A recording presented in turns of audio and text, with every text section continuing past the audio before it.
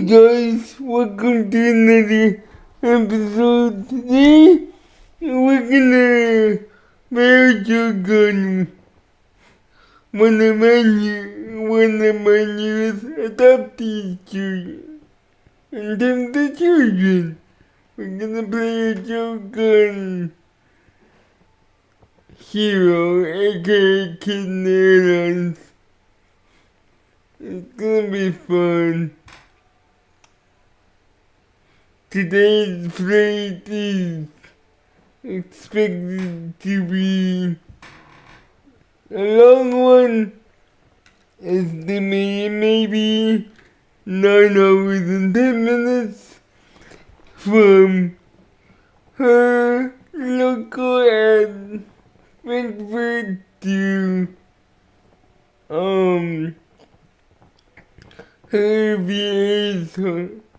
her primary VA's home base of Nashville, Tennessee. They should be pretty fun. So with that, let's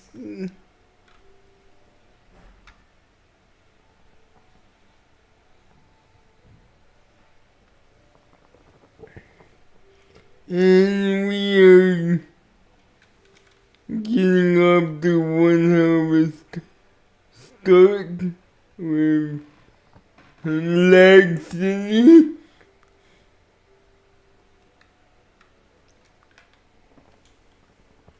But it isn't even lagging on the desktop.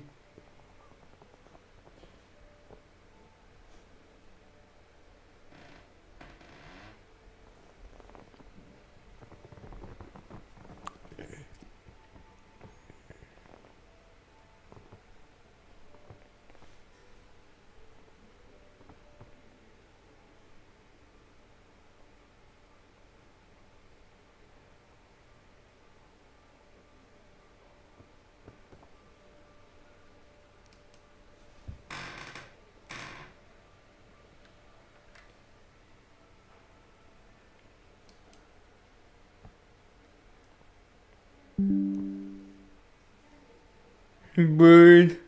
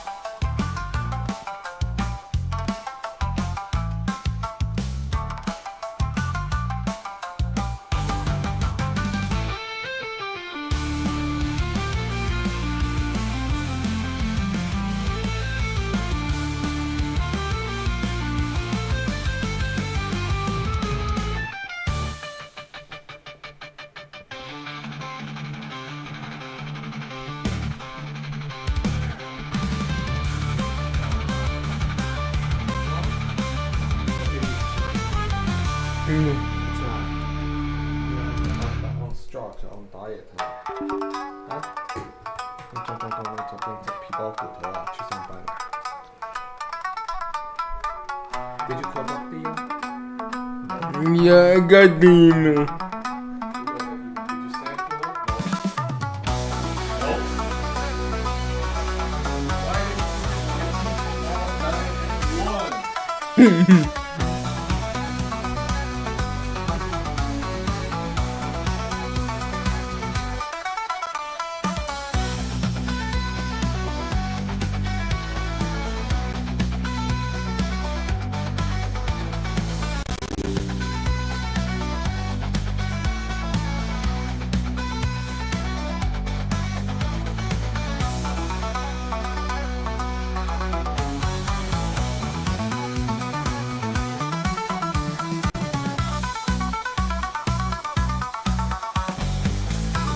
Después no es recordar.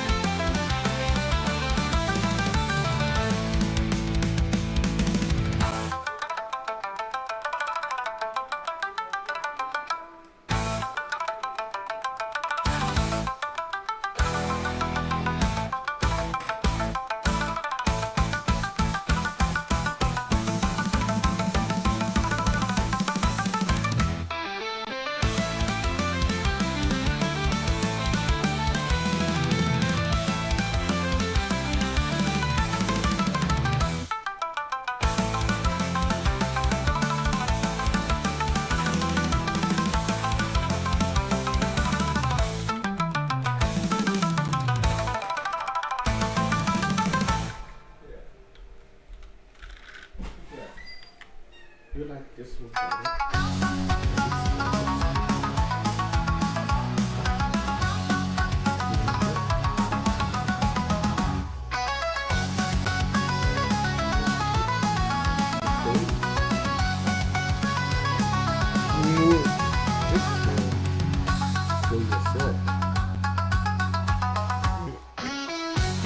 No. No? You want to stay with the dirty one? Smell this one?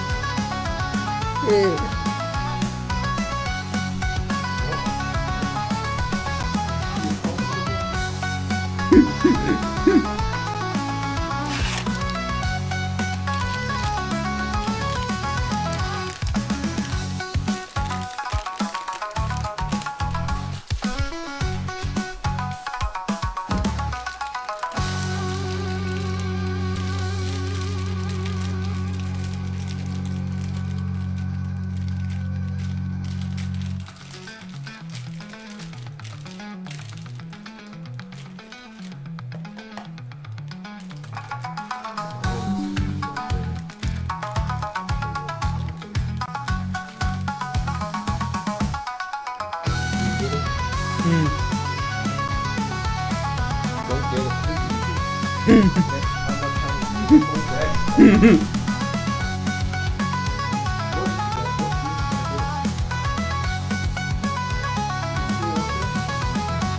Keep it. Well, you expired already. What do you mean? There's a time limit.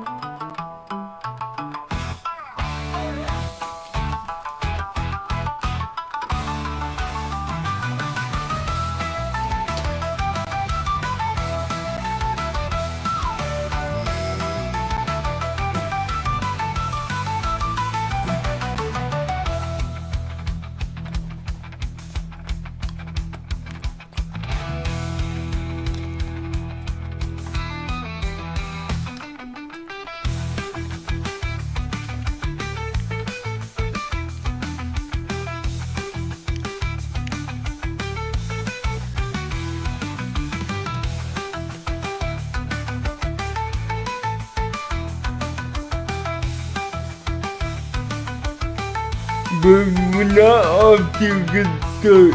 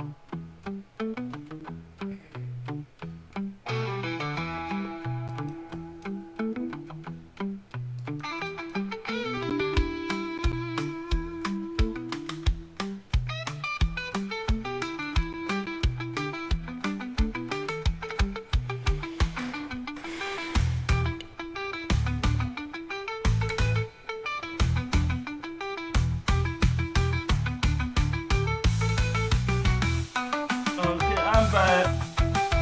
Don't you have to go? Not till noon. My job. Oh yeah, your time. Yeah.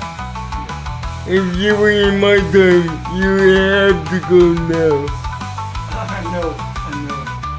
Trust me, I know.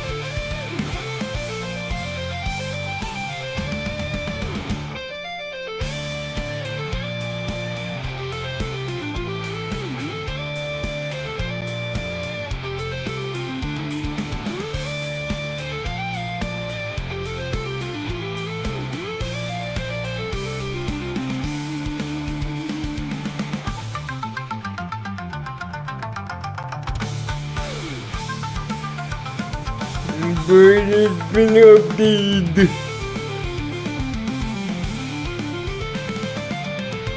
Okay. It's been updated to, it's been updated to the 26th. Oh, you see, that's when it's coming out.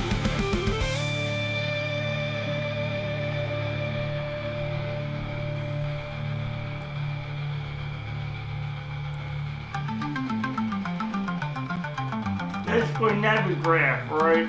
No! My PC, damn it! Oh, what?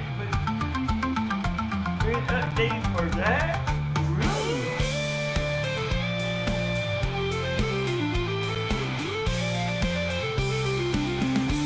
Kind of surprised, but It's been updated to the 26th.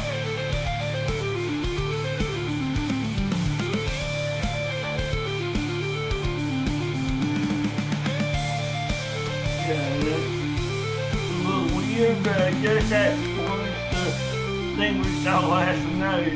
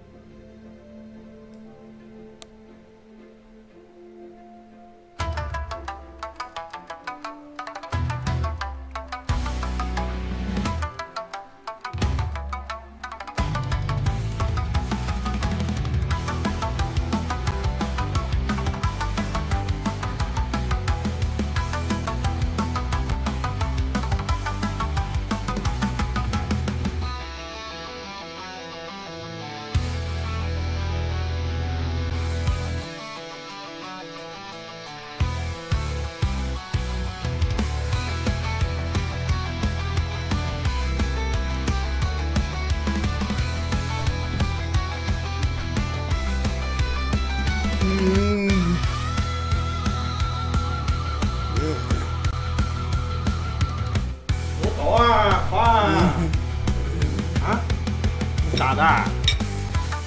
有比较好调节，就来了。哈哈。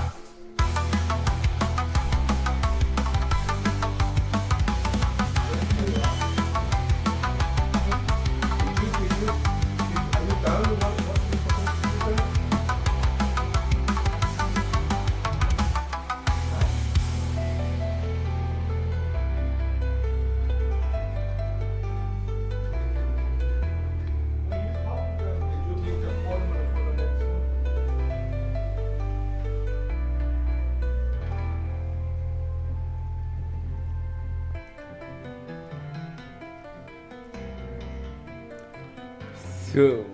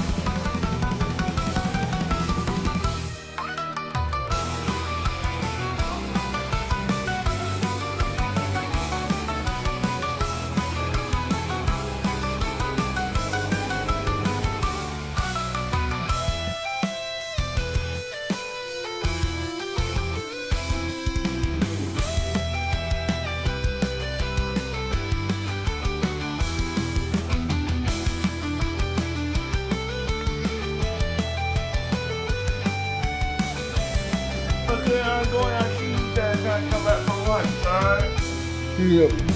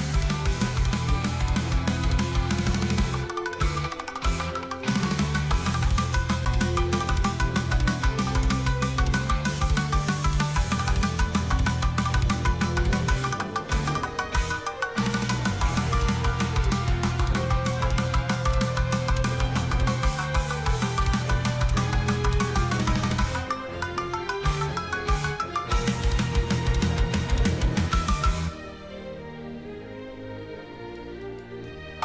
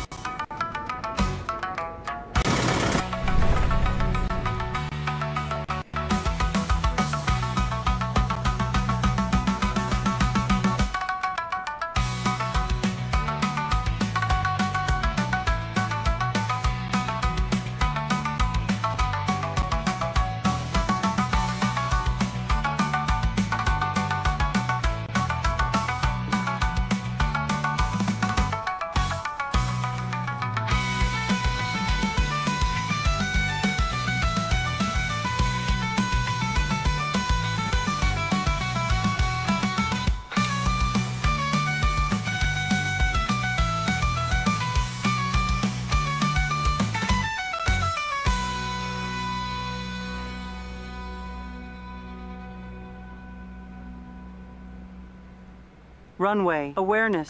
Okay. Meters.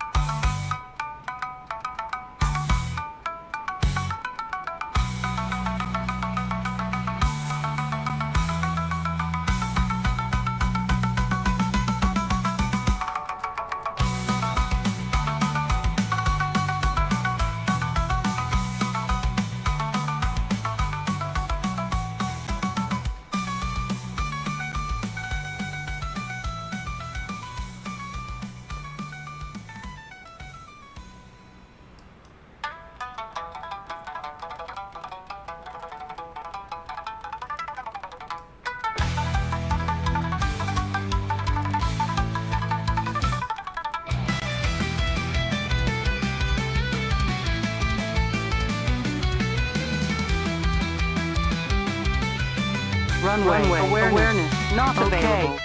Runway awareness. Not available.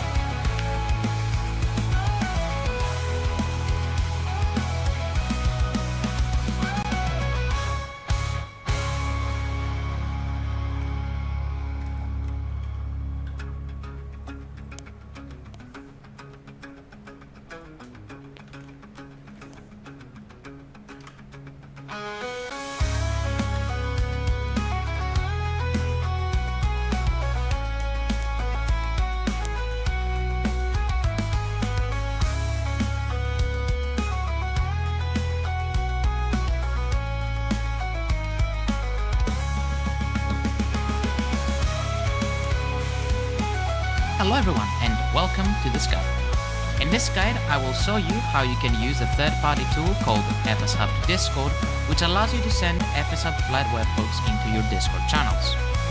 If you don't know what FS Hub is a free cloud service that provides virtual pilot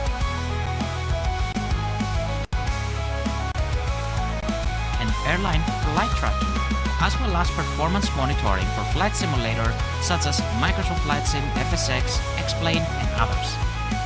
Inside FS Hub, there is a function that allows you to send flight and other notifications using the webhook technology to a service of your liking. One of these services include Discord. However, FS Hub does not natively support it, which is where FS Hub to Discord comes in. The service is completely free and super easy to use, so let's get started. The first thing you will need to do is open Discord and locate the channel that you want the notifications to be received at. Then, right-click on the channel, click on the Edit Channel button, select the Integrations page on the left, and finally click on the Webhook stance.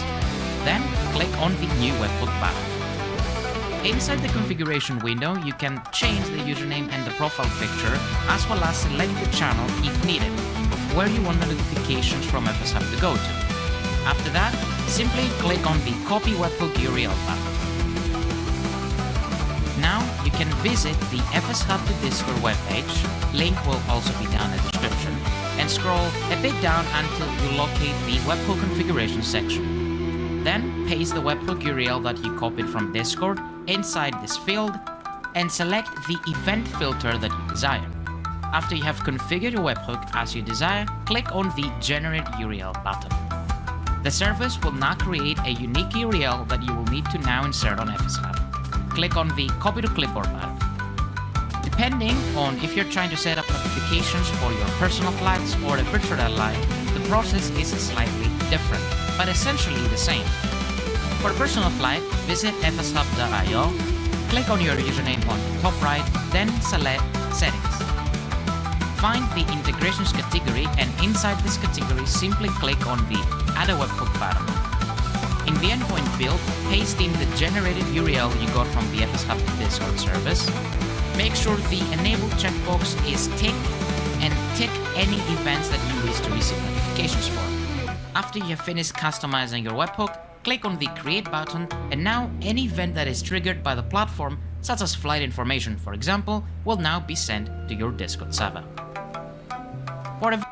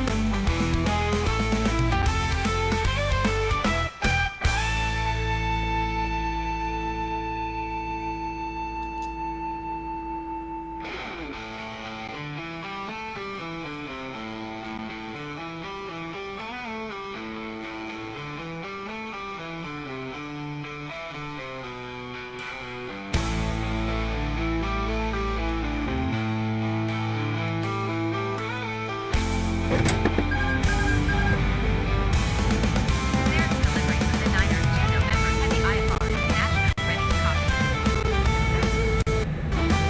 Luna Niner to November Heavy clear to Nashville Airport is 5. Take off runway 25 center climb to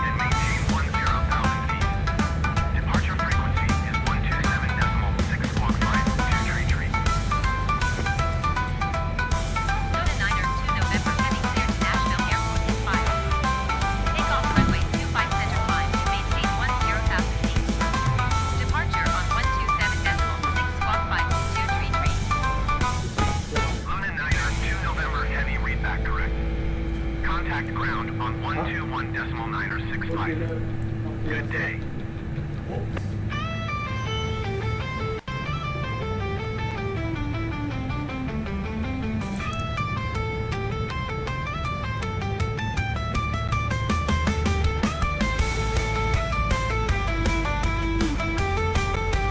Frankfurt ground, Speedbird Niner 11 requesting pushback. Speedbird Niner 11 pushback request accepted.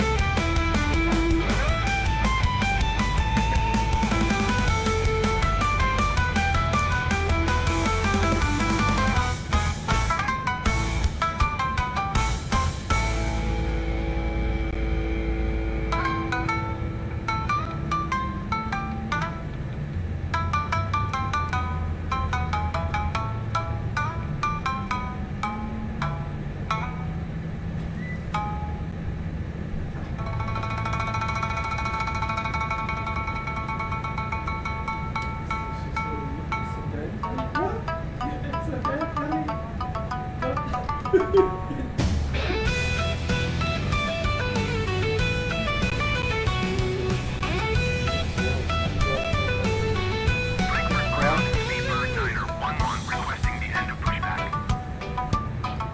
Speedbird Niner 11 request to end pushback received.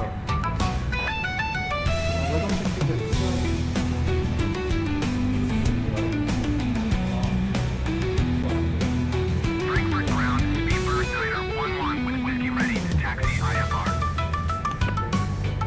Speedbird Niner 11 taxi 2 and hold short of runway 25 right via taxiway November 11 Papa Papa 4. Contact tower on 124.85 right when ready.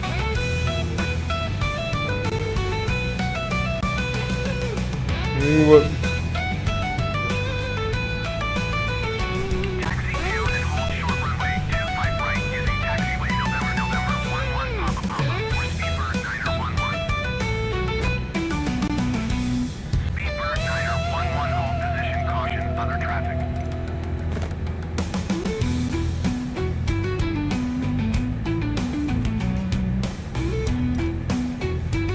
Hold position Speedbird Niner 11.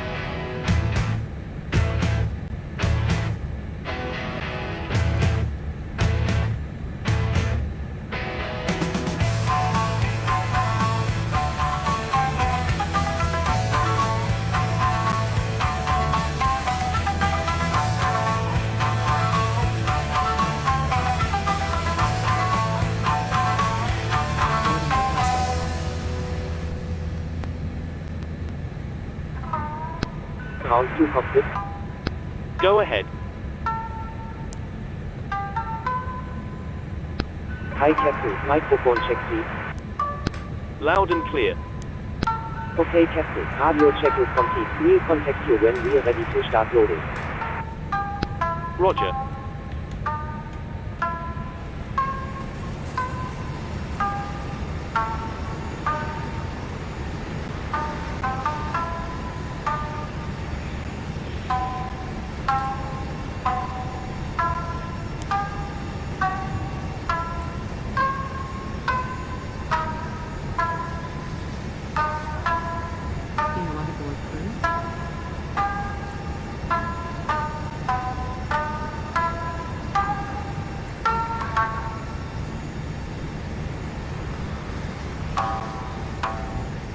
Pilot's boarding started.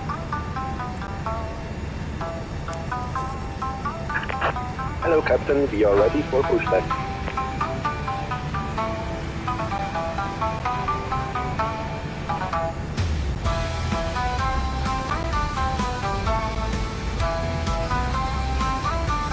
Cruise loading started.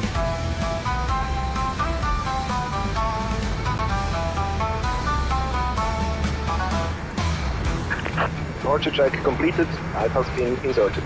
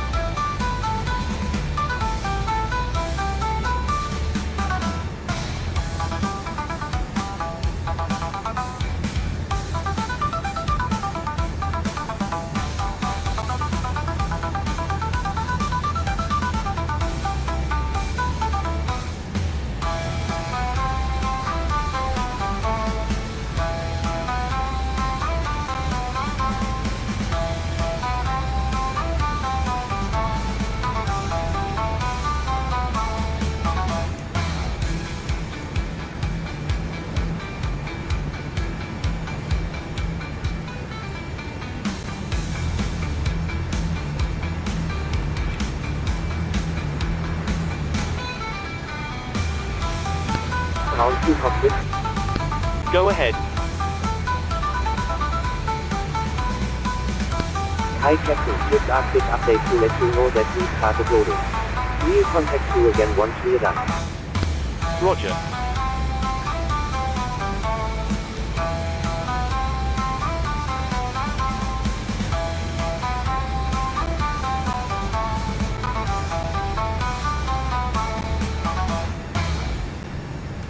Your crew has boarded.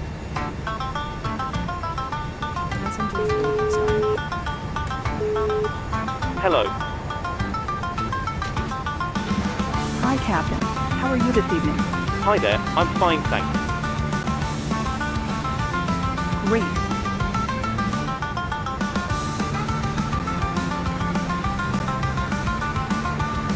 We're getting ready for takeoff. If you need anything else, just give me a call and I'll answer as quickly as I can. We're a little busy right now, though. Thank you. No problem.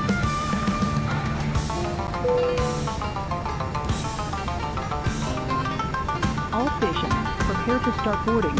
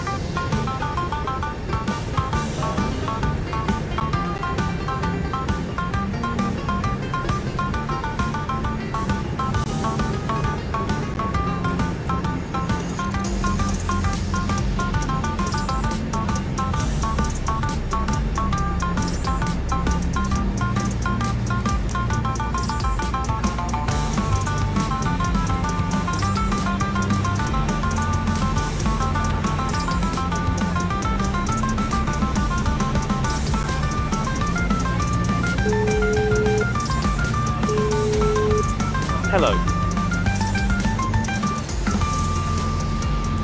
Hi, Captain. We've started boarding now, and the passengers are being seated. Thank you.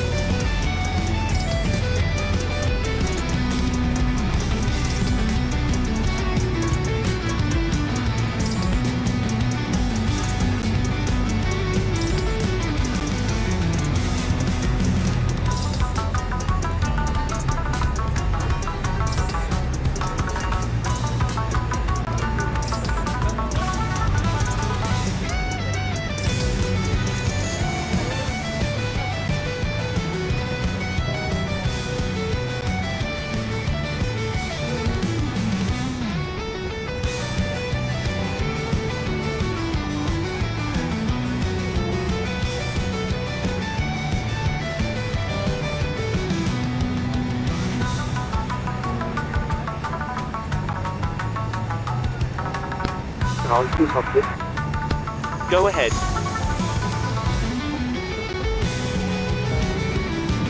Loading has been completed. Reassembling the load sheet up to you now. We'll contact you for pushback once you're closed up and the beacon light is switched on. Roger.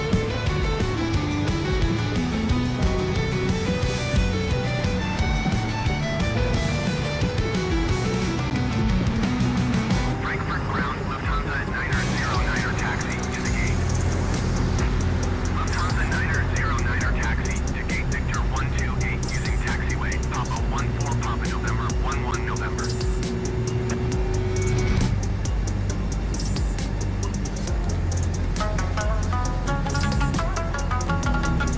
Taxi to gate Victor 128 using taxiway Papa 14 Papa November 11 November Lufthansa 909er.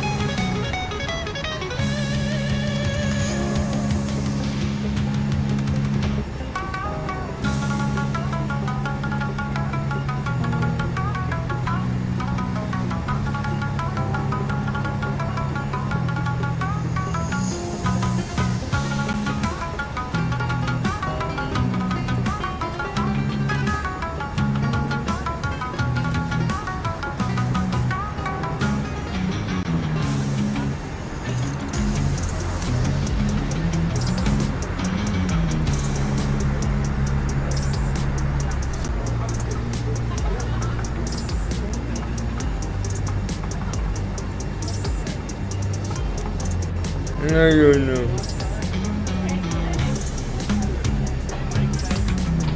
No.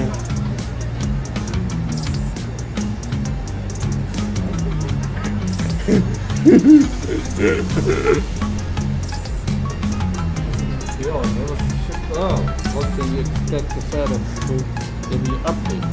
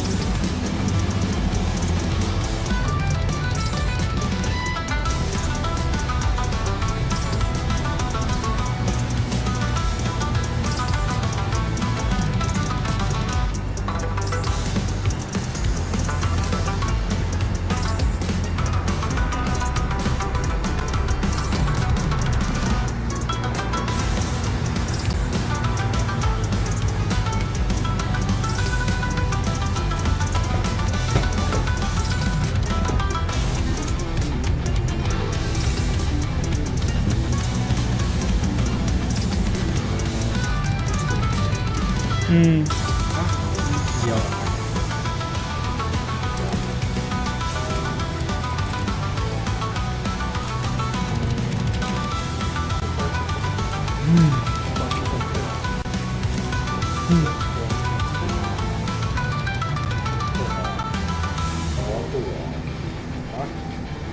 Медленно. 出世的人我可以看。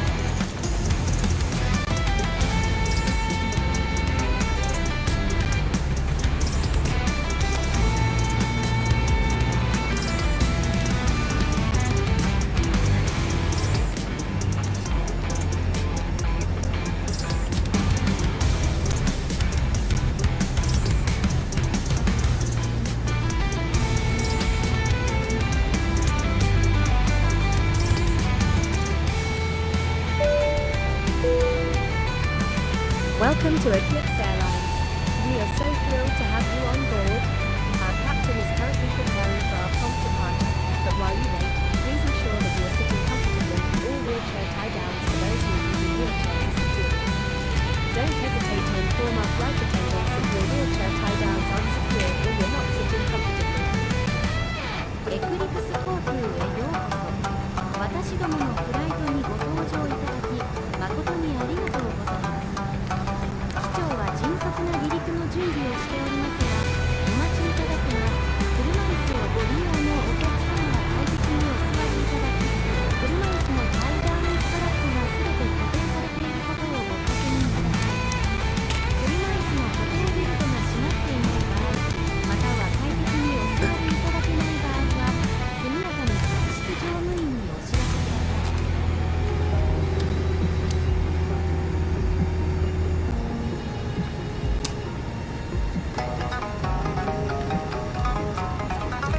こ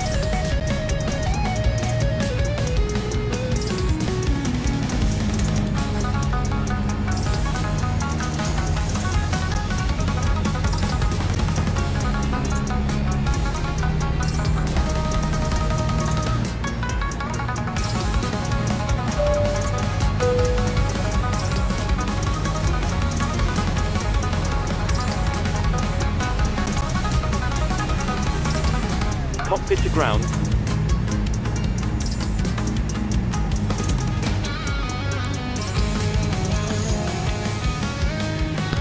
Go ahead.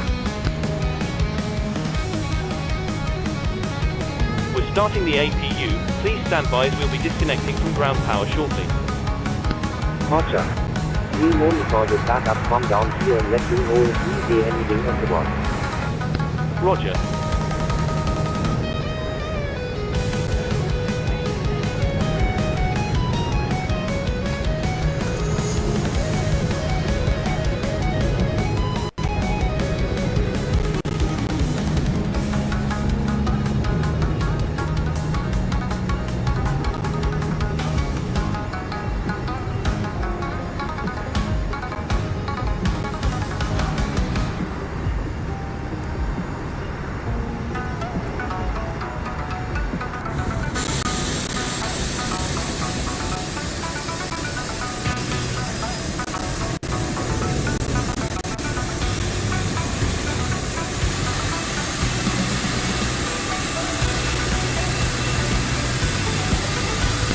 Ground crew copy.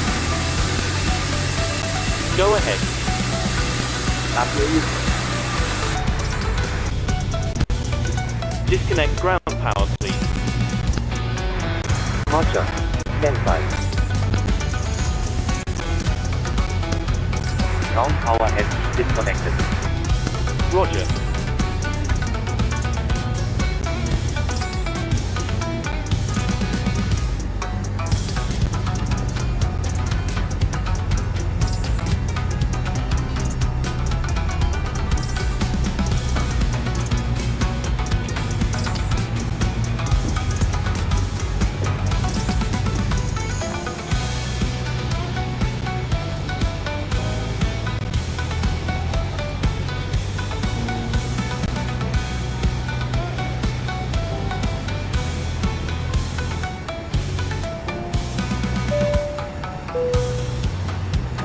Good evening from the cockpit, this is your captain speaking. I'd like to welcome you on board this evening's flight to Nashville. We're currently preparing for departure up here in the cockpit, and once we're airborne we'll be climbing to our cruise level of 30,000 feet. We hope to depart very shortly, we're not expecting any delays. The cabin crew will start securing the cabin once the aircraft has pushed back from the stand. As we make our way to the departure runway, please make sure you're seated and secured as they make their way around the aircraft. The weather is looking good, so it should be a nice, comfortable climb up to our cruise level. Once we're airborne, there shouldn't be any issue during our climb. It's a pretty straightforward departure out to the airport, so nothing to worry about there. It looks as though the en route winds are in our favour, so there shouldn't be any issue getting to our destination on time. However, we will keep you informed throughout the flight if it changes. The ground crew have finished loading the aircraft, so if you could get yourself seated and secured, we'll be able to get going straight away. Thank you, and I hope you enjoy the flight.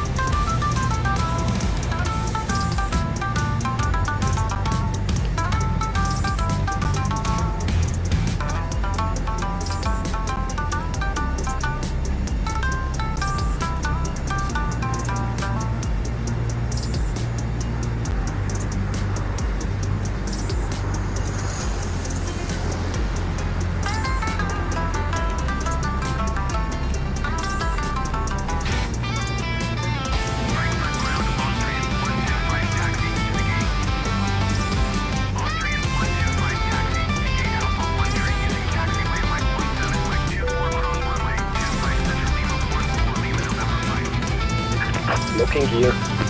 Round 2 complete. Go ahead. Taxiing to gate Alpha 1 tree via taxiway Mike 17 right 2 across runway 25 center Lima 1 Hello. November 5 Austrian 125. Hi, Captain. Okay, we've received the load sheet from ground. Full count is 288, consisting of 11 crew, 277 passengers, plus yourselves, of course. Ground 4 disconnected. Thanks. Okay, looks like we're all set to go whenever you're ready. Thank you. Release parking brake. No problem. 4 wheels attached. Steering signal inserted. Stand by while we start pushback. Release parking brake.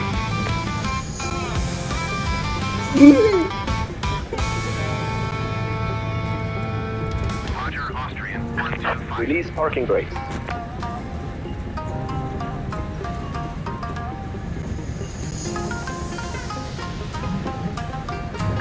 Release parking brakes.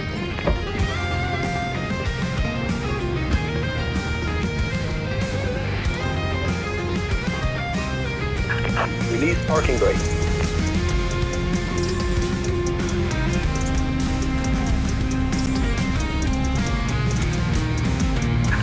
Release parking brakes.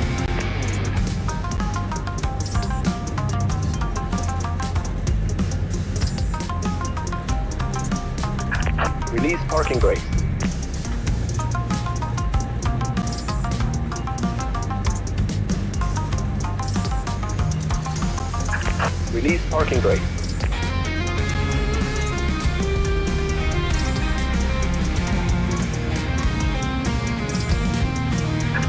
Release parking brakes.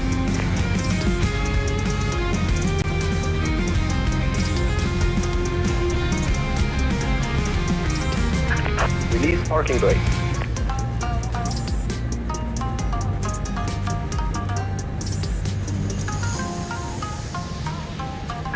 Release parking brakes.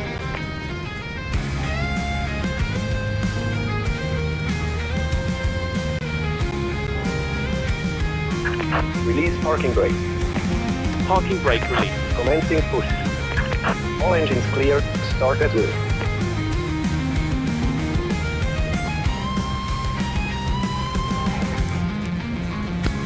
Okay, Captain. We're clear of the Stanzen. You're free to start engine. Cabin crew, arm the doors, please.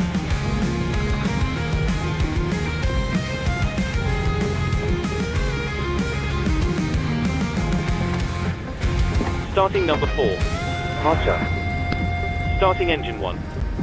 Roger. Starting number 3. Roger. Starting number 2. Roger.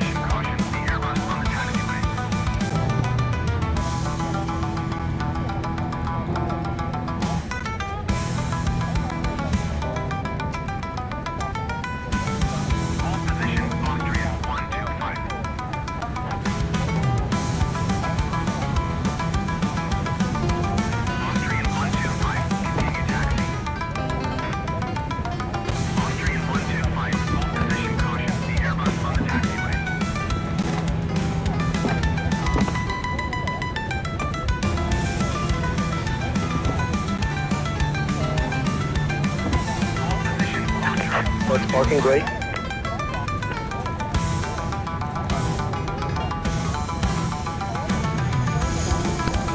Please check your parking brake.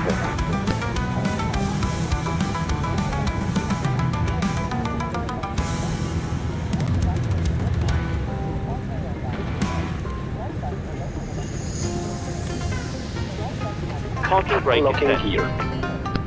Stand by, please keep your parking brake on while we monitor engine start up and disconnect the tow.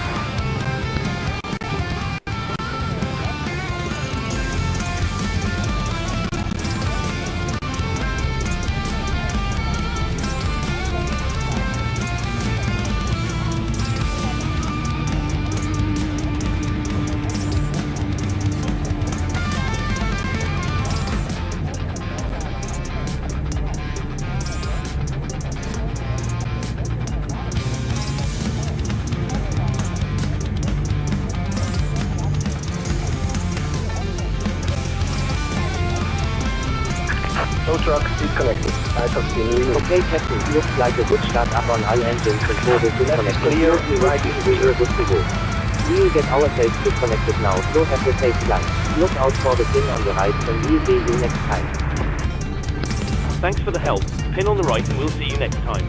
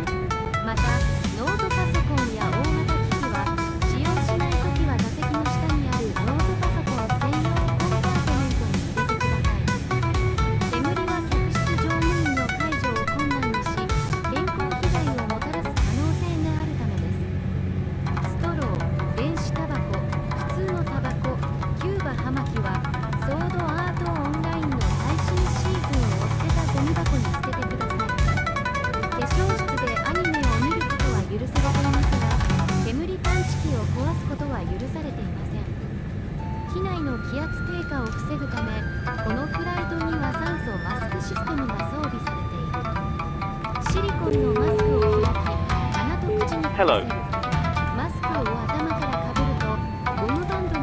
Hi, Captain. Everyone's seated and secured for takeoff. Thanks a lot. Let me know when we're ready to take off and I'll get the crew seated and secured. We're almost ready, so you can take your seats now. No problem.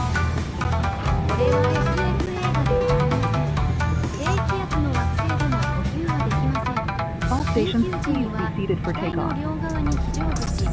左右の前方に1つずつ、中央に2つ、後方に1つ、合計8つの非常口があり、それぞれに膨張式の滑り台がついています。今どこにあるかちょっと思い出してみてください。もし忘れてしまっても、床に取り付けられたライトが緊急時に一番近い出口まで導いてくれる。緊急時といえば自助努力だ。ハイヒール、鋭利なもの、荷物などはインフレータブルスライドを傷つけないように置いていってください。荷物は持ち主にお返しするよう最善を尽くしますのでご安心ください。ありがとうございました。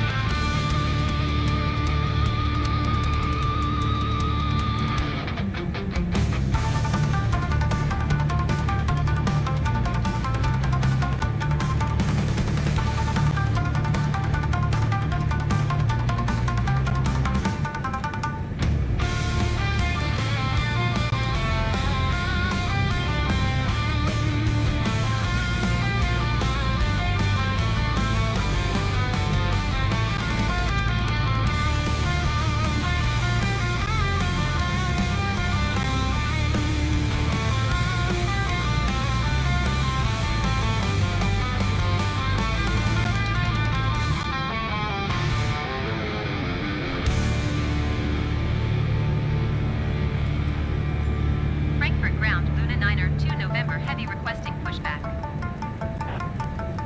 Luna 9er 2 November heavy pushback request accepted.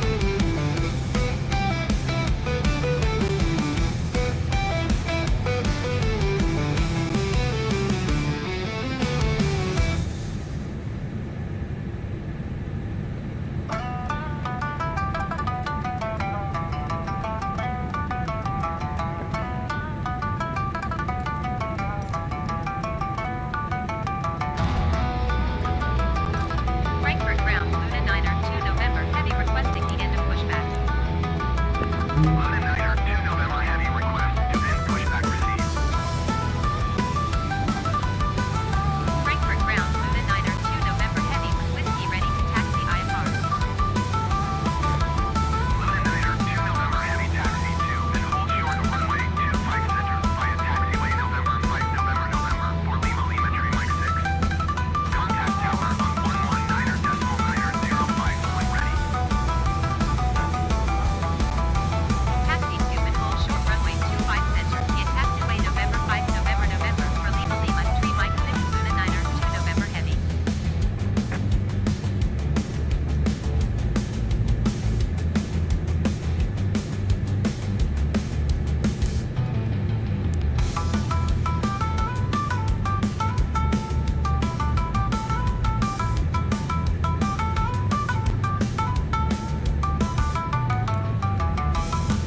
Luna Niner 2 November Heavy hold position caution other traffic. Luna Niner 2 November Heavy continue taxi. Hold position Luna Niner 2 November Heavy.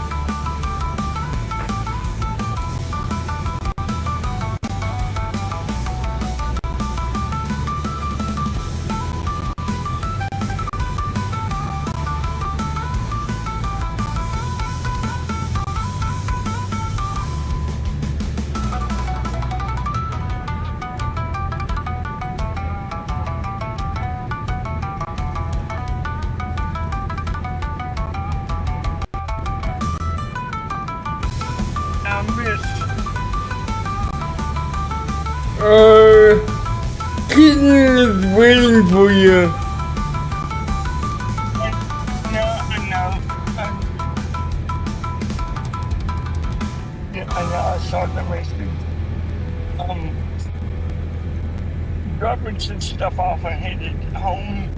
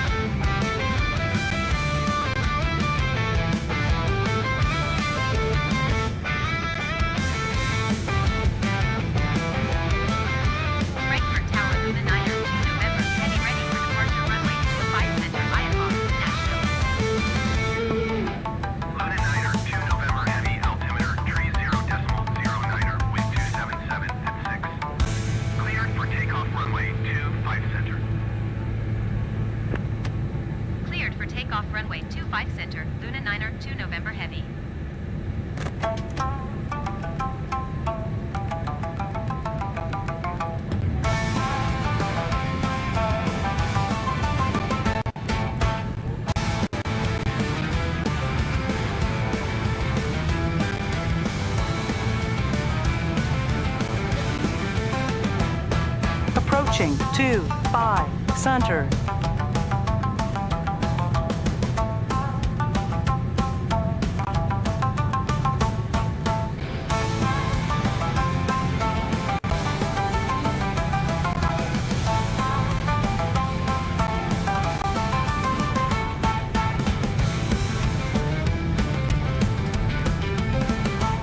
On runway 25 center.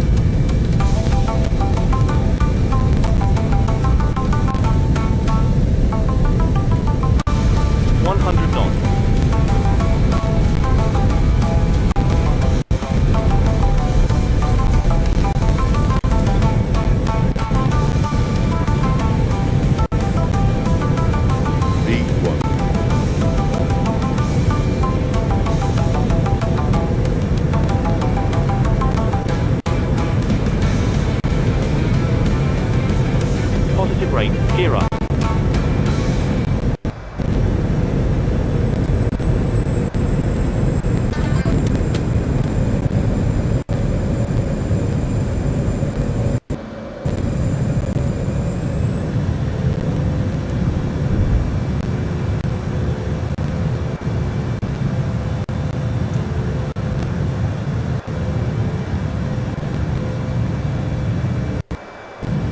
Luna Niner, 2 November,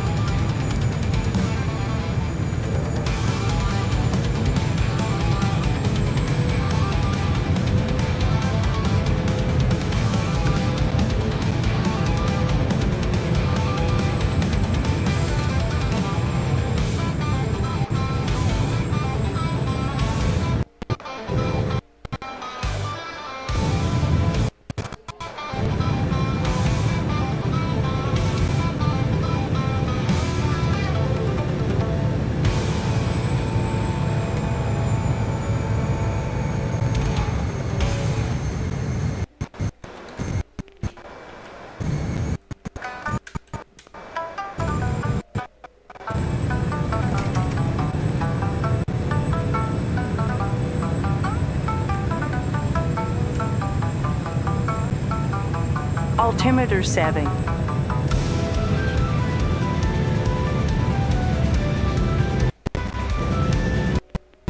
Altimeter setting.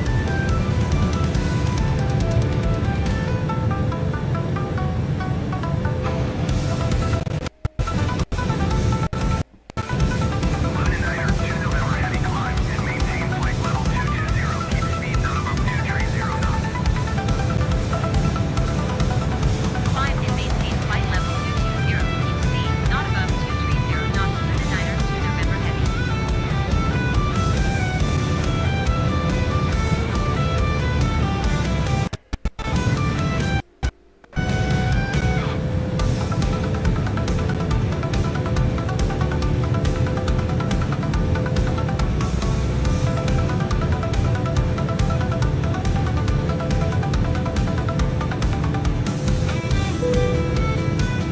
Cabin crew, you're free to move around the cabin.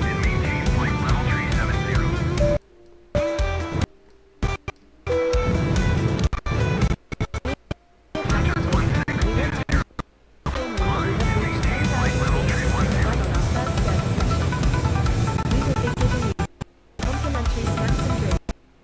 And for additional food and beverages, please look at the in-flight brochure in your seat pocket for more information. You may now use your electronic devices now. Wi-Fi also will be turned on now. Thank you. お客様各位、一番最後に到着し、サービスセクションを停止したことをお知らせいたします。無料無料のスナックとは飲み物を追加のお食事やお飲み物については、座席のポケットにある機内カーペットをご覧ください。電子機器をご利用いただけます。Wi-Fi をご利用いただけます。ありがとうございました。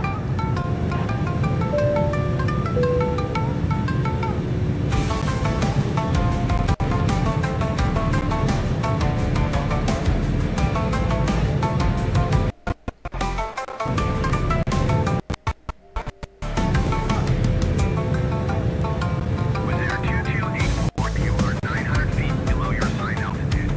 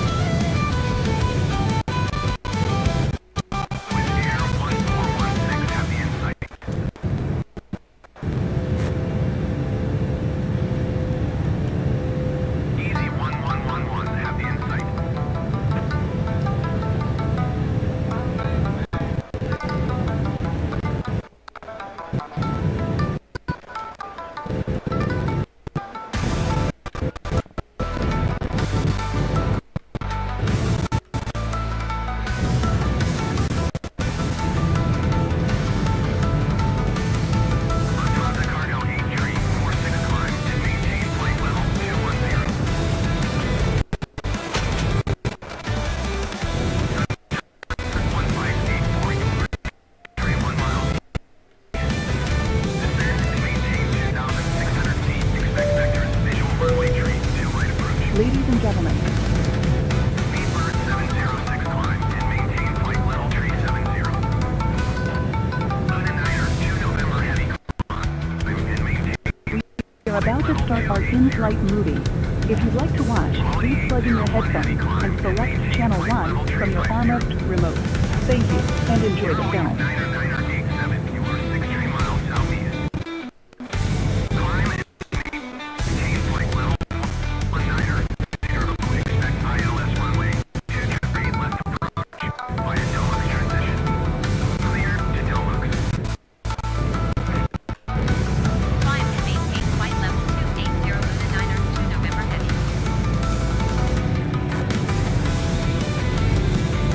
Climb and maintain flight level tree 50 quality 801 heavy.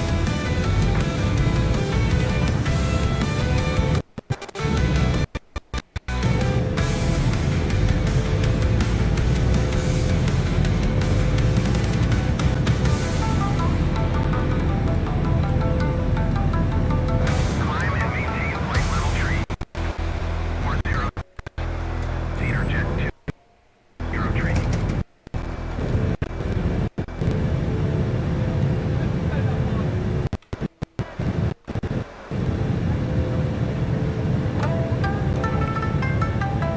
Climb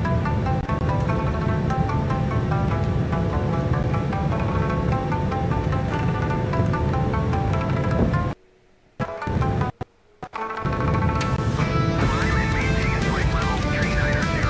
flight level tree 90 Virgin tree flight 4 heavy climb and maintain flight level tree 70. Aircons 134 Niner traffic at 10 o'clock. Ladies and gentlemen, Flight level tree 40 Airbus. Report them in sight.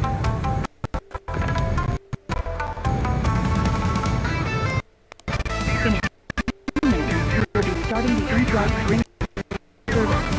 If you could please ensure all aisles are clear and bags are placed in the overhead lockers, that would be much appreciated. Thank you.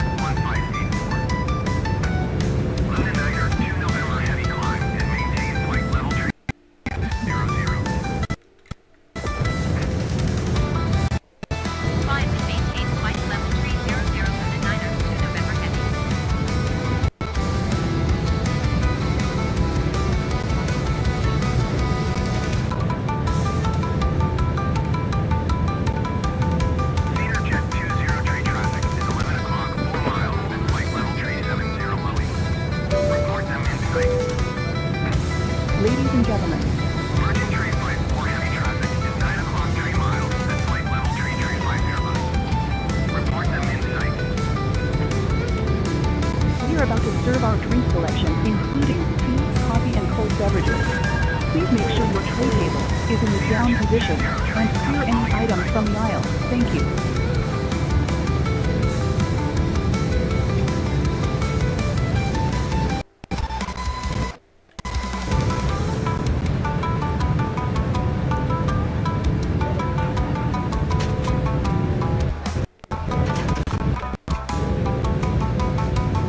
Ryanair 1611 traffic in sight.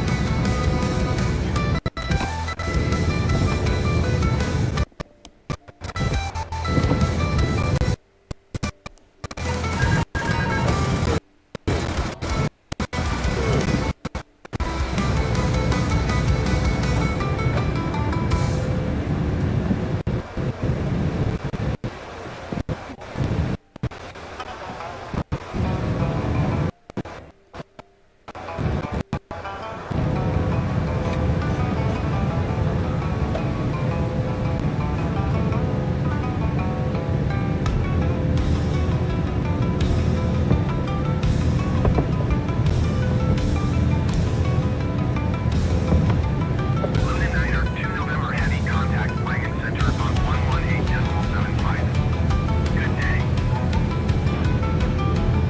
Center Lufthansa 2309er flight level 350.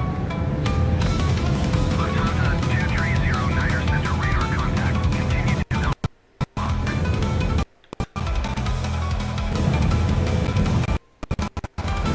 118.75 Lunar 2 November heavy. Goodbye.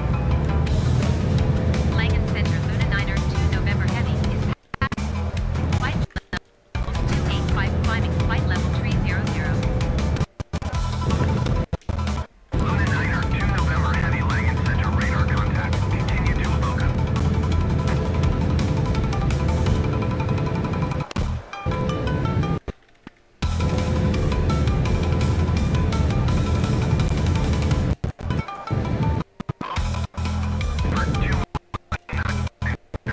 To climb and maintain flight level 350.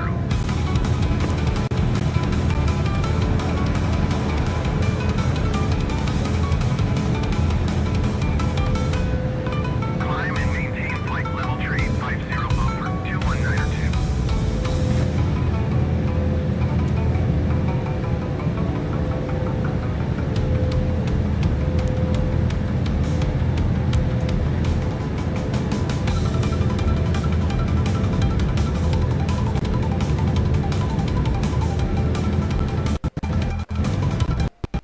Turkish 1983, you are 300 feet below your assigned altitude. Climb and maintain flight level 360.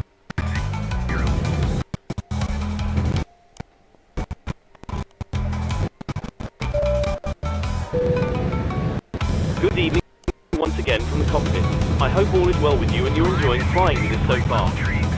We've reached our cruise level and are currently flying at an altitude of 30,000 feet. We're making good progress towards our destination and expect to arrive on time as planned.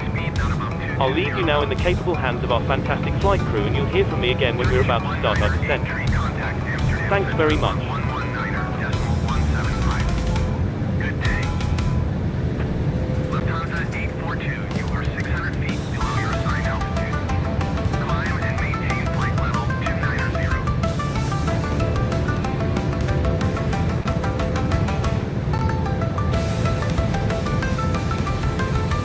Descend and maintain 14,000 feet.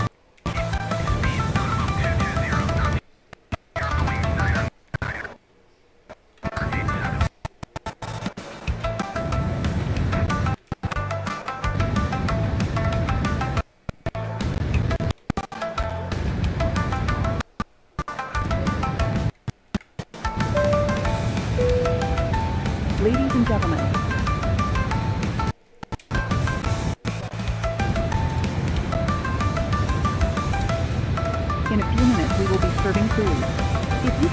ensure all aisles are clear and bags are placed in the overhead lockers, that would be much appreciated.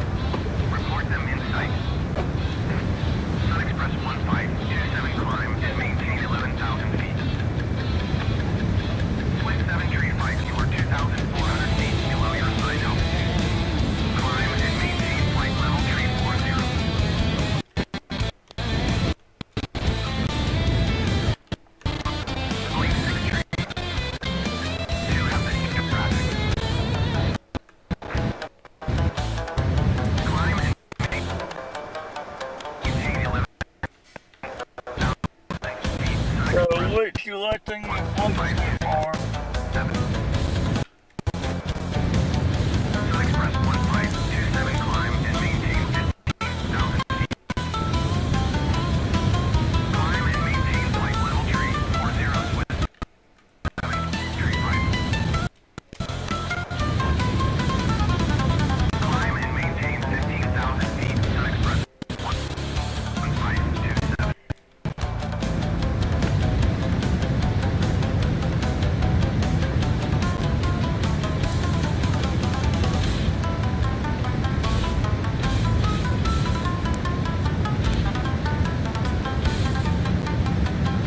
Niner 2 November heavy contact Amsterdam Center on 119.175. Good day. Helvetic 1027 climb and maintain 13,000 feet. With Air Malta Tree 0 contact Amsterdam Center on 119.175. Good day. 119.175 Luna Niner 2 November heading. Goodbye. Amsterdam Center, Luna Niner 2 November heading, flight level 300. Luna Niner 2 November heavy Amsterdam Center radar contact. Editorial.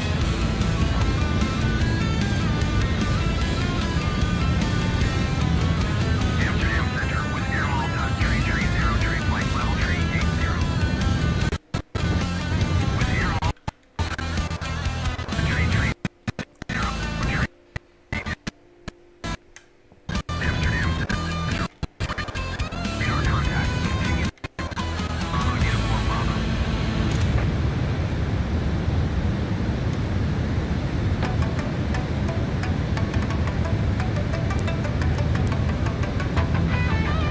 With Air 1801 climb and maintain flight level tree 60.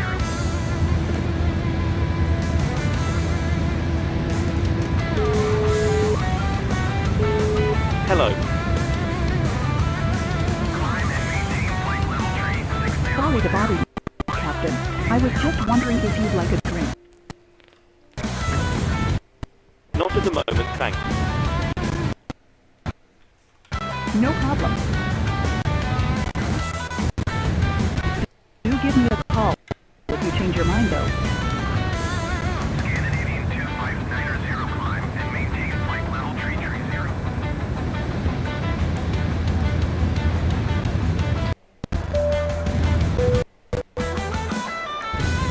Ladies and gentlemen, Climb and maintain flight level tree 30 Scandinavian 2590.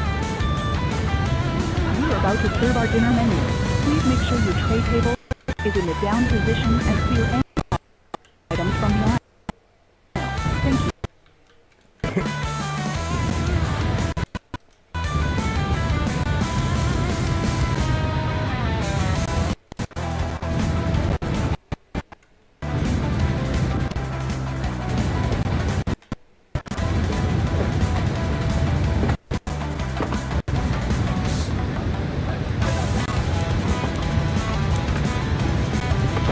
With Air Malta Tree 0 contact Brussels Center on 1 2 5 decimal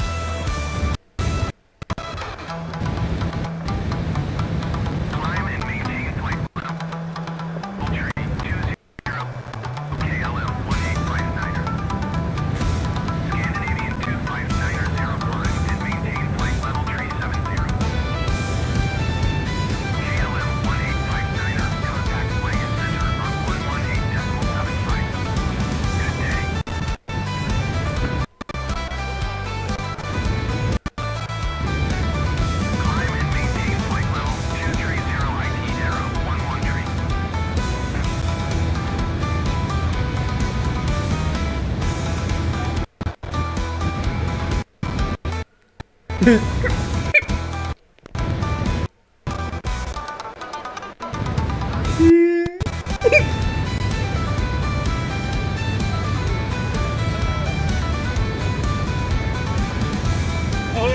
Can you notice I told her that you renting a server for isn't that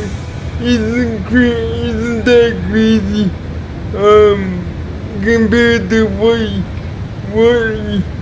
what you've made Eclipse do in the past. I told her get used to it.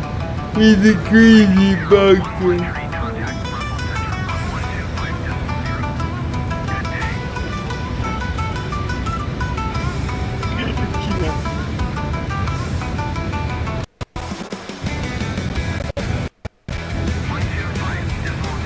Yeah, what was the response?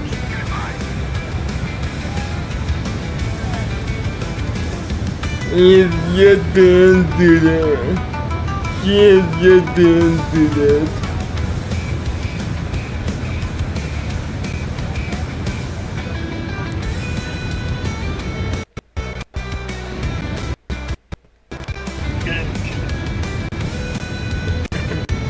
And the flashing like a bee and due to the connection issues, it's throwing me around like rockabye baby right now.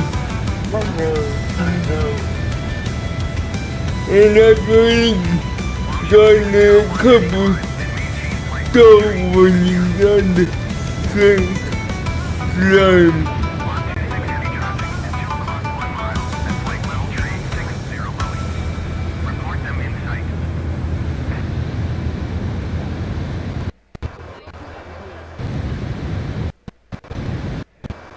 Yeah, that's why we stopped. Flight level tree 60, longship 601 heavy. Longship 601 heavy traffic is 8 o'clock 1 mile at flight level tree 60 longship. Report them in sight.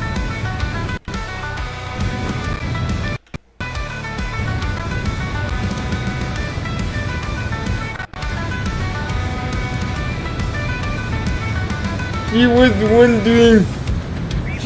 wondering how we gonna concord on Bethlehem, cause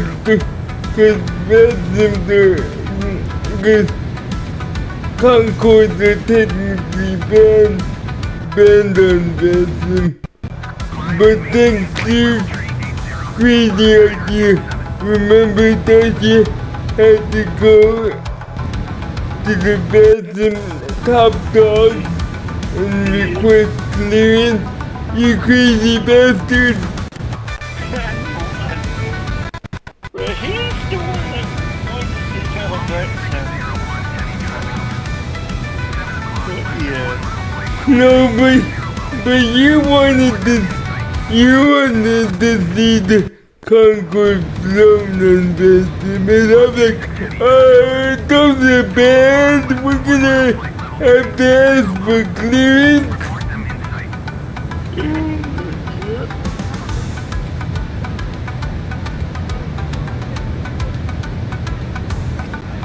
And then she got clearance on Disney.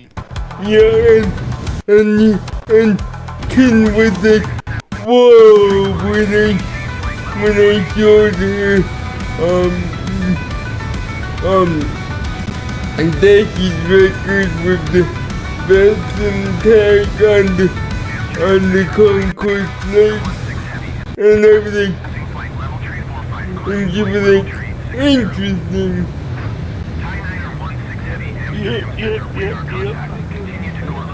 Yep, we're the only ones that have Concord approval. What made them decide to do it like this? I don't know.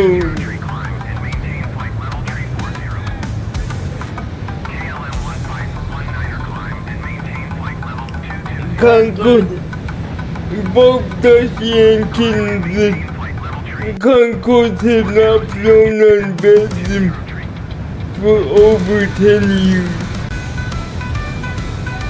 Well, and we're the ones that has it done.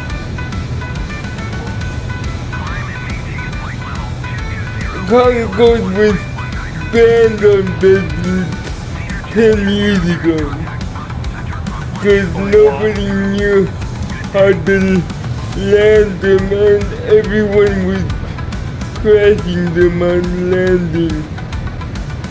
Yeah.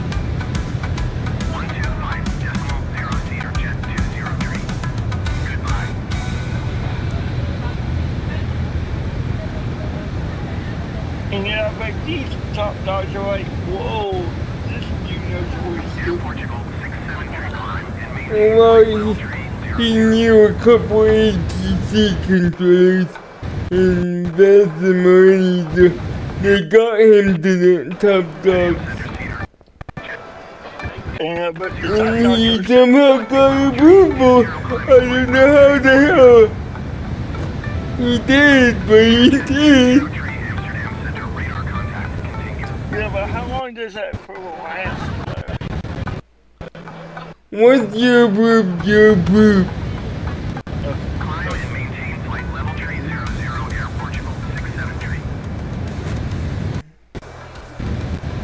Yeah, that's funny. That's a funny story. You are crazy, you know that. Hey, I don't know. Trying to force something down Belgium's throat. I don't say force it.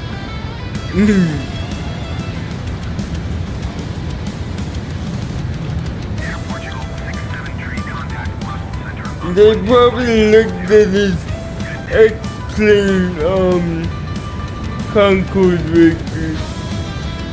Yeah.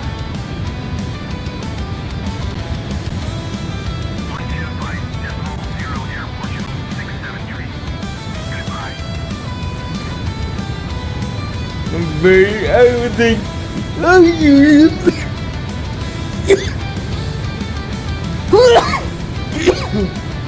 I was like, are you kidding me? Are you kidding me? You want a Concord to fly on Belgium when they've been banned for 10 years. And holy hell, we actually did it. There you go, there you go.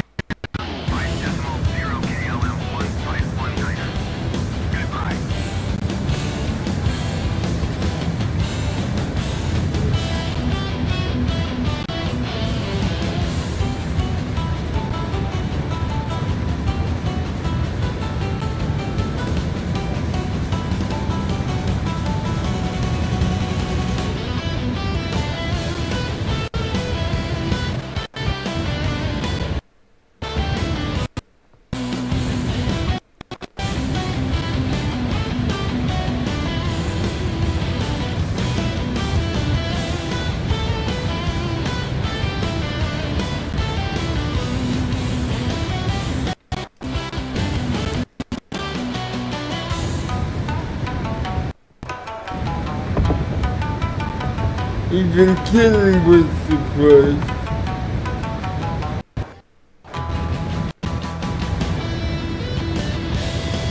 I bet she was.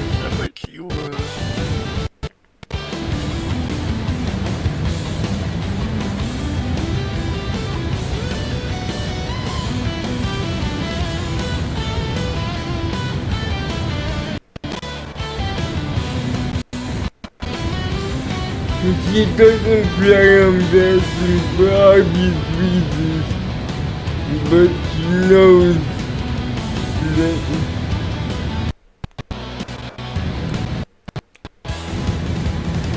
She knows what the big man is doing.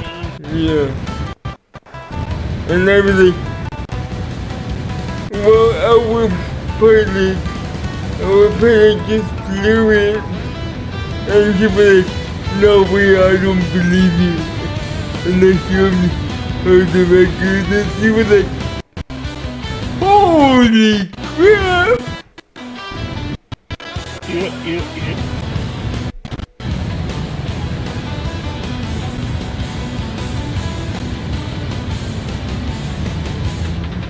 Yeah, and then she was like, huh? You got fucking so-and-so, bro. She was like, huh? And, yeah, and then she messaged you.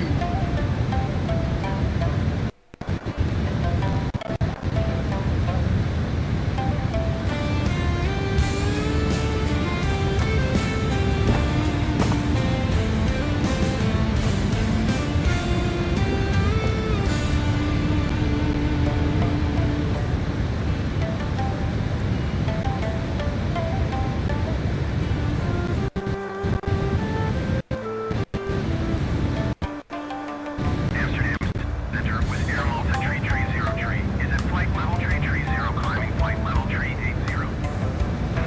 With Air 1005 descent and main Dutch Corendon 124 descent and maintain 11,000 feet.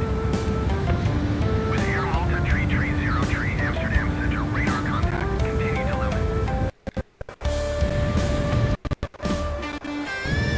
Climb and maintain 11,000 feet. Dutch Corendon 124.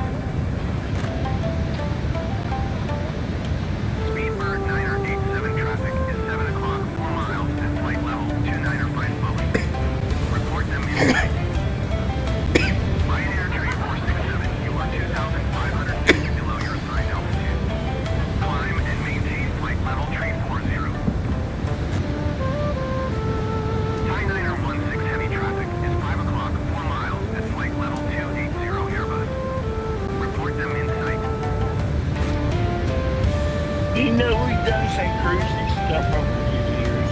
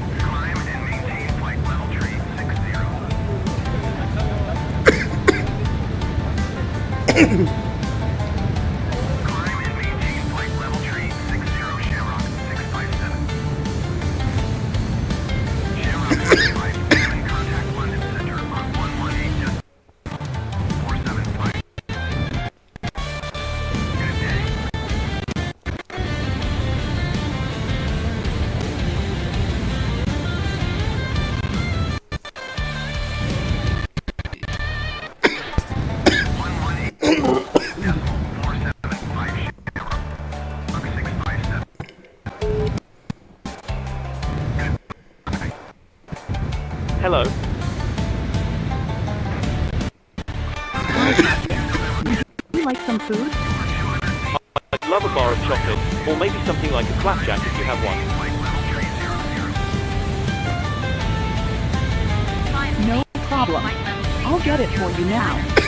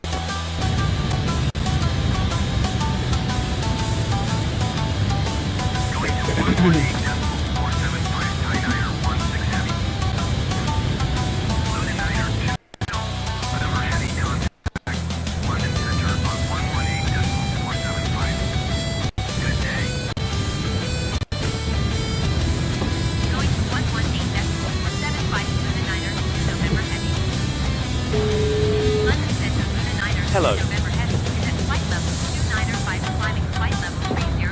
Hi, Captain. Your food is ready for you in the galley whenever you want it. Thank you. No problem.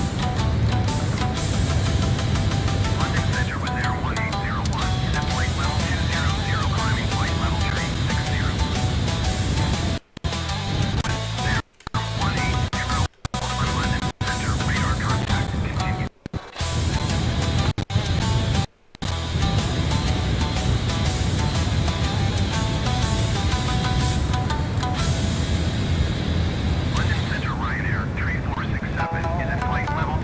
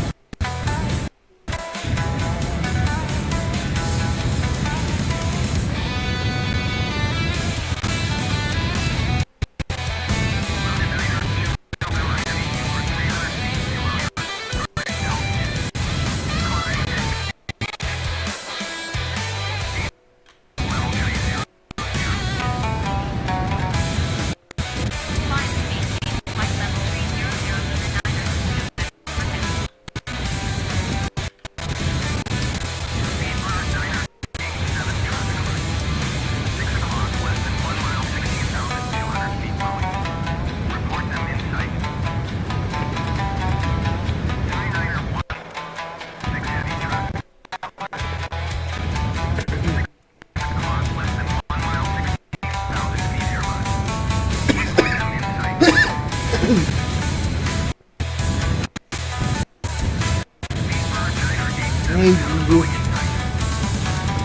Turn on the lights.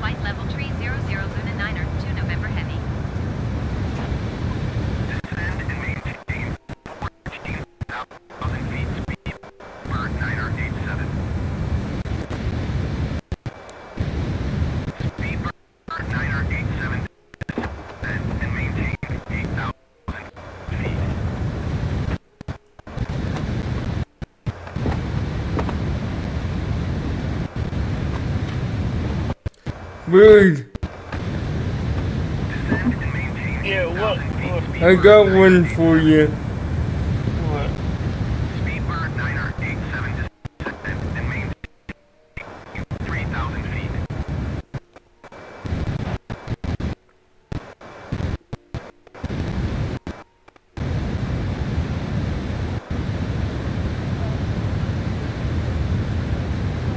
Descend and maintain 3,000 feet. Speedbird 987.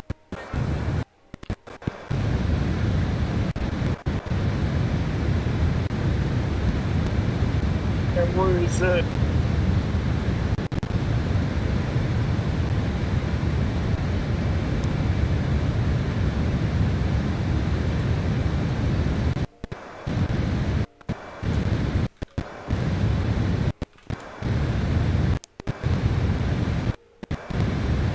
Luna Niner, 2 November, heavy, please expedite your climb flight.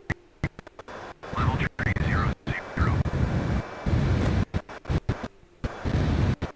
Thai Niner 16, heavy, contact Heathrow approach on 120.4.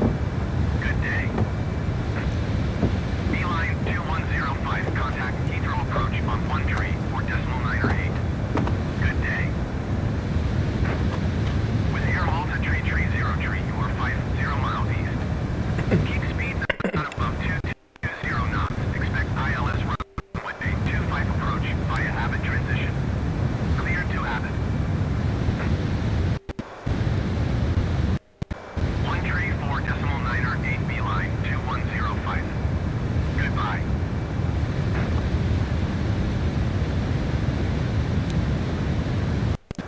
Going to 120.4 Thai Niner 16 heavy.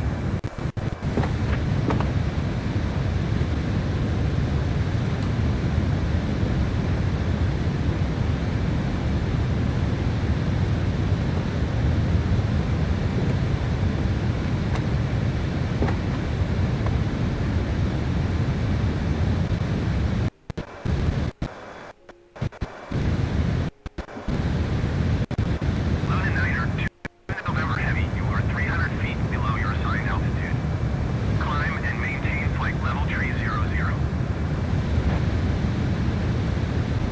Climb and maintain flight level 300 Luna Niner 2 November heavy.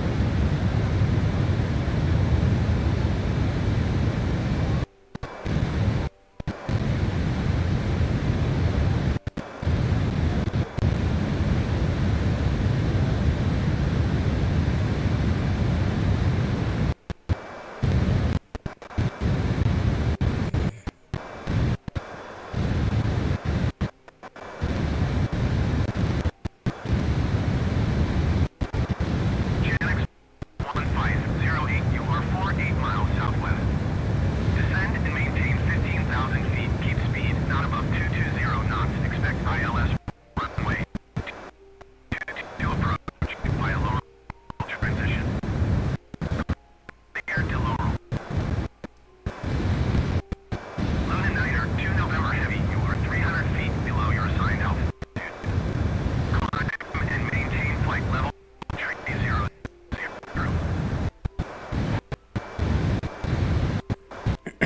Climb and maintain flight level 300 Luna Niner 2 November heavy.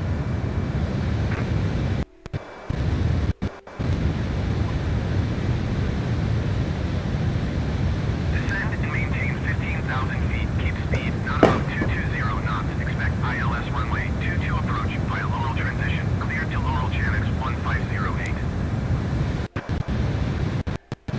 Janix 1508 descend and maintain 7,000 feet.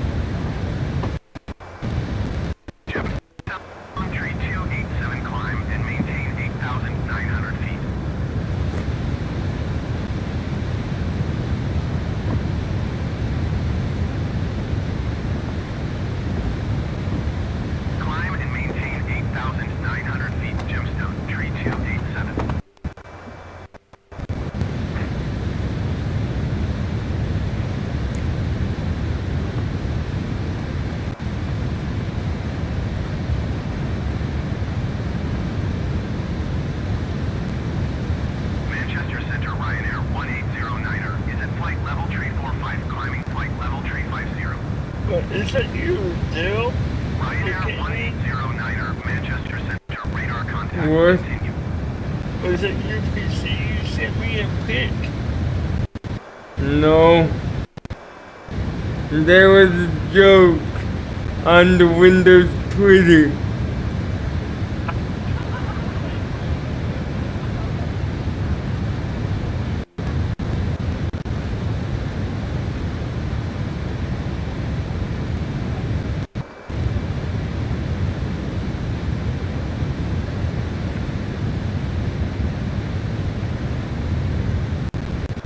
Manchester Center, Ryanair 159er 6 is at flight level tree 25 climbing flight level tree 30. Ryanair 159er 6 Manchester Center, radar contact. Continue.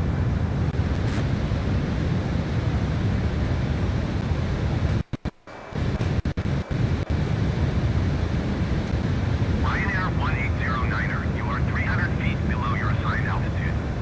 Climb and maintain flight level tree 50.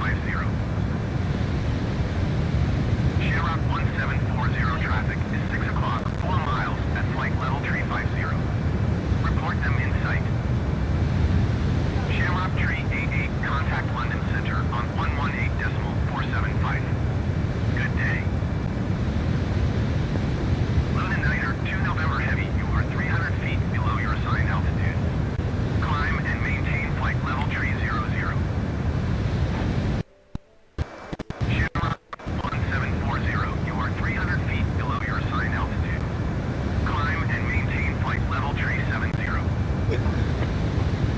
Climb and maintain flight level tree 00. Hey, guys, You're gonna love my big boy. Like how low would it bounce around a minute?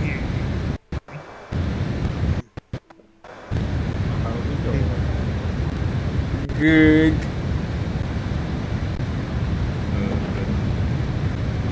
Just goes like, yeah, you like the front side, straight to the back side, turned around, there's like 2 hellfires strapped to his ass. Bird dared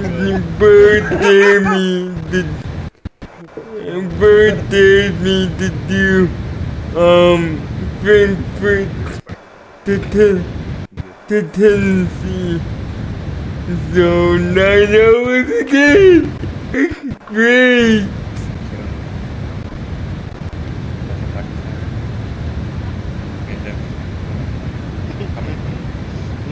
I got a telephone pole for you. Got a telephone pole for you. Didn't hold my telephone. Box one. 2 November Heavy, you are 300 feet below your assigned altitude. Climb and maintain flight level tree 00. How are you that slow? I am the ammunition. Maintain flight I level am tree the 00. ammunition. Luna Niner, 2 November Heavy. Coming.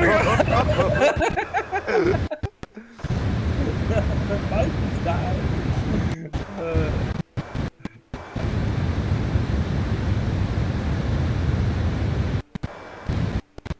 Tim, come on, I got something to give it to you. What? I'm gonna give it to you. I'm gonna give you an R27. Yeah, let me just fire off my R73. You're turning 880 degrees.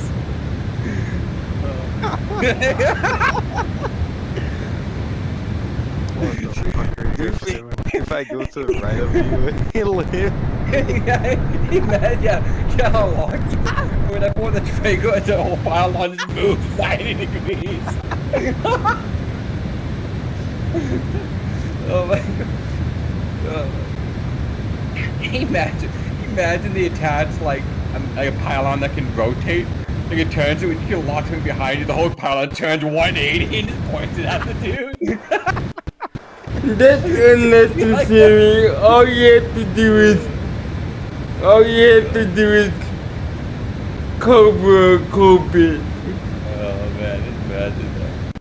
Like what the Oh, I have a guy on my 6 pylons 180. It's But 180. imagine having like a directional knob for your like pylon. No. Of course you gotta make sure it's like the most like unnecessary thing. It's not an aim 9, it'll be an aim 120. The turn to rotate's 180. Just be like, what the? Or you could just have a. Oh my god. Oh my god. Telephone, pull away! Fox 1. Or, I mean, you could also just have a Python 5 that just does that anyways. Climb and maintain flight level 300. Hi, I like walking people behind me. Climb and maintain flight level 300 Luna 9er to Damn November that. Heavy. You know what would be cool if What? the pilots actually turned the way you turn Fox your 2, head? it's going!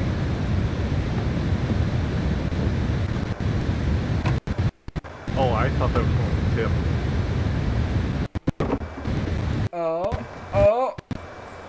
Oh, he's dead. There you go. Come with the telephone What pole. got him? Oh, The telephone. dash, thank God. Now I am the missile. Stop! I am the missile. I mean, the 23mm fucking useless on that thing. Missile. Coming in. Missile, right? 3 missiles! Oh, they're all Holy going shit. to tip.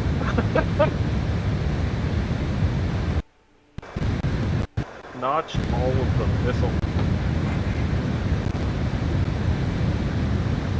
Damn, that F-16 is pissed. Damn!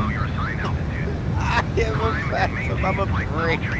Get him off of me, Tim! I saved your ass, you saved mine! Climb and maintain flight level No, 30 Tim's not Luna good 9er to November Heavy. Every time I've asked him to save my ass, Oh my god, Never done three mixes came in and just deleted this dude off my ass. Jesus.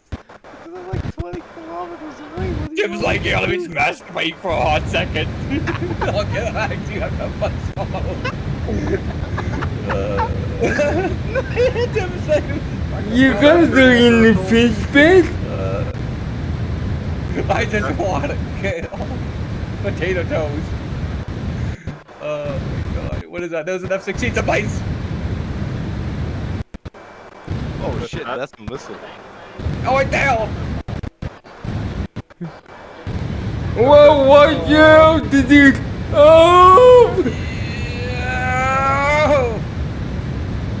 Oh my god, that was good. Get him, Tim! Get him, Tim! Oh my god. I'm too busy busting a nut in this cockpit. I can't show you. I can't see anything on the radar. This one's sorry, shit Michael. on it. Flight level 300 Luna 9er to November Heavy. Oh my god.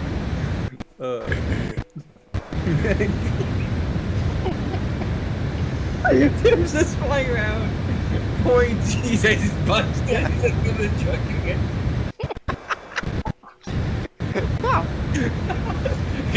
The G-forces out make you feel bigger. You want to redirect this?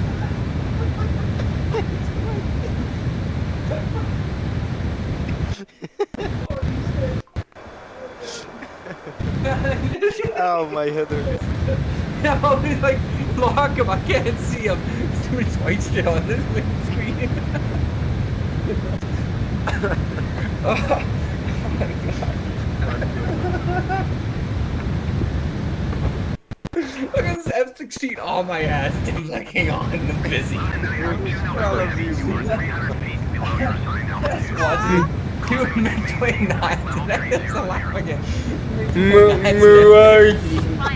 Mirage 2003, not a bad choice. It sounds like some kind of mating call for some kind of like extinct animal. Fucking dodo.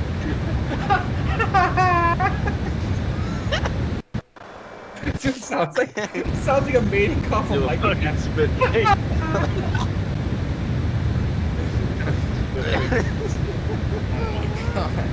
He's calling Michael Jackson again, see?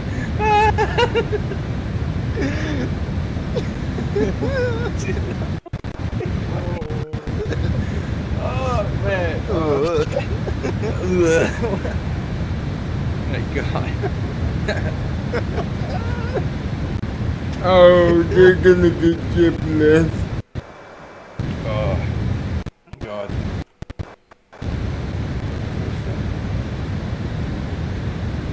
I'm good, Tim's back in his F4S.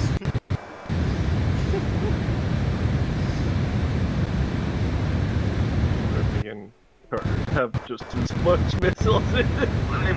November heavy traffic. 2 o'clock, 4 miles at flight level 270. Report them in sight. No, not the F's, which just suck. Luna 9 Yeah. 2 November heavy. Good luck, you three. Thanks, Condor Ria. 1884 traffic is 3 o'clock, 3 miles. Oh, Well, I mean, I've already done the start. A French Mirage. Bird. That's the name of the game. That wasn't the you idiot. Okay. Condor 1884 have the Airbus in sight. But this is the plane. Can play the tanks and the boats. Yeah. I just worry about the first engine.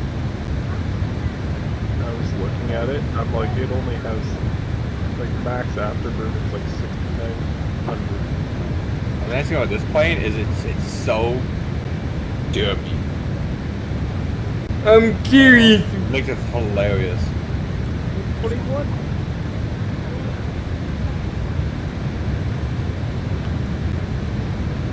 That's an interesting choice to have a MiG-21. Don't try hard. It's just so funny as shit to use it. Climb and maintain flight level 300 Luna 9 2 November heavy.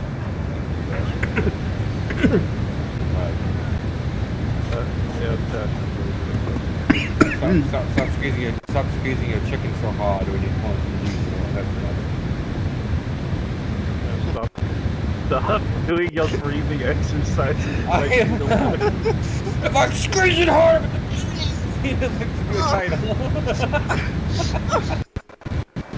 you good? What are you doing? Tim, you have to fly the jet, not ride the joystick in it. Tim is the guy that hops in the cockpit goes, he just adjust this joystick up my ass, and that's how I fly. He just moves his hips around. Okay, I gotta pull the What? Oh, stop, please. My That's baby. why you like point positive G. It just gets joystick just right.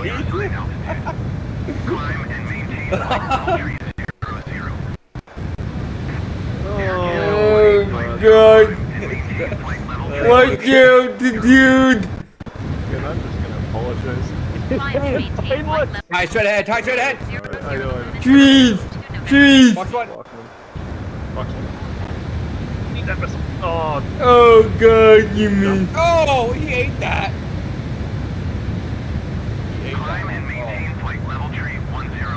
Yep, I get my thing with the MiG is if they're low to the ground, you have to go into like you have to kind of pull up high, like it's continuous climb before that radar up.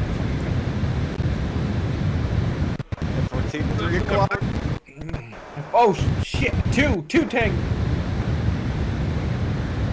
One's down. Luna 9 2 November Trying to get the lock on the other one. Got him locked. Oh, he's gone, I think. Box. Good day. Box two. He's going. 15 Luna 9 2 November Sorry, he's heavy. going for you. oh. Miss. Goodbye. Trying to pull into some high enough I can get him locked. Shannon gunman Center lock. 9 2 November heavy is passing flight level 295 climbing. Oh, there goes the flight level telephone pole. 300. Oh, that's not gonna track November shit. heavy Shannon Center radar contact. Continue to Malone. No, didn't track shit. Yours. I got seriously. Yeah, nothing. That Tomcat's gonna be in this straight line. That was Yeah.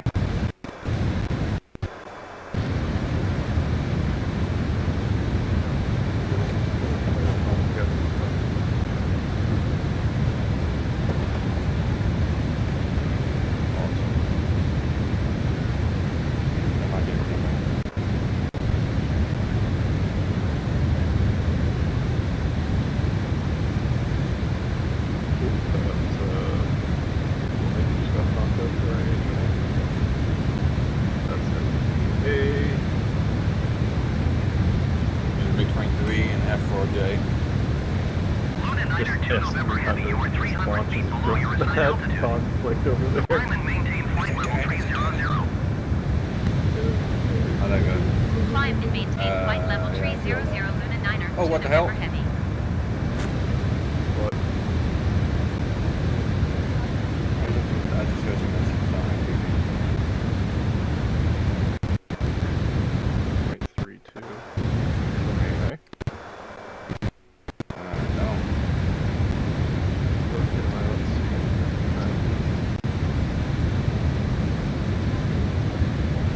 Only one go left.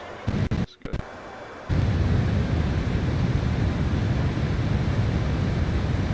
Lock him up. What's what? Yep. What? Oh. Crap. Yeah, his message.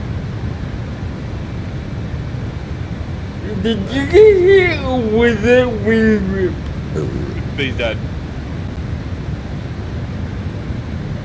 Luna 9er 2 November Heavy, please expedite your climb flight level 300.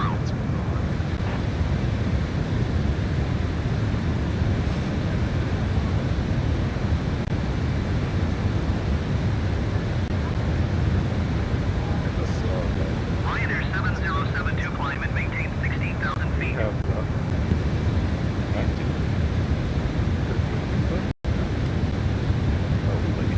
Like Shannon Center to Margarita, and then he had. Heavy, it is at flight level 375, climbing flight level 380.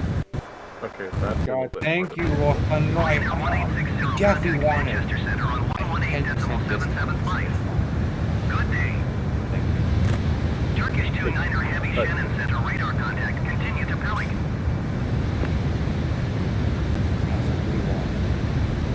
118.775, Ryanair 1860.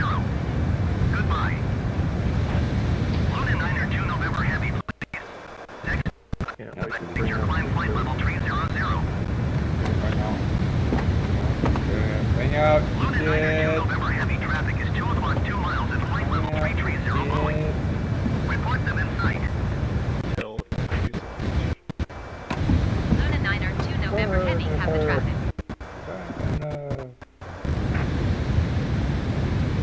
You float.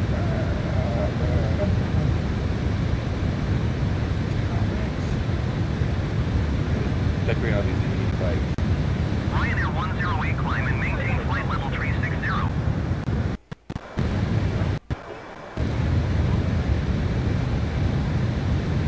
Yeah, big Canadian flag on, you know. Climb and maintain flight level 360, Ryanair 108. No, Covenant. Luna 9er 2 November Heavy, please expedite your climb flight level 300.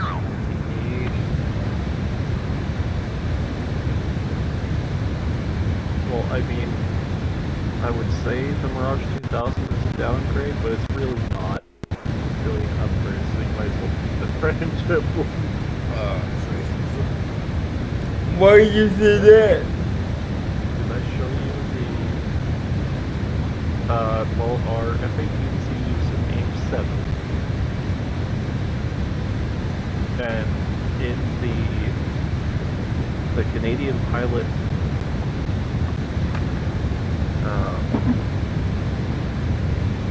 Canadian military pilot career video, they say advanced weaponry, and then I watch an F-18 fire an AIM-7. Not AIM-120, an AIM-7. What? Uh-huh. The AIM-7 is advanced. Exactly. Why? And I bet the Canadian military believes that. Probably.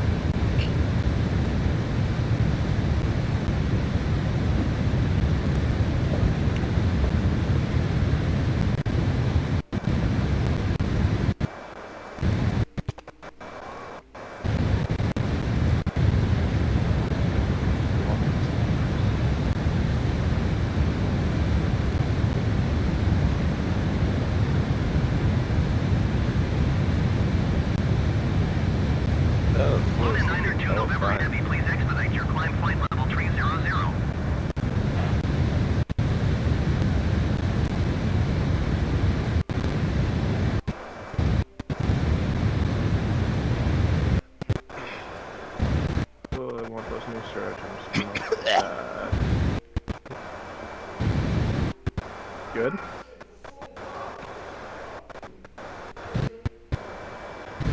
Maybe. Contact Manchester Center on 118.775. Good day. Now an F1.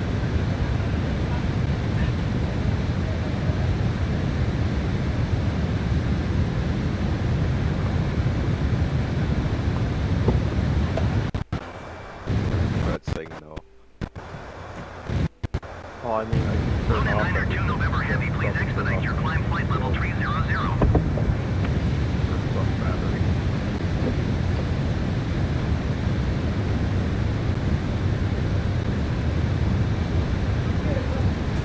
No, you're gonna hit I for intelligence. No. Or you could just be a Russian aircraft and flying for you'll start your engines. Alright. Speeding. Good.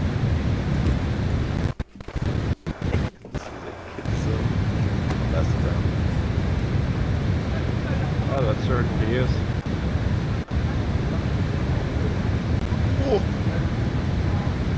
Luna Niner 2 November Heavy, please expedite your climb flight level 300.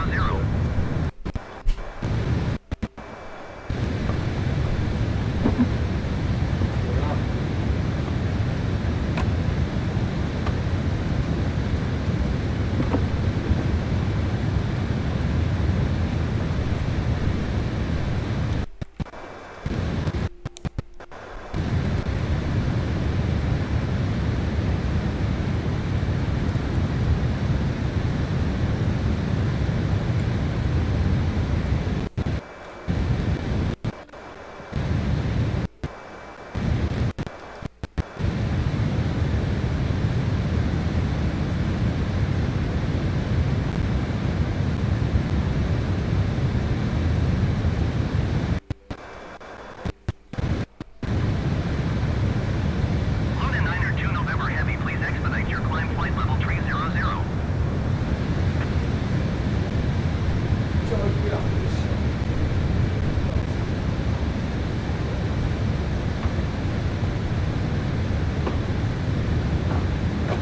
Shamrock 845, you are tree 2 miles east.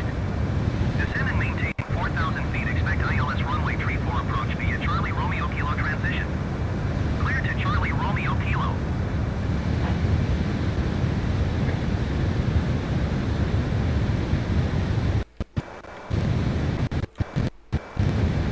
Descend and maintain 4,000 feet. Expect ILS runway tree 4 approach via Charlie Romeo Kilo transition. Clear to Charlie Romeo Kilo Shamrock 845.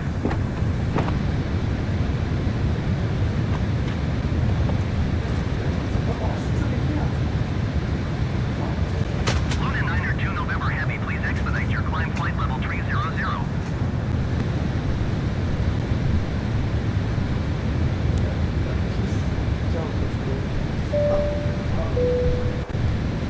Ladies and gentlemen, in a few minutes, we will be starting the in-flight drinks service. If you could please ensure all aisles are clear and bags are placed in the overhead lockers, that would be much appreciated. Thank you.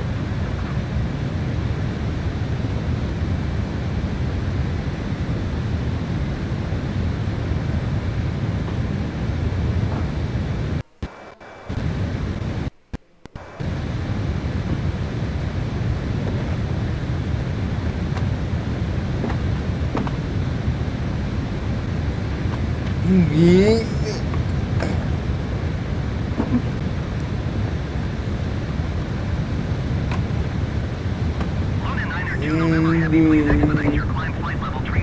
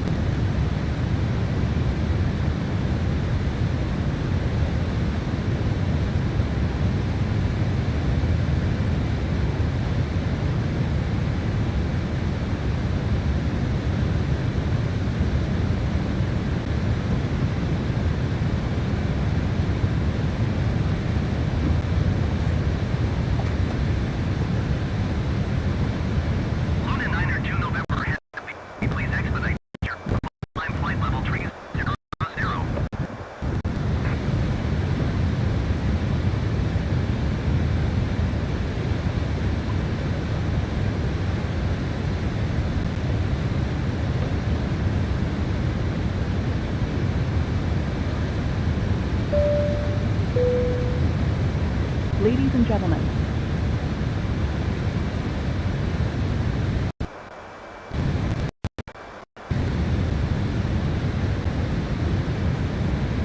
we are about to serve our drinks menu. Choose from our menu of hot tea and coffee or a variety of soft drinks. Please make sure your tray table is in the down position and clear any items from the aisle. Thank you.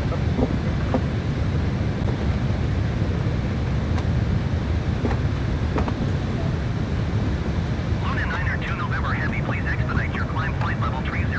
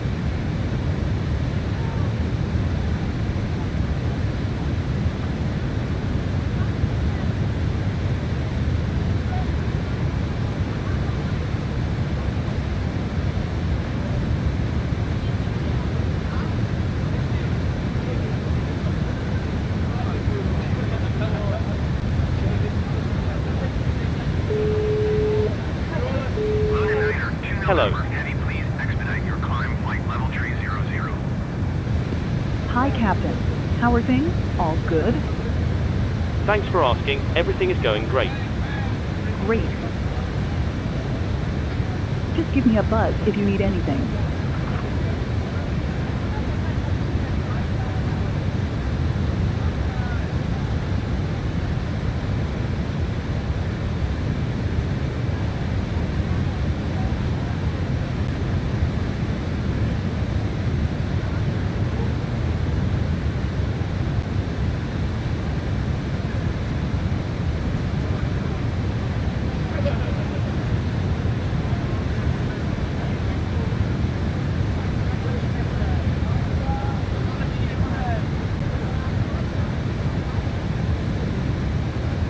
Luna Niner, 2 November. Heavy, please expedite your climb flight level 300.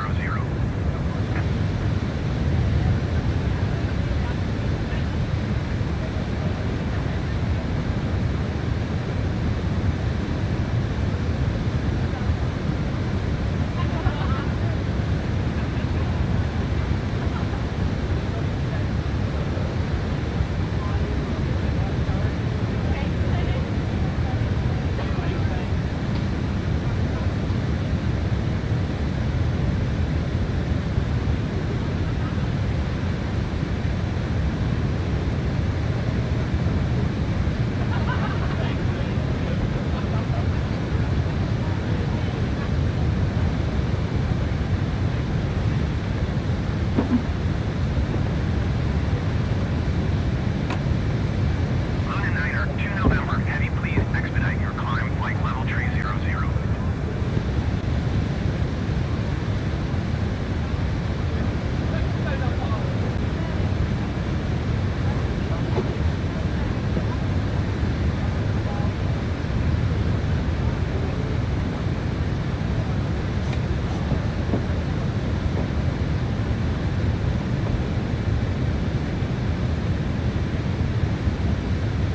Luna Niner, 2 November. Heavy, contact Shannon Center on 127.5. Good day. 127.5, Luna Niner, 2 November Heavy. Goodbye. Shannon Center, Luna Niner, 2 November Heavy, is passing flight level 295, climbing flight level 300. Luna Niner, 2 November. Heavy, Shannon Center radar contact. Continue to Malo.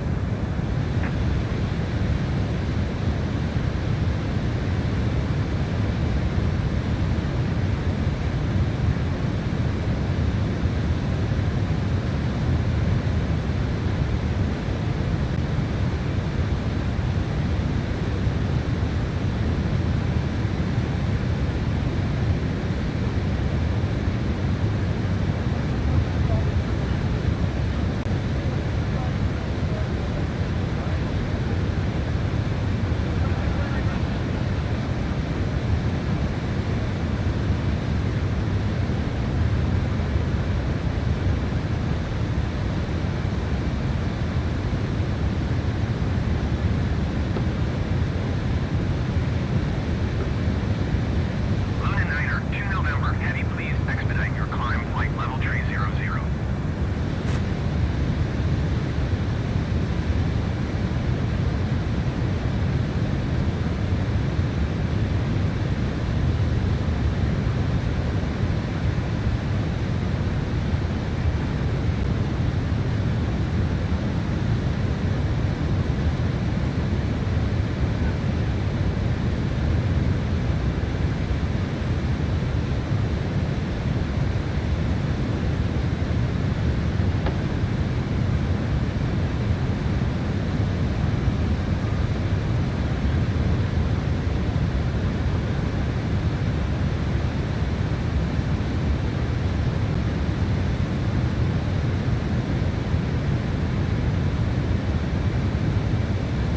Luna Niner, 2 November. Heavy, please expedite your climb flight level 300.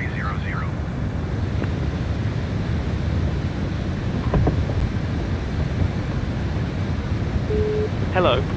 Sorry to bother you, Captain. I was just wondering if you'd like a drink. No thanks. No problem. Do give me a call if you change your mind, though.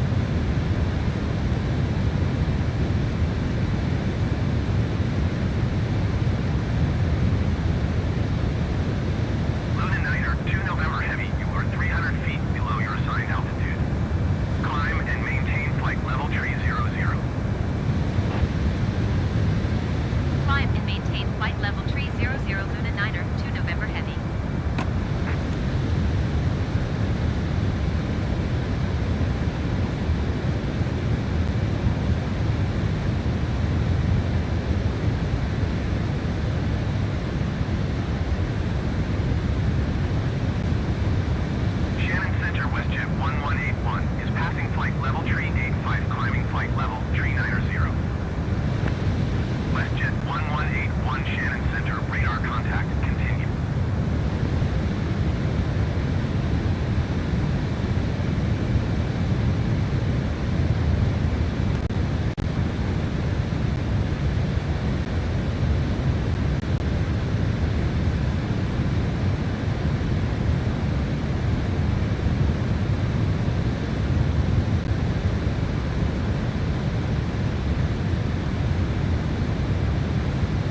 Luna Niner, 2 November Heavy, you are 300 feet below your assigned altitude.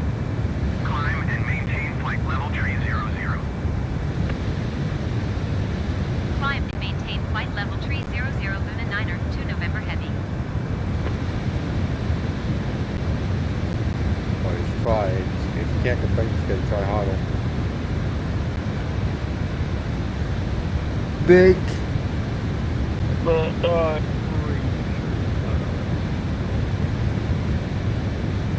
So, does your PC is not doing okay? Oh no, it's good. We fixed it. what was it? It was the coolant. It was the coolant, and then he didn't have the right chipset because he forgot to clean it out, so it was making an incorrect config file.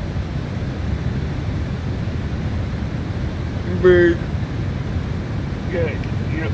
Luna Niner, 2 November Heavy, you are 300 feet below your assigned altitude. Climb and maintain flight level tree 00. Climb and maintain flight level tree 00 Luna Niner, 2 November Heavy. Report it. Oh. A box. Oh, do you want to go back with the charger? And a stalker, apparently. I'm gonna update my yeah.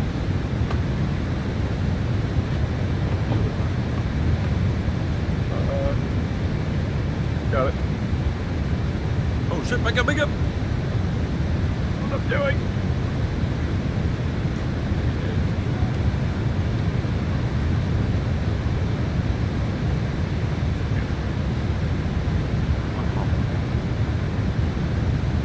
Get back.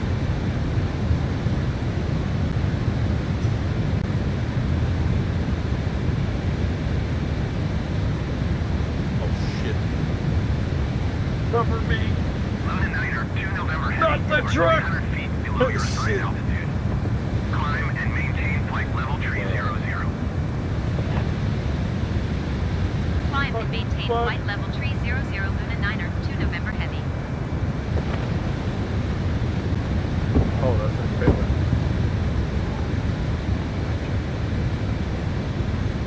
$500 Newsky Taylor. Or not. Ow. 500. Wait, is this a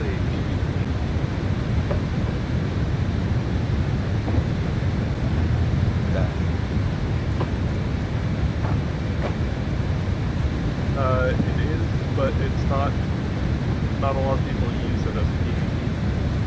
Oh. I see.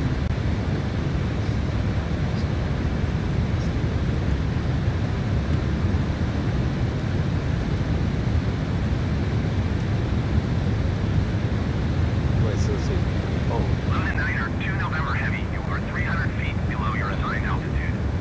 Climb and maintain flight level tree 00. Climb and maintain flight level tree 00 Luna Niner, 2 November Heavy.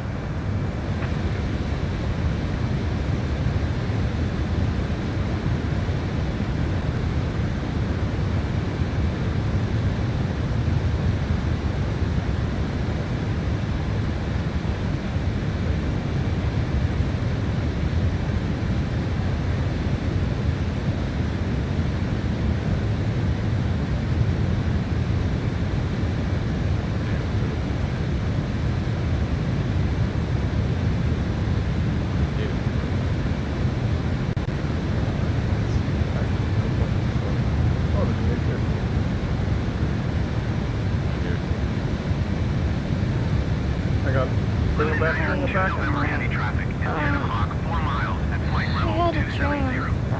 Report them in sight. I got really Luna Niner 2 November Heavy have the traffic. massive. Air France 1216 traffic is 9 o'clock, 2 miles at flight level 300 Airbus. Report them in sight.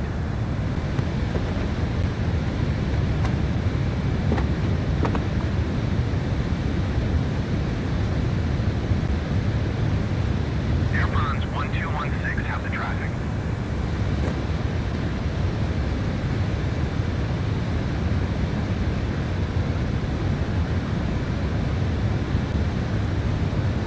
Hey, Paul, there's another.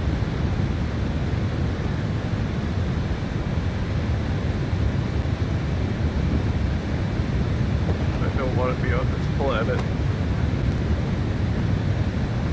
Then go to space or something.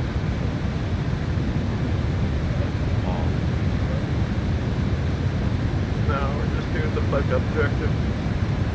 Oh, check about the A10C2, huh? Dang. I don't know. Yeah, I'm gonna send you a little cheat code for the A10C. It's called the code on how to eject. It's got the code for a little keybind that you think is very helpful to it.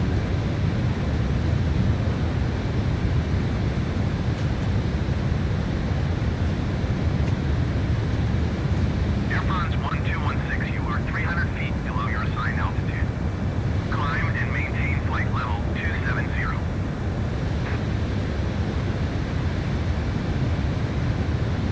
That's not good.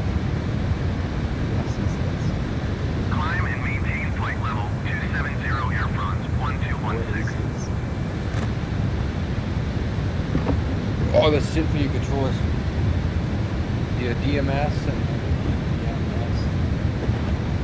It's all the buttons, so you'll have switches. Your DMS, which is display management, your TMS, which is target management switch, your China hat, your boat switches, your TMS, and your coolies.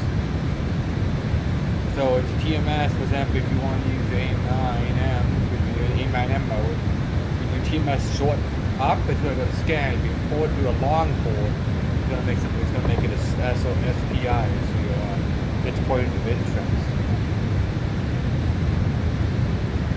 And Mavs most used to go DMS along the right. That's just like the tail of the car to work with my helmet. It looks complicated. It looks complicated. It's basically beautiful. But I keep the silly. Yeah. It's so cute. Should I run? Fucking am I?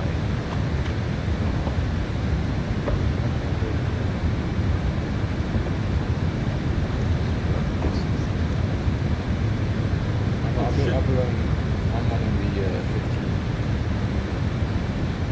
I'm running like 1 minute.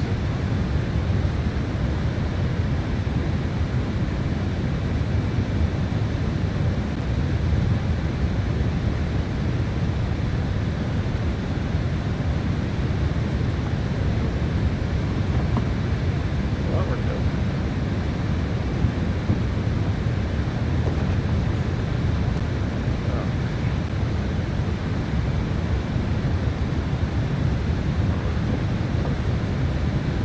Tyler ended up installing the LED lights.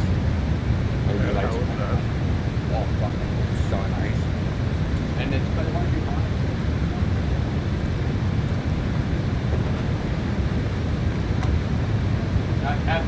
it's like a fucking like what is it? I could have it hooked up to the computer for games. So I can have it where like have it. Maybe I can set it up. Yeah, I can have it so when I basically gets locking and hold and starts going, fucking having to set up like, you know, flash. Yeah. Darcy, I wanted to talk to you about something.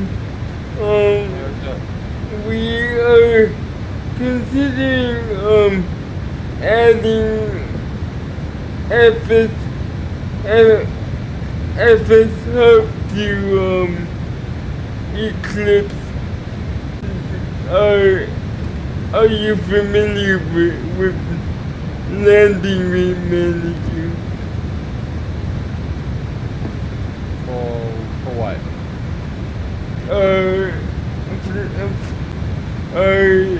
Another VA tracker.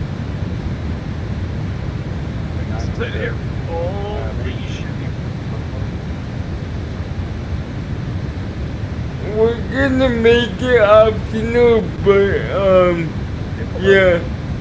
No, not what you told me. You told me you would make a different flight.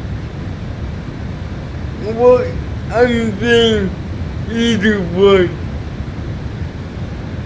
But Well, not what you told me. The truck is fine. I've decided I've decided on either one. Because some people want to use me, some want to use so I know it's not the ideal situation. Come back, teammate. Yeah, I don't know. But that's what you told me. You know, like, how you never spoke to me ever, right? Well, nothing's set in stone, but now that Kitty turned in with her opinion, this is why I wanted to ask you for That's why. it. Okay.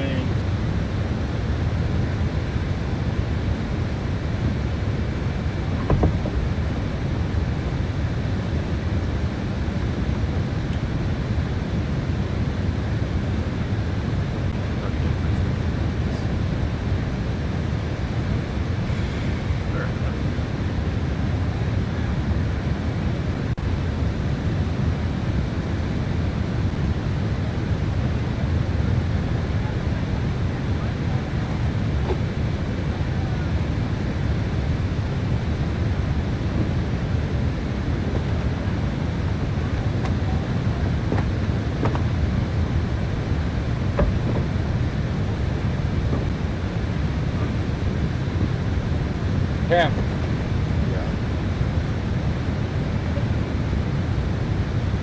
Your I am in the middle of.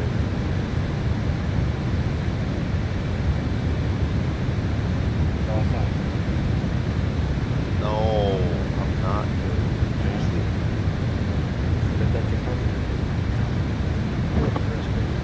Nothing. Go with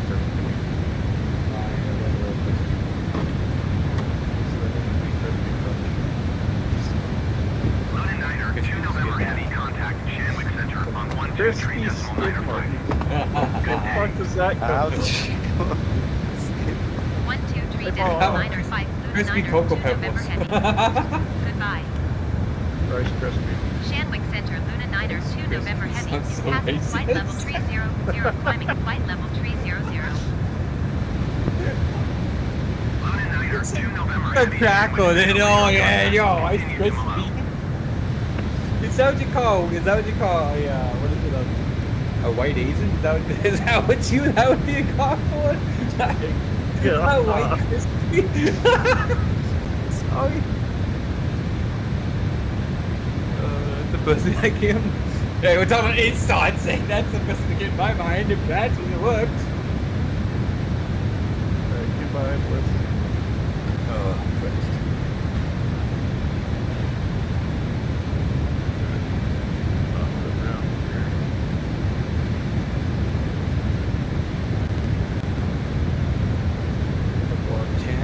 That's it. Yes. Give me, you haven't departed yet, have you?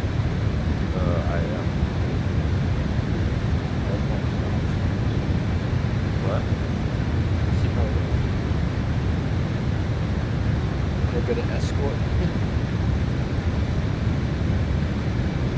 Holy shit!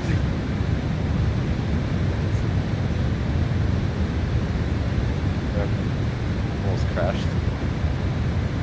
Yeah, buys a new computer and still can't take off. Maybe he wasn't his computer. Maybe Fuck because this you. is No. Not the sound. Don't fly a Tim in real life. I seem to be having troubles pulling up. It's okay, don't worry, you'll be fine. Oh baby. We'll see, Spin Airlines. How much did you put on your aircraft and is it overweight?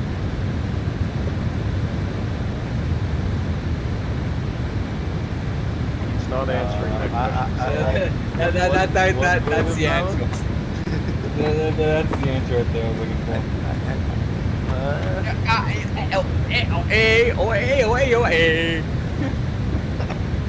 Where you spawn at? Try just looking up. Look up. That's an impaler. Just look up the map. Look up. There's a body. That's probably when Tim actually spawned. It's still alive.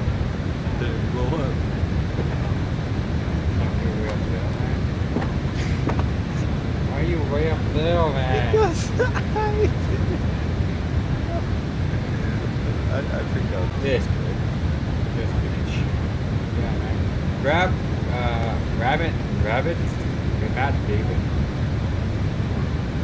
Got it.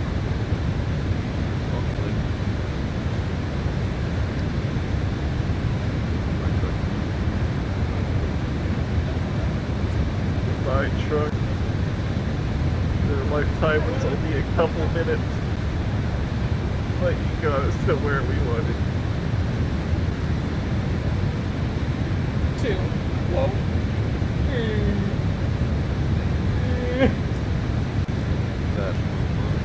Where are you? Well, I think that's what's spawning at. David.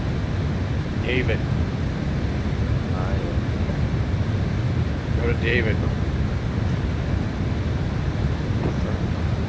Vermont David. So it's ours. This guy. Rah. Rah. Never touch the crispy Krispy Kreme. Check all of these. You want to do the objective first, or you want to?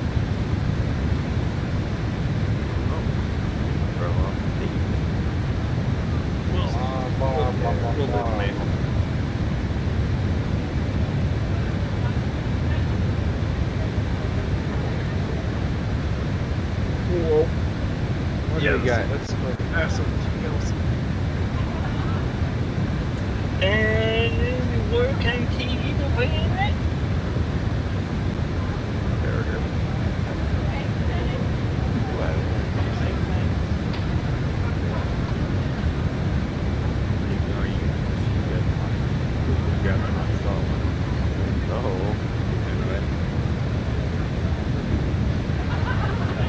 What the What the fuck? No. What the hell was that? Brain aneurysm. Tim, Oh my I god. think Tim just shit himself again. That's what Tim sounded like in Portland or in the airport.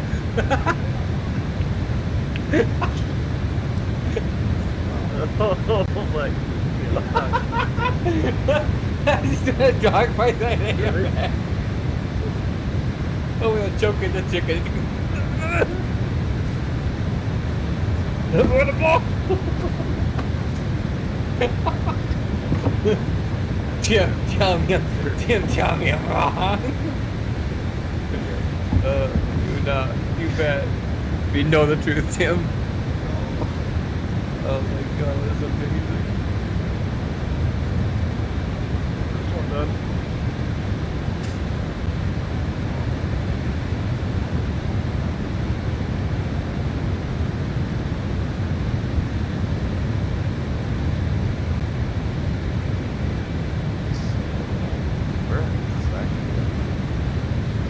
empty taxi around. Ken started don't plane up. Did we go there?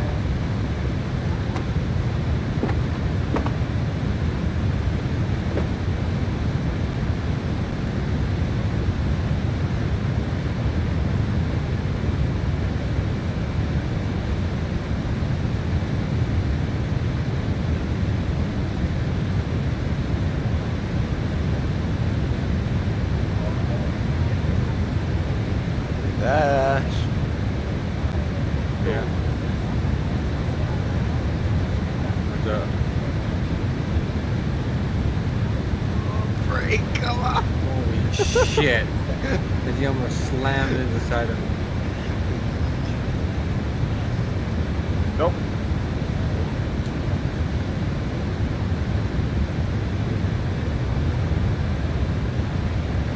Open door. On.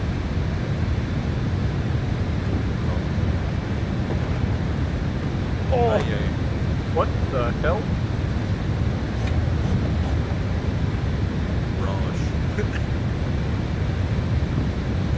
That's a pretty big mirage.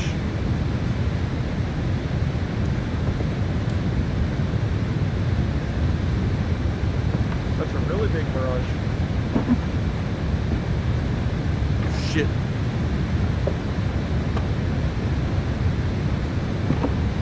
No. What was that? No. Never mind. I'm still alive. How did you get that? What? Get back, get back. The guy on your nose. Goodbye. Oh, Leo, that's Leo DiCaprio. Oh, yeah, This is an act. This is actually an actual life. Have a photo of it in real life. Shit. I am not seeing you. It was that cool like yo. So you watch your fucking nose. Oh, you stupid bitch. No, no. Hello. You're coming with me. No. You're coming with me. Hi, If Captain. I'm going down, Just you're checking to coming see if down with everything me. is okay. Yes, everything is fine. Thanks for asking. Splash one. Just give me a buzz if you need anything. I like it counted as a kill for me too. Really? Was the working door? Yeah. There it is.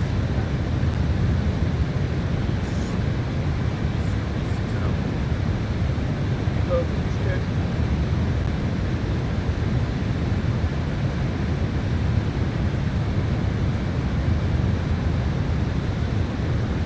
I gotta go back and get everything all set up again.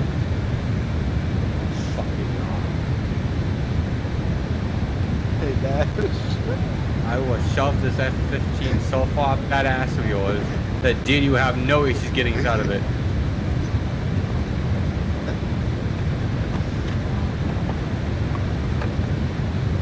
Okay, now I gotta take him in longer to fucking do it all.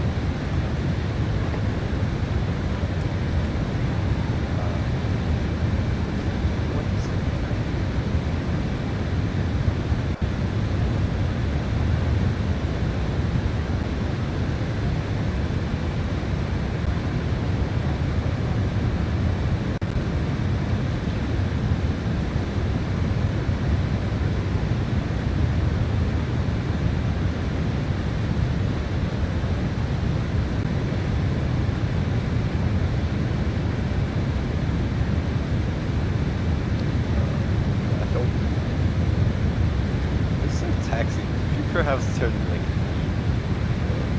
left No, I'm gonna go straight. or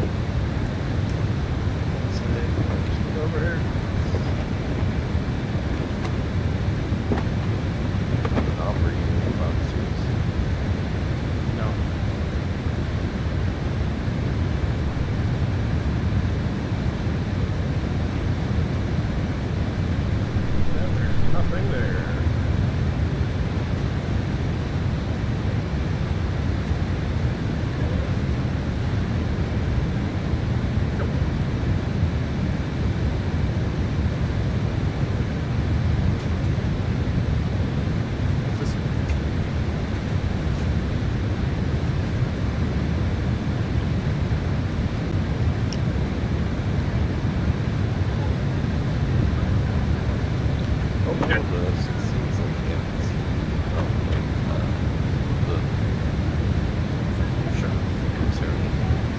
because I never know when to dump my bags.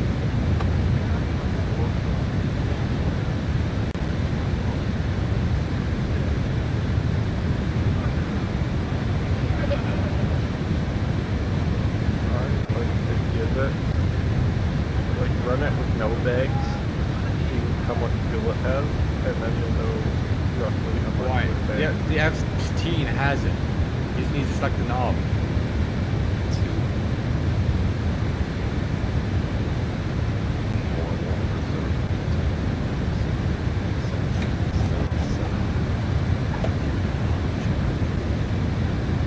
Your extender goes first, then your wings go second. I just keep looking at my Yeah, you go select it onto external symbol. Once that needle goes 0, that tank's empty. Then you should switch to wings. When that needle goes empty, you should grab your normal, and then that has to be over exactly after that. You not rocking Hans? Well, Hans, anti-radiation missiles? I don't know how to I tried learning it. No. So simple. The F-16 is the easiest one to learn. Yeah, you have to press 50 buttons. Well, you're forgetting that it's highly legal stuff. Right. Yeah, nice little back. Yes. Talking something. Yeah, I know.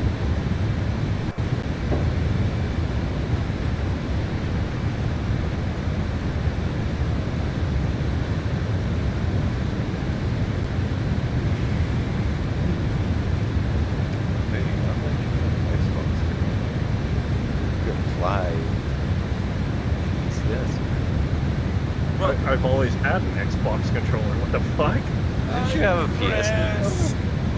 No. No? Crash? Yeah. Oh yeah, I'm busy. I put out my waypoint here. What? Sorry, Danny is not here right now. It wouldn't be so bad. It wouldn't be so bad. You drop the fire. I'm gonna drop my bomb. He'd speak like I'm not about to go through and grab 6 fucking coordinates. You can pre-program on my bombs. It wouldn't be so bad if someone decided not to run into me. Everything's going so good. You were the ones. Who's one that ran into my nose?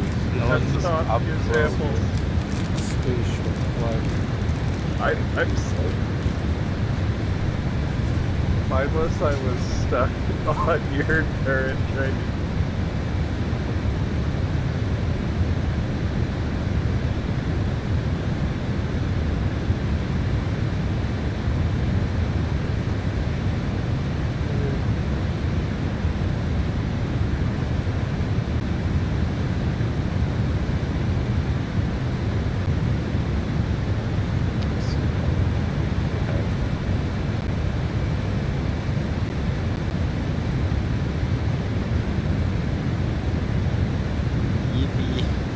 I have your sample. You want to go to the left? Here. Oh, wait, there's... Oh, there's a big one there.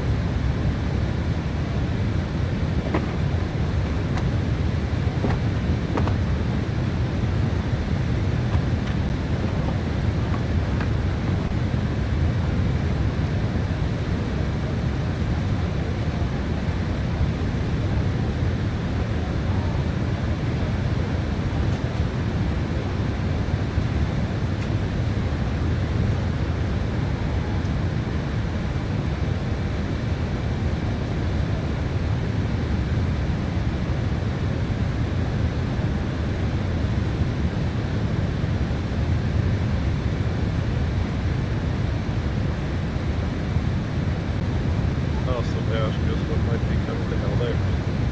What? A 10,000 kilogram bomb. Nice. You ready, Tim? Yes.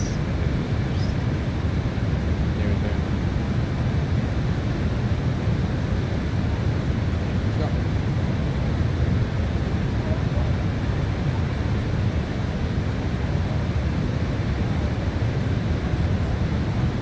That's 81,000 pound burbo.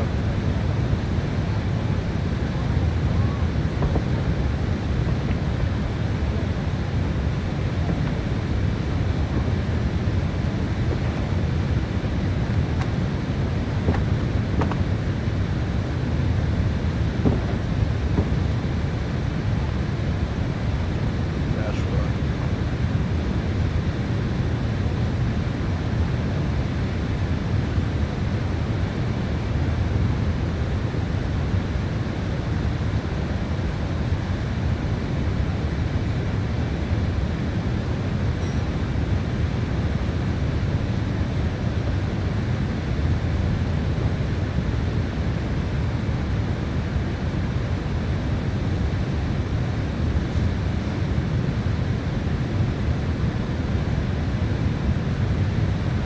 There's Tim. Try and guess. Well, I haven't seen any explosions, so I probably need to go sell on it.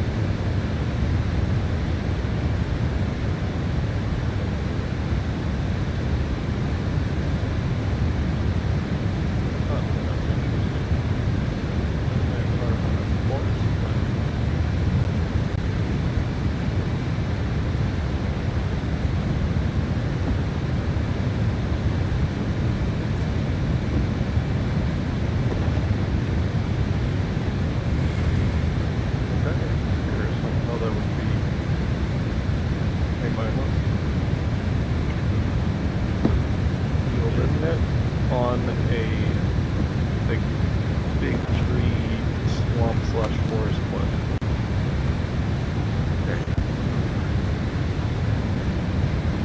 So that's what it is right now.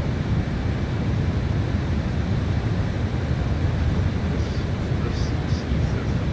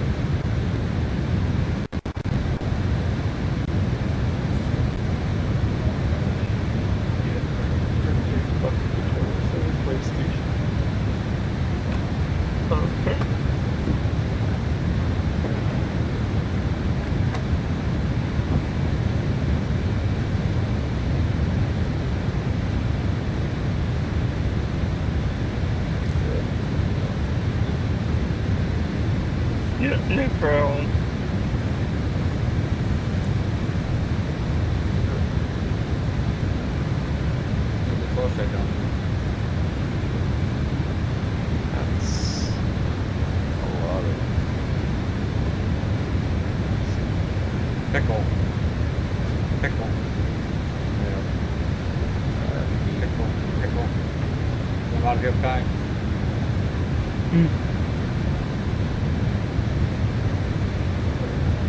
Yeah. Wow. I want steak. I'm getting logs all over. No, you're fine. Cool.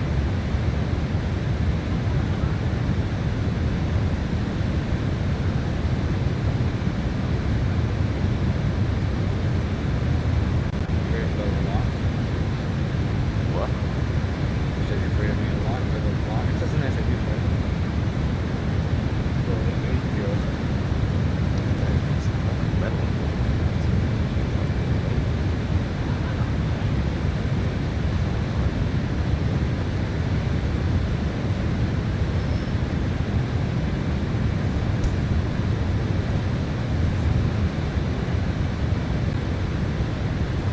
Goes down.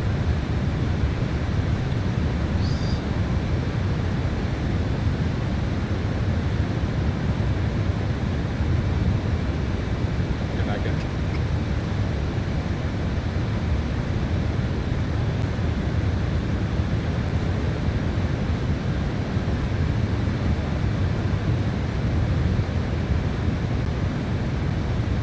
And shack truck rockets.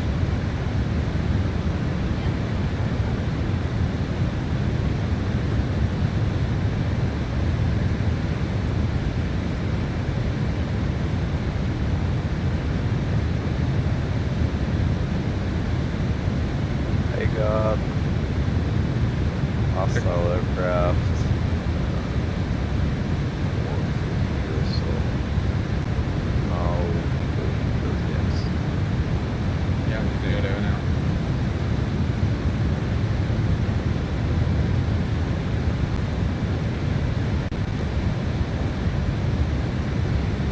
Yeah, big. They also gonna see like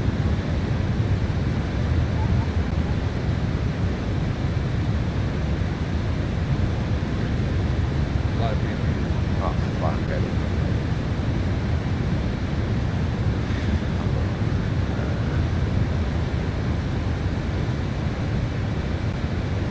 Altitude is 15,000. Looks like you want 'em. Got 'em.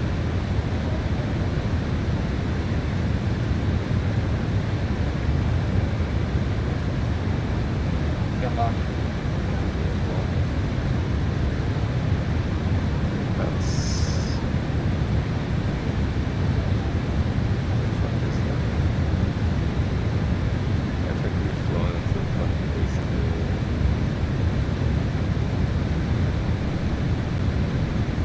Last time. There we go. I still got one, but shit. Launch 2.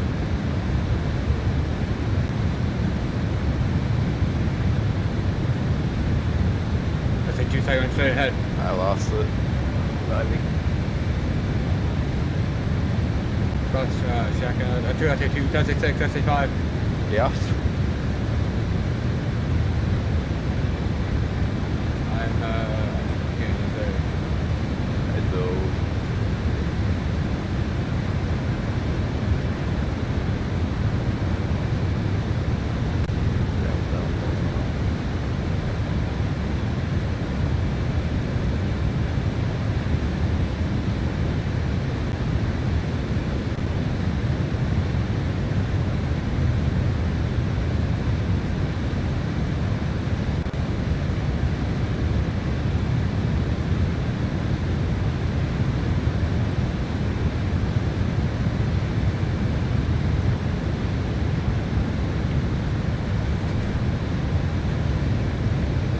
I'm surprised you're not bringing out your 810. What? Your 810, I'm surprised you're not bringing it out. That's the thing, I have no... I know how to start it up, I don't know how to... The only thing I know what to do is the gun. Chance a lot. second it'll be a TR.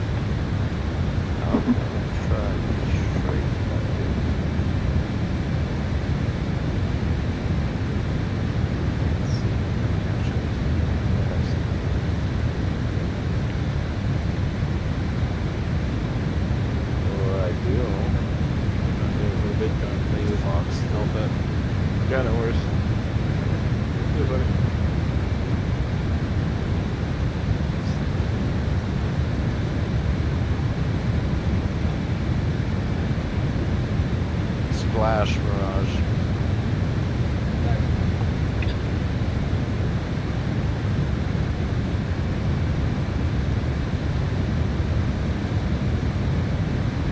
Will it notify me if I hit friendly? Yes. Okay.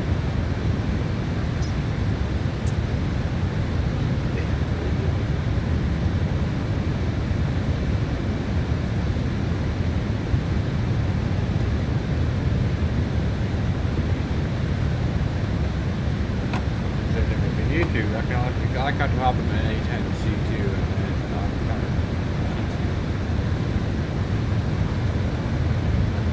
and it's not as complicated with that cheat sheet. Very. I mean, I have the binds. I watched reviews for that. Oh dear God. Oh, it's good. What? My man, those are way better place to go. I don't know, I haven't. If I want to know how to start a plane, I don't need the whole history of it. Don't forget to like, subscribe, lick my butt cheeks, check out my Patreon, check out my OnlyFans, check out my Discord, check out my Facebook. It's like, holy fuck, man. Okay. Yeah, Airways.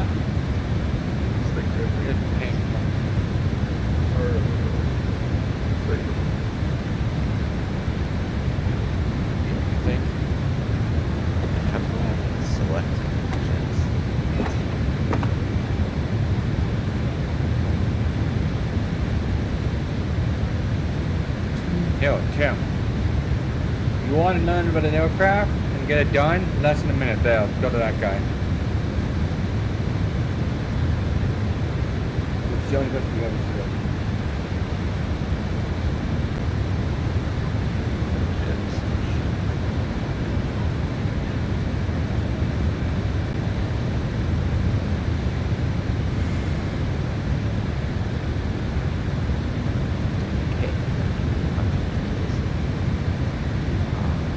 Go to your weapon page. Look for something called S/Gen selector. You have your three options on your tank. Select your tanks. Weapon off.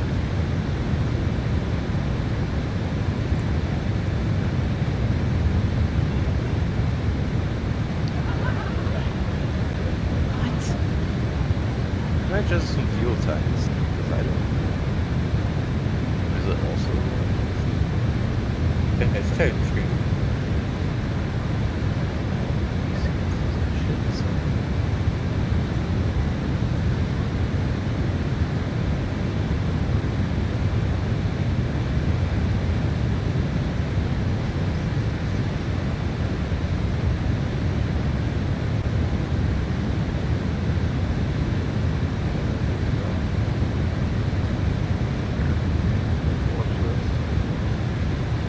No, what the fuck? Go to your SMP page. SMS, that's your weapon page. SMS. Cool. Get your S/J on the bottom right. Click on that. Click on your tags using the mouse. Click things. Look at that. Hey! Now go to your left. Go. No, you get that selected. Okay. Go master arm on. Yeah. Cool. Hit your pickle button. Your weapon release button. Now check outside. Look at that. Now, biggest thing, go back to your SMS. Unselect it. You go to, no, hit S/J. Now you're good. Congratulations, now this doesn't exist.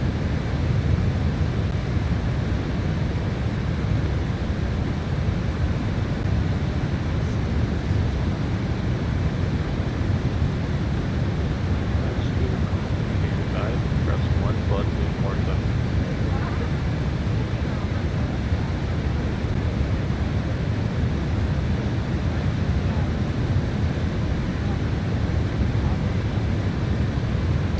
Fuck. I know that sound. That's a good sound. Oh, because Tim is he's about to merge what they make. Never mind. I think Tim's got that. Had his died.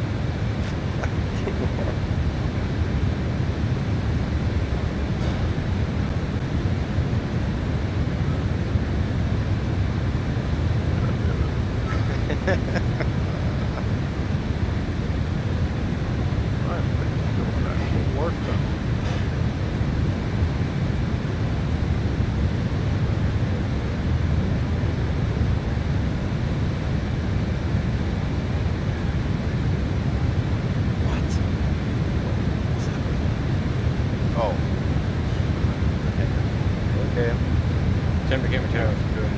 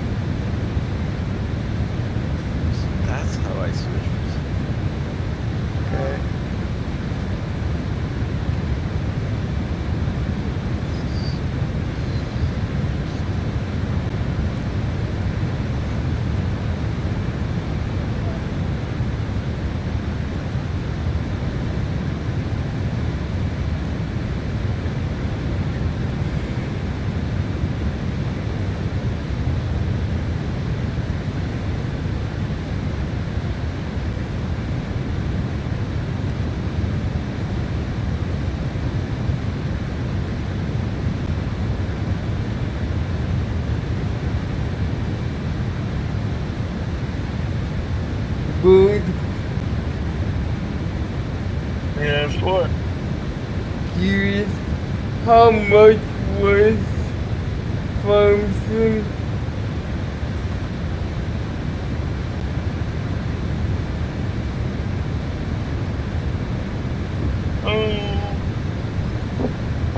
It was Hill, if I think it was 42 compared to the 50.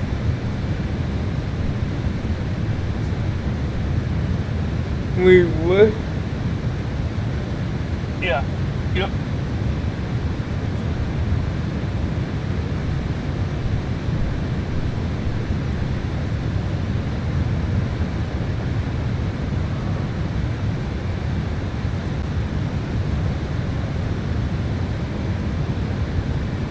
Easy 1816, you are 500 feet below your assigned altitude. Climb and maintain flight level 350.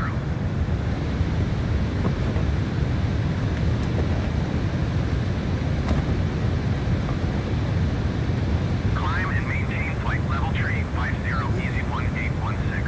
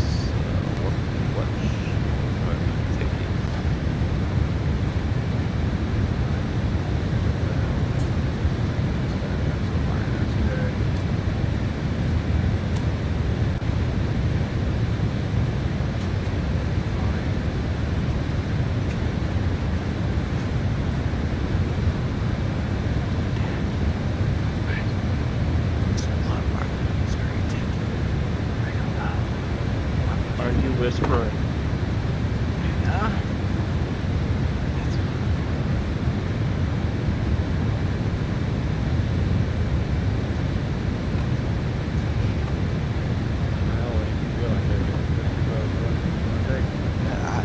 If you're trying to teach, yeah, it's probably good. Take the same shit. Let's figure out what I'm taking. I'll let you know.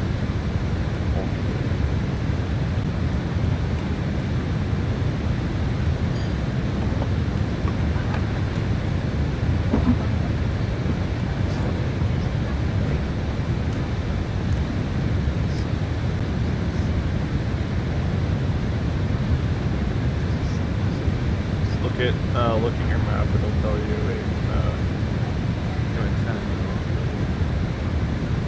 Fuck.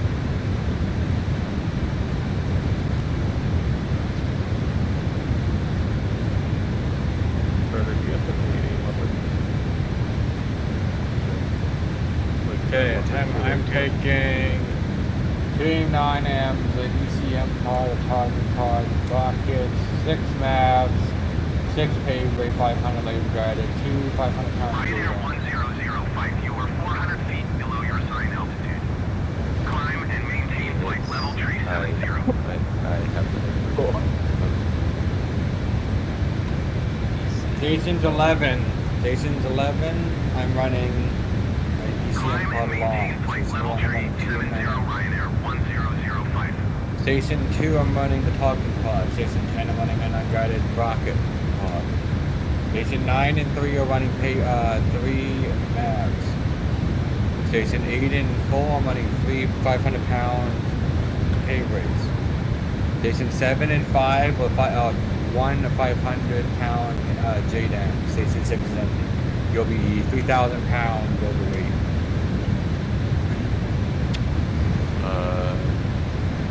Like 2,000 pounds? 500.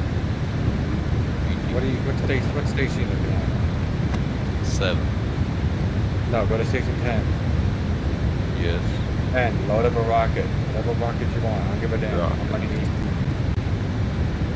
need. HE. Station 2, load up your target pod. Wait, station 2, 5. Yep. Station 3, load up your, go to load up 3 apples. Rocket. No, No, fuck. Yeah, sorry. I run the 3 that are way at the bottom. Get down into the same as one on your station 9. Not the same, you can have a time. Climb and maintain flight level 390. Station 8 and 4. It gets like 3 500-pound laser-guided bombs. Climb and maintain flight level 390 Chevron 1757. 7 and 5.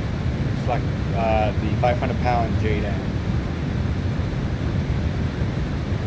Near the bottom. This one? No, this one. Does it say J-Dam? Then there's your fucking actual. Yeah. Yes.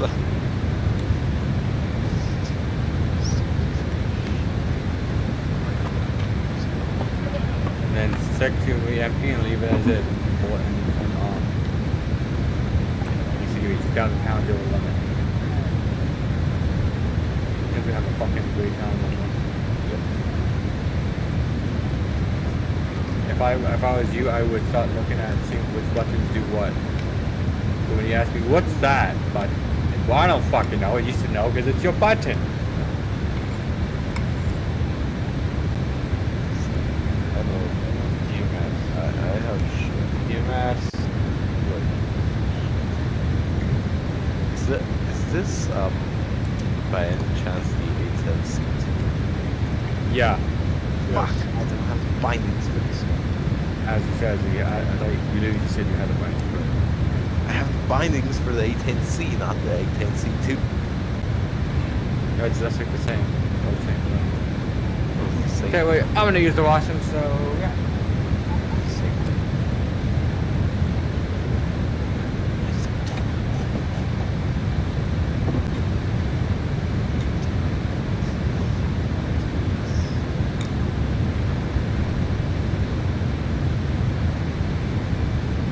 WestJet 1300 traffic is 10 o'clock, 4 miles at flight level 310. Report them in sight.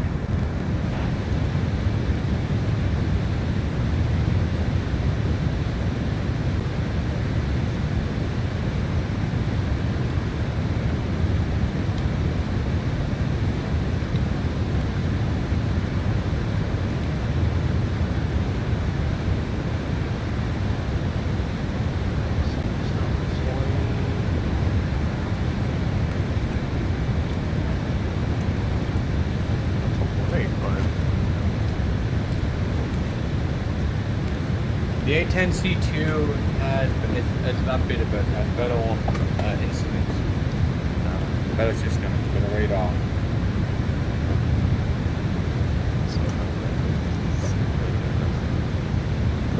Same, you might be the same. This D4080 can it run on a 1,000 watt power supply? For what? 3090? For I run my 3090 on. I run my 3090. 4080. And what do you have it now? Well, the computer I'm gonna get has a 4070 Super. For what power supply? 1,000 watt. That's what I'm running. I used to be fine. I got a 1,000 watt on my 3090 and it's way overkill. But Yeah, I'm gonna but- pound, like, you know. And the upgrade that they're giving me is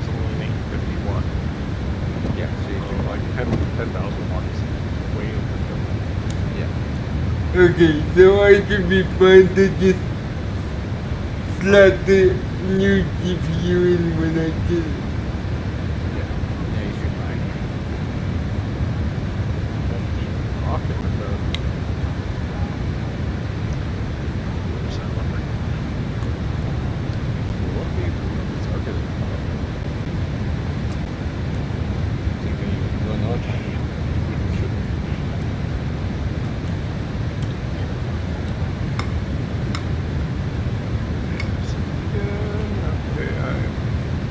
It's a 4080 That's gonna be called the Hotas Slew. 4070 Super.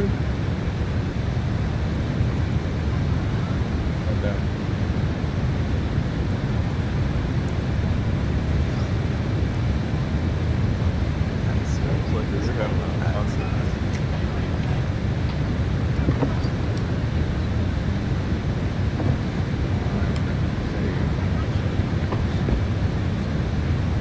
So you ready?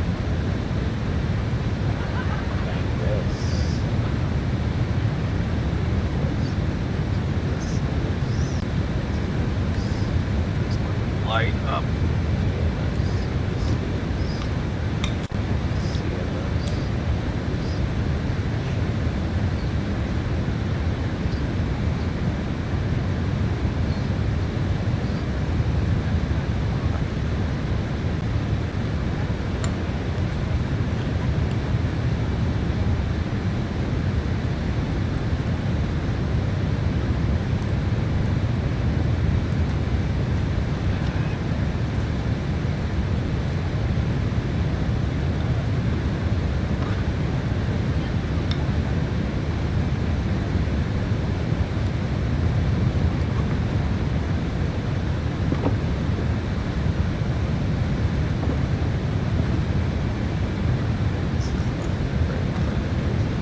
Nope. Is there a way to just copy e-bikes and put them into one? No. Fuck. I don't have the shit button. Well, they have an A10. They still have an A10C, so that'll be an AC.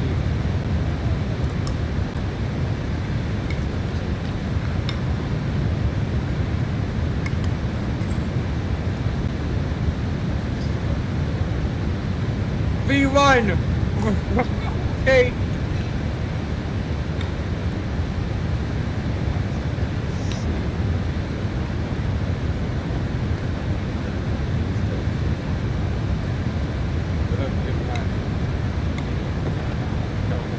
Damn. Yeah. Select unit type. Running unit type. Yeah. Yeah. Select it. Fuck, what the fuck? Gypsy Gypsy! Just grab the, go underneath the drop menu that says unit type! Yeah. No, the upper one, you fuck! No, you can select the L-frame you want! Look at that! That's an amazing feature of the eye, like, way back when! He doesn't have any, you don't have any, you're stuck with the C2. What? Oh my god, this fucking guy. It's like I'm talking to like my 80-year-old grandmother. Wait, shut up.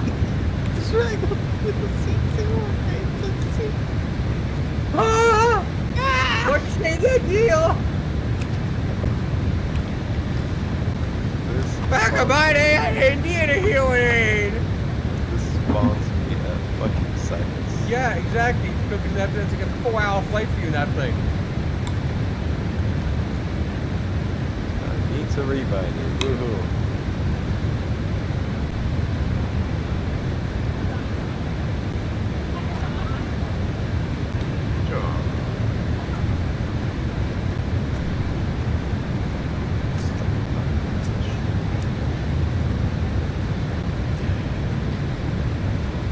Sounds like you're having a lot of fun.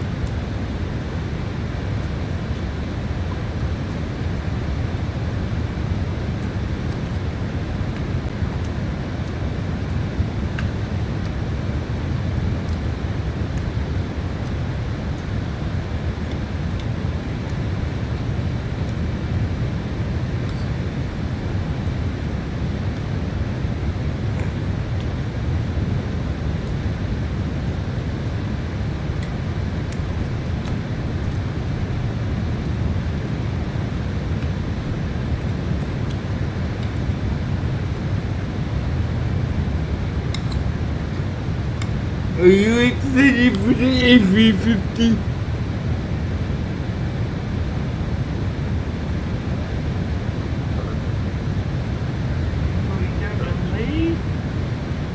No. Yeah, I know you're excited, but I was asking. What's up?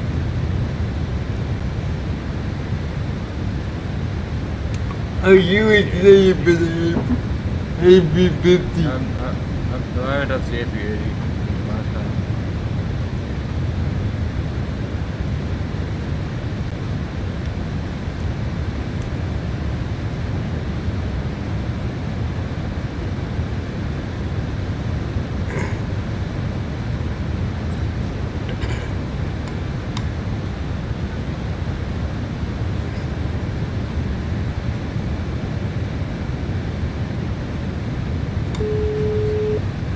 Hello? Hi, Captain. How are things? All good? Yes, everything is fine. Thanks for asking. Great. Just give me a buzz if you need anything.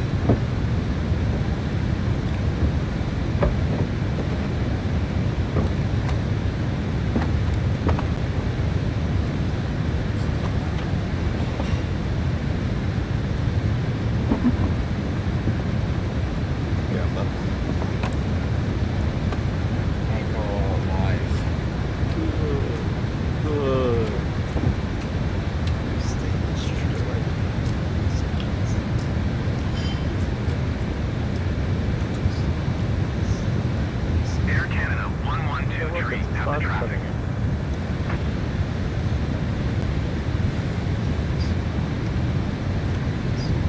Now I'm done.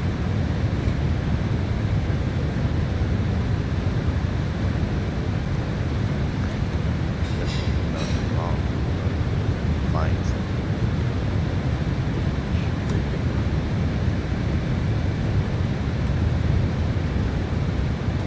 Don't let me overcook.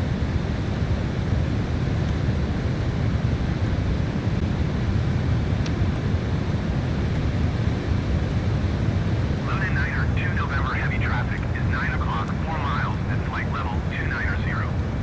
Report them in sight.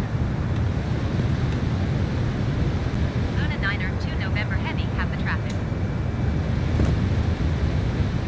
Shamrock 169 traffic is 9 o'clock, 4 miles at flight level 300 Airbus. Report them in sight.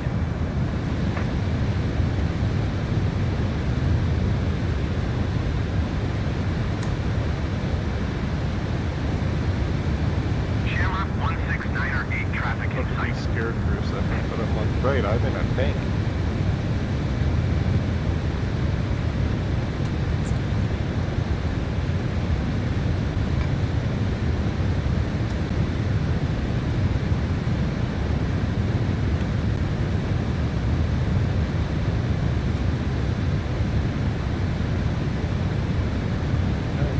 Look back.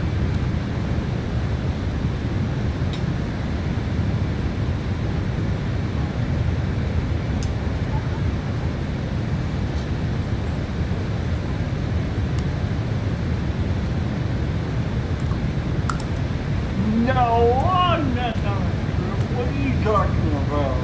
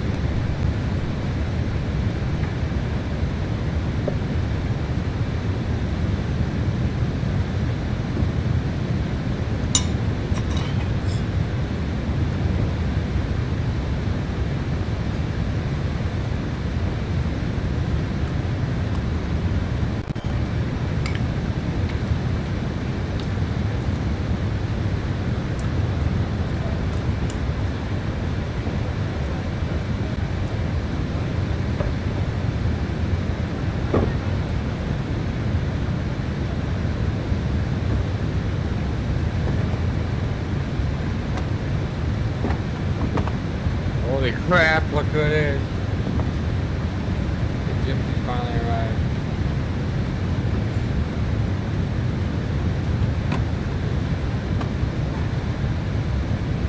Get your flaps out. Cool.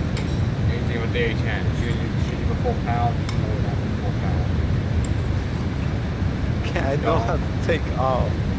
Okay, I'm sure you do. I've seen you break off before. Let's just say it's not very good.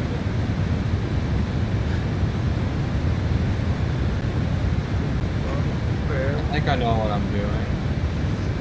This runway's not long enough, by the way, I don't think. But fuck it, let's just go. What are you talking about? We're only like 4,000. We're only 4,000 pounds overweight. It'll be fine.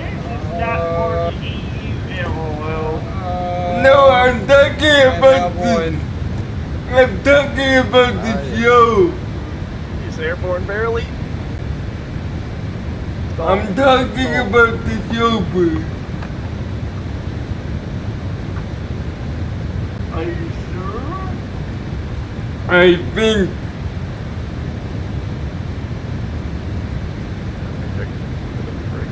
Let me check. No.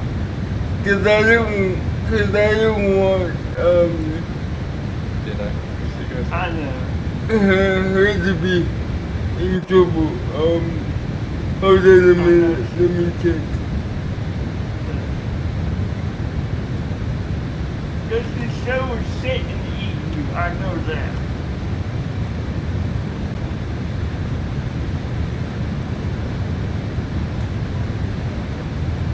So, is this like real, like, it's 24 hours? Yeah.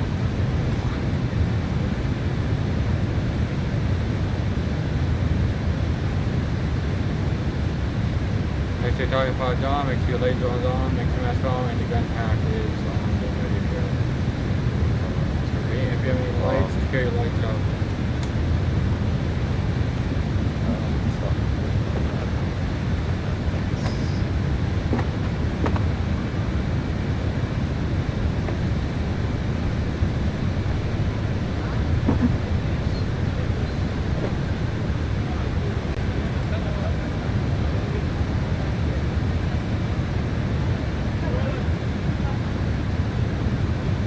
Is there bind for lights, or do you have to know where the lights are? No. Lights on the right hand side.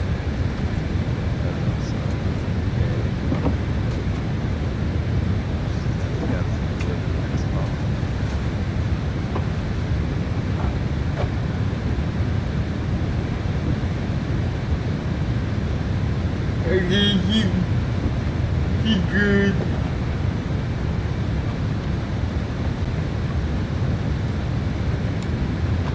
He good.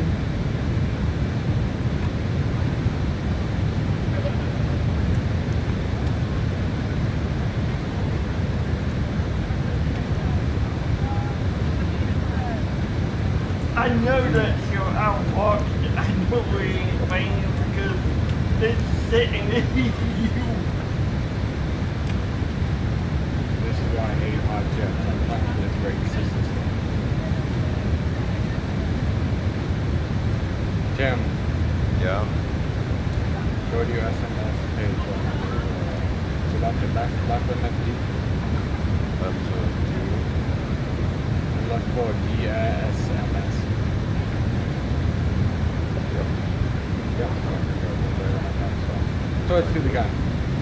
Yeah, it's not a question. That's pretty second. Oh, yeah, there's stuff.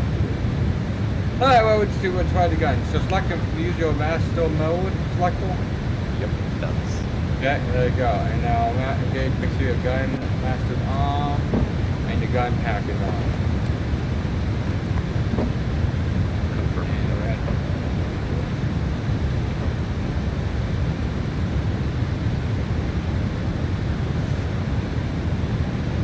Why can't I see you?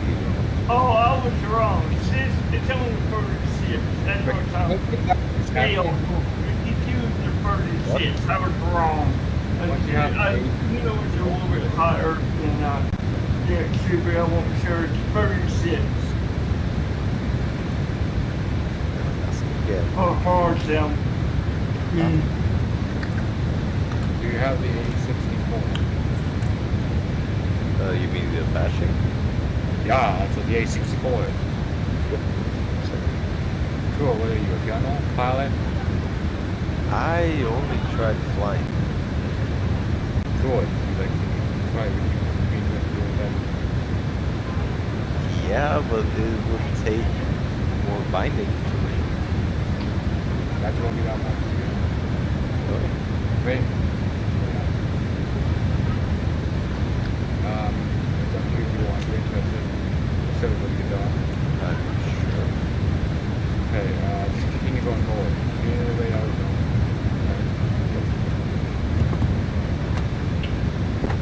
That's what I went. I don't know where you are though. The pops are Behind you. Fuck. What was flares?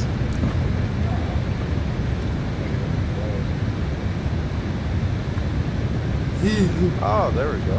Season 4 was banned in Japan. Excuse me? Season 4 was banned in Japan over. Slow down. Hang on. I'm using What were you saying, sis? What were you saying? Season 4 was banned in Japan over.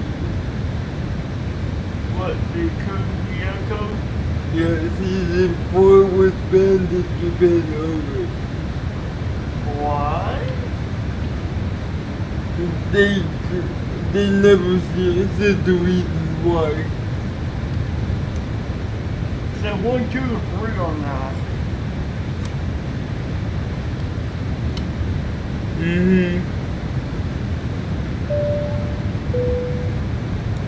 Ladies and gentlemen, in a few minutes, we will be starting the in-flight drinks service. If you could please ensure all aisles are clear and bags are placed in the overhead lockers, that would be much appreciated. Thank you.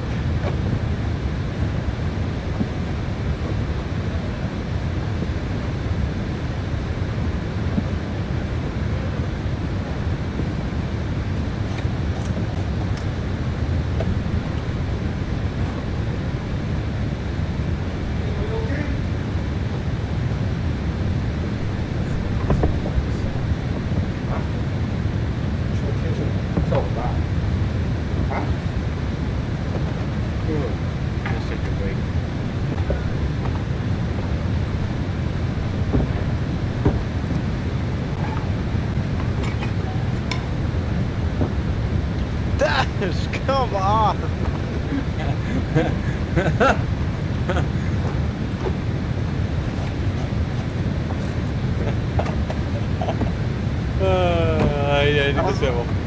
I was wondering what I was. If I didn't hear like my ground, I've been firing for like past like 30 seconds, trying to figure out what the gun aim is in this. Wait, someplace radio. Yeah, I'll stop the server. Different server? Yeah, you're joining mine. Oh, okay. Just look up warm. Like the temperature warm. Okay. That's what's holy fuck.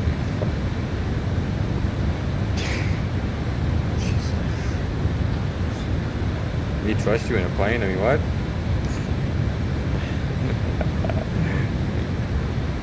What's the password? You Yes, it's in the big part.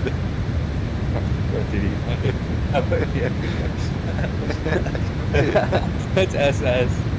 Yeah, no, Rambo, no. Ladies and gentlemen. The lobby's named the Diddy Party, the passive baby oil.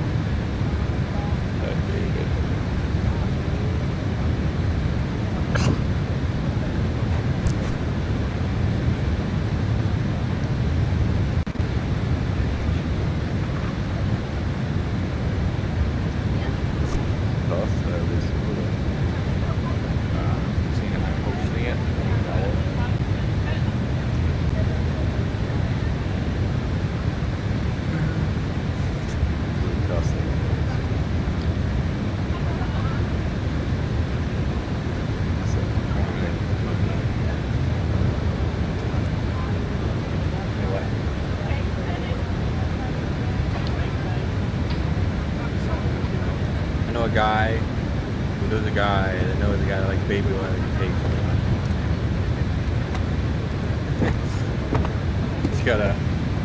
He's like a genie in the bottle. He's gonna rub him the right way.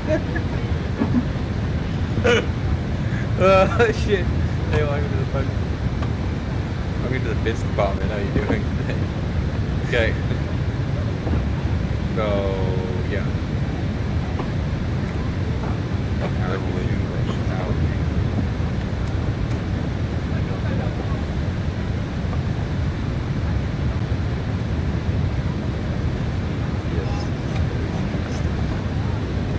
I see. Exactly what I'm thinking.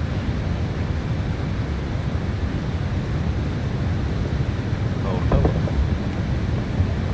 Yeah. It's sippy, very simple and easy.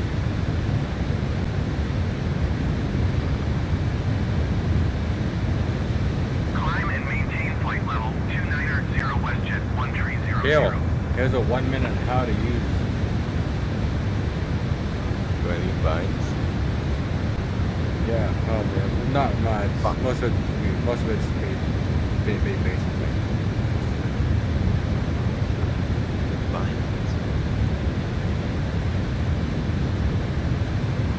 Look, here's a whole video on it. 15 minutes long, so they're like, you know, like, and it could keep up. Fucking good. You did that while I get the stuff. Is it 50 or 50?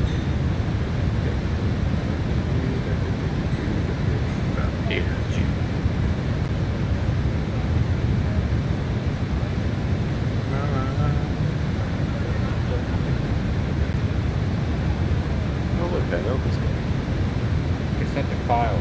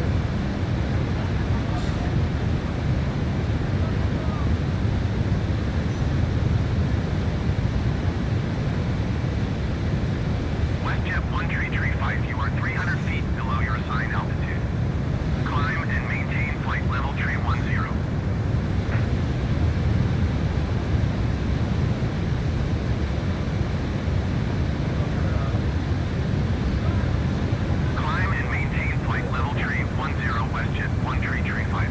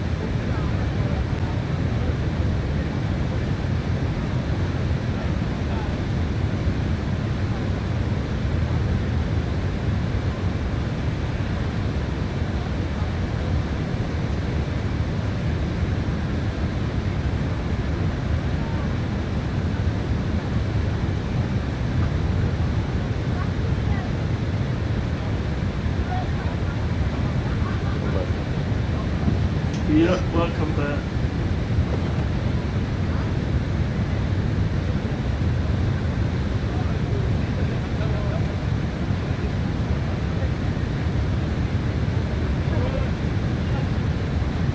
Where's my...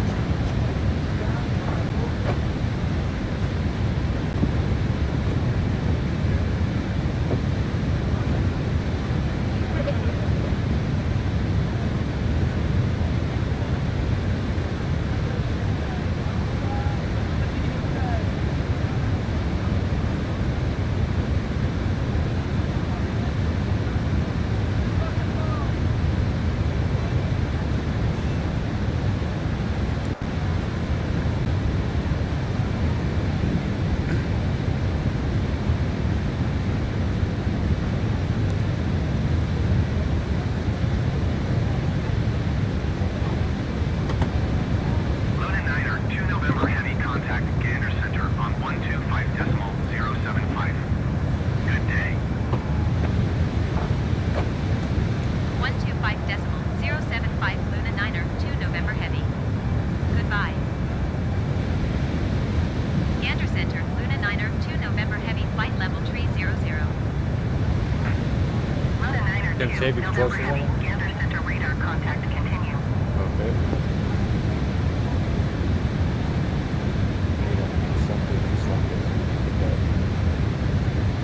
Shamrock 1131, contact Shamwick For some Center reason on my fucking thing is stuck over there. I 123.95. couldn't like...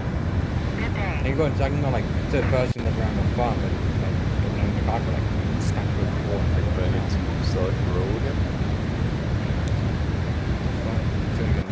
Going to 123.905, Shamrock 1131.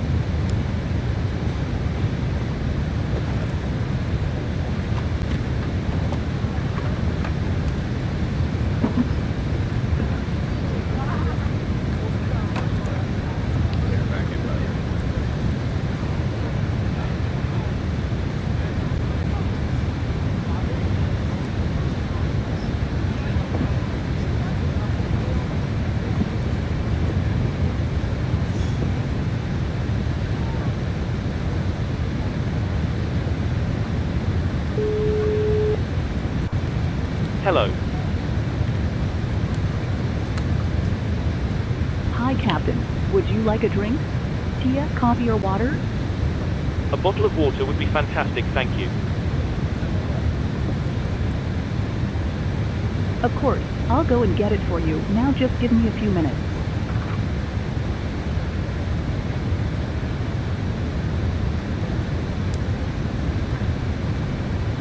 Yes, we're back.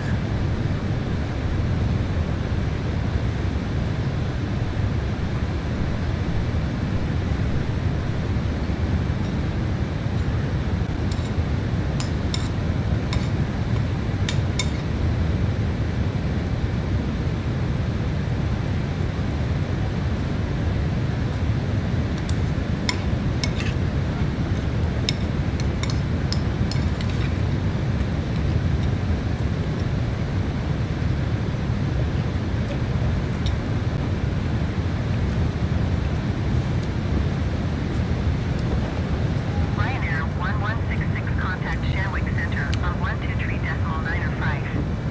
Good day.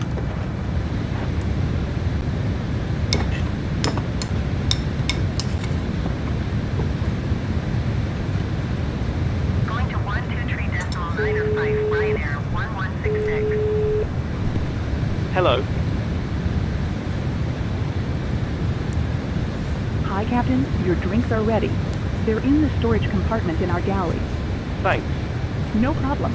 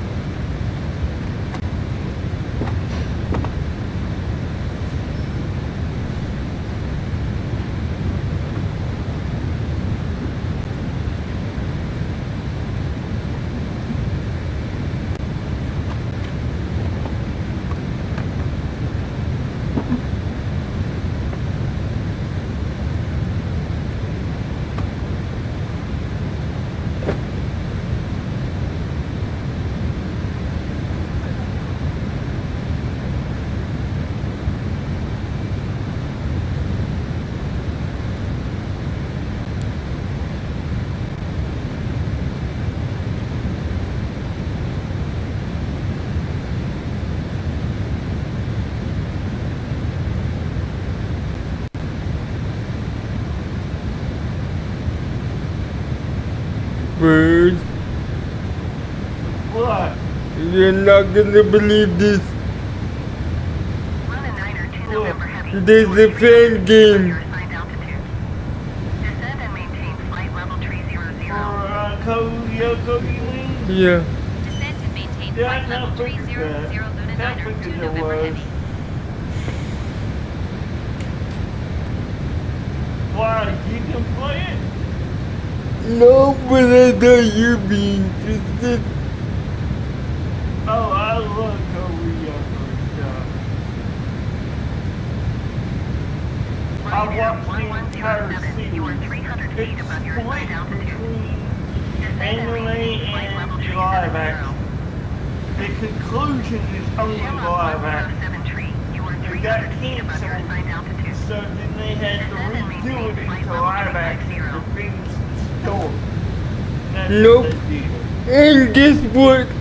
The creators and the producers said they're working on the continuation and it's in production right now. On the anime? Yep. Yeah, like I said, the live action's the conclusion for now. That's on YouTube. That's how I know the ending. But it's not the ending. They're gonna continue it. Flight level 300 Luna 9er to November Heavy. That was the ending for now back then, but Well, I know Xana got destroyed. yeah. The super Xana got destroyed. Yeah. Code Lyoko is a great series.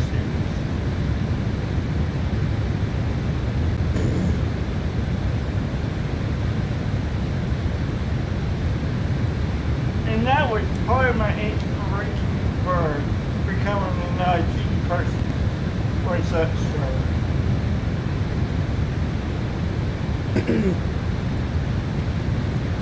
Well, there you go.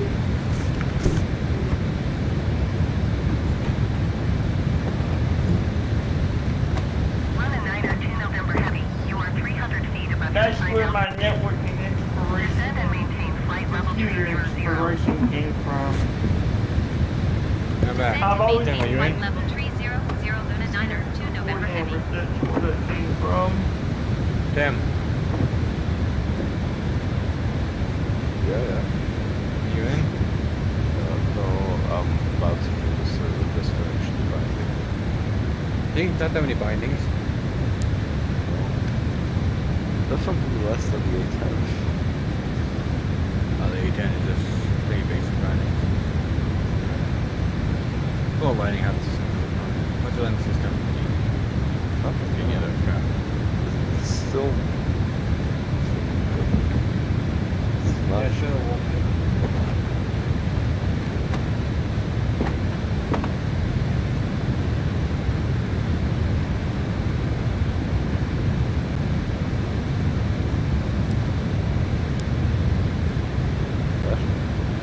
Yeah. It's not showing up on the server list. Yeah.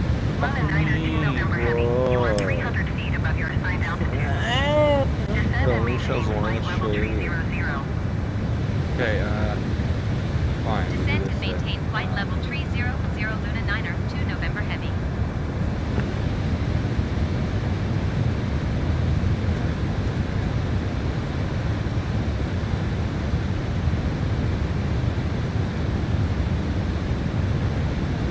Alright. This is the fourth time I'm doing this. I know.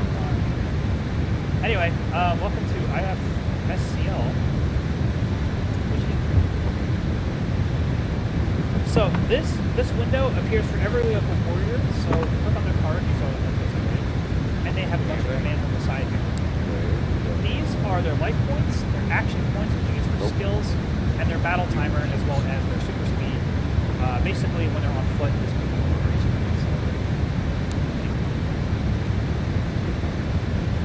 So we can view I don't have any of the maps on the logo by typing in tmap.secondphase and typing about desert. Luna 9er to November Heavy. You are 300 feet above your assigned altitude. Here's the desert. Descend and maintain flight level 300. Okay. Oh, gonna go to Descend and maintain flight lever 300 Luna 9er to November Heavy. We're gonna go to Fade. It's called 76. Yippee! 76. Yes. I think it's saying that the time is 8 o'clock. Let's go 8 o'clock in the morning. This is don't know if we're in the 24 hours. It's probably. Je ne percevais plus les choses.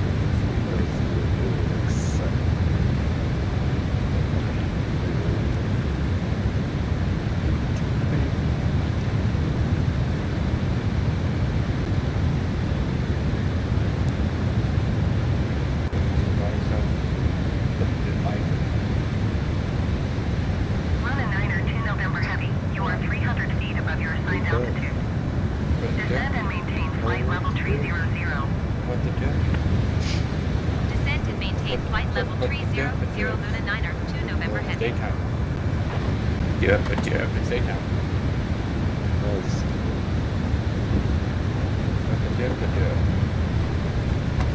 I can't believe she's finally dead.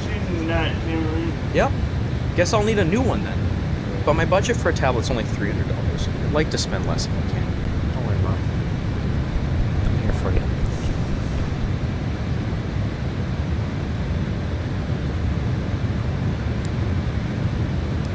It's a good thing I am, because the budget tablet market is a veritable jungle full of predators.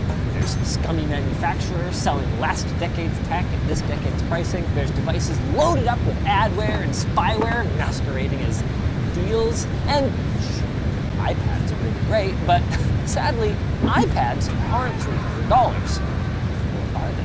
We scoured the bargain bins to find the best deals, and we've come up with 5 tablets that won't waste your money or your time. And we found some big surprises. For one thing, budget tablet kingpin Amazon is nowhere on our list this time around. For another, there's this surprise segue. Bridge! It's not too late to grab a last-minute gift for that friend or family member you definitely didn't forget about. So get up to 40% off during Bridge's holiday sale by using our link in the description today. Right now. Do it now.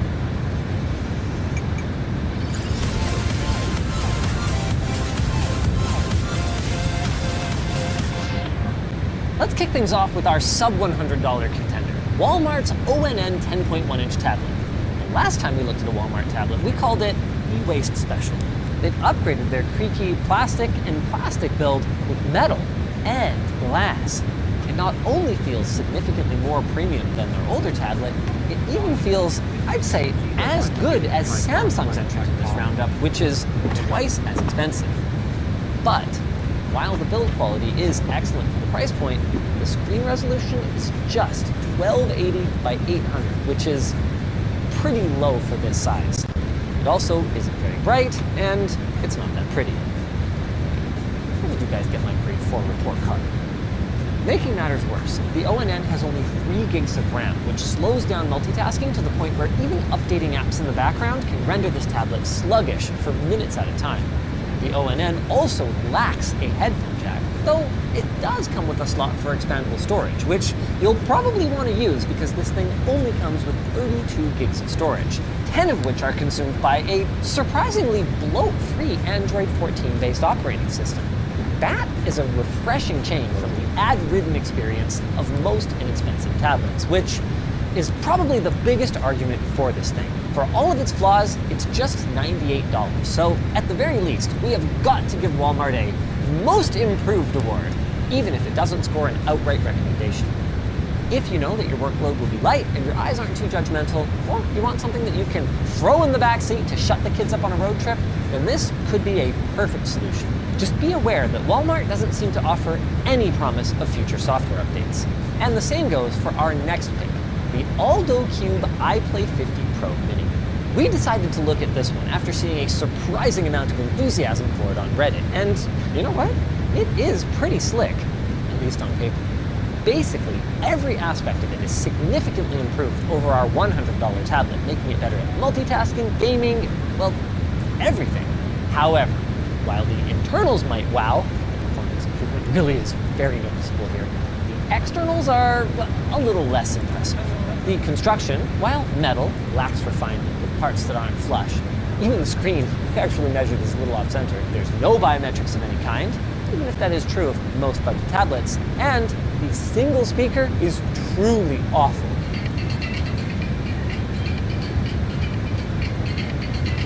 Thankfully though, you can at least plug some headphones in with the 3.5mm jack.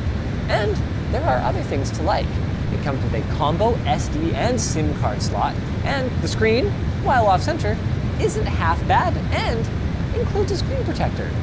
It does suffer a fair bit when viewed off-axis, but it's higher density than our last tablet, making it much better for reading and watching, and is a huge upgrade overall over the ONN. That is, assuming you care about more than just raw size. Like many unknown budget brands, I wouldn't expect much by the way of customer support, device updates, or accessories. They're running Android 13 with a year-old security patch, which is yikes. But that's kind of par for the course, and we were very pleased to find that unlike other budget tablets, we had no issues with Widevine support. What's Widevine, you ask? It's a form of digital rights management that's used by most major streaming services. It's what makes it so that when you try to screen record Netflix, it shows up black. Anyway, the part that matters is that we were only considering devices with Widevine level 1. That's the level that will allow you to stream in HD rather than being stuck at 480p on Netflix. Moving on, if software support matters more than best hardware for your buck, you might want to take a look at our next contender. Now, I'm going to be real with you guys. Samsung's tablet lineup is large and confusing, ranging from excellent, expensive, to complete dog shit. And they seem to go out of their way to make it darn near impossible to figure out which is which. For example, there's the Galaxy Tab S6 Lite, and you might think, okay, that must be a tablet version of the Galaxy S6 phone that came out over 9 years ago. But you'd be wrong. The S6 Tab actually came out 4 years after the S6 phone. Then, a year after that, it was cut down a little bit to become the Tab S6 Lite. But the story is hardly over. That tablet was refreshed as the Tab S6 Lite 2 years after that, and then it got refreshed again this year and is still called the Tab S6 Lite. But enough about that.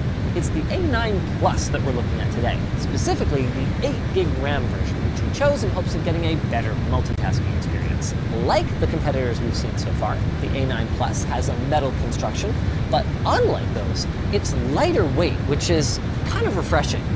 A refreshing feeling that fades once you start using the thing. See, in spite of its name brand Qualcomm Snapdragon processor, it performs no better than the Aldo Cube, and even manages to chug when just swiping between pages on the home screen. I think this has got to be a software issue. I mean, it has a high refresh rate 90Hz display that looks butter smooth when you're doing other things, but now that we're spending over $200, I don't really care whether it's the hardware or the software. I'm a lot less willing to make excuses for any kinds of issues. Maybe it's the infamous Samsung bloat? I mean, even if we exclude the 16 superfluous Samsung apps, we got 6 random apps from third parties that were preloaded on this thing. Look, Samsung, I invited you into my home. I didn't say that you could bring your friends. Don't get me wrong. It's a pretty decent tablet once you remove that crap. I mean, the display is kind of ghosty, but I would describe it as adequately sufficient.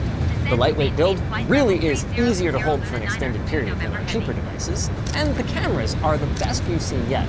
Same goes for the speakers.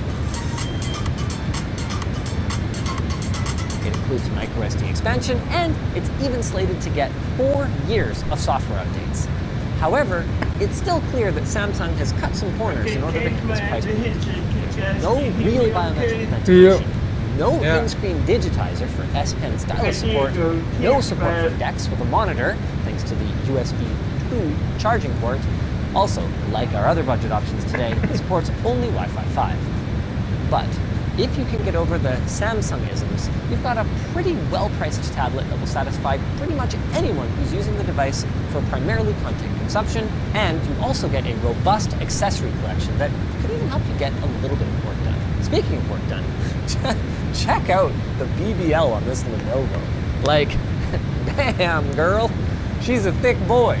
With a large 11.5-inch display, 8 speakers, and a built-in kickstand, the Lenovo Tab Plus is positioned as a media consumption monster, and I gotta say, it kind of delivers. The screen, while not the brightest, has great contrast and handles motion well, not to mention gives plenty of room to multitask. And the speakers, wow, do they ever get loud! And not just loud, they're even good. They're probably the best ones in our roundup, which, spoiler alert, does include an iPad. Let's put a pin in that for now, though. store.com, come back to the tab Plus. The all-metal housing contributes to a very premium feel, but also results in a heavy tablet that can be a bit unwieldy to single hand. The integrated kickstand does help with this a lot, because you can just put it down. And, oh, okay, this is really cool. It opens up all the way to nearly 180 degrees, allowing for a nice drawing or note-taking angle with the sold separately stylus. It also comes with ample onboard storage and RAM and expandable storage too. And with their media focus, they also included a headphone jack. But you knew there was going to be a but. The processor, which it shares with the much cheaper Aldo Cube, is a bit of a downer, especially because of the way that it holds back an otherwise well-rounded desktop. My biggest issue though is not the processor, it's the bloatware. Lenovo aggressively tries to trick you into installing unneeded games and apps while you're setting up the device, and even if you cleverly navigate their dark pattern obstacle course, you will still find that the device has automatically dumped a bunch of garbage on your home screen. I'm talking 17 additional apps plus an Apps for You folder on the home screen where you can download even more apps that you never asked for. It's confusing and honestly disrespectful. But with that said, the worst offenders can be easily removed, and Lenovo is promising 2 Android version updates and 4 years of security updates. A pretty compelling value proposition at the usual street price of under $300 and sometimes as low as $250. Let's just hope they don't use those updates to cram even more ads into the user experience. Now, it's time for the big surprise. At the top of our price range, we've got the iPad 10th Gen, which, unlike last time, is brand new rather than recertified and is also, get this, pretty good. It's not without flaws. I mean, let he who has never removed a headphone jack throw the first stone.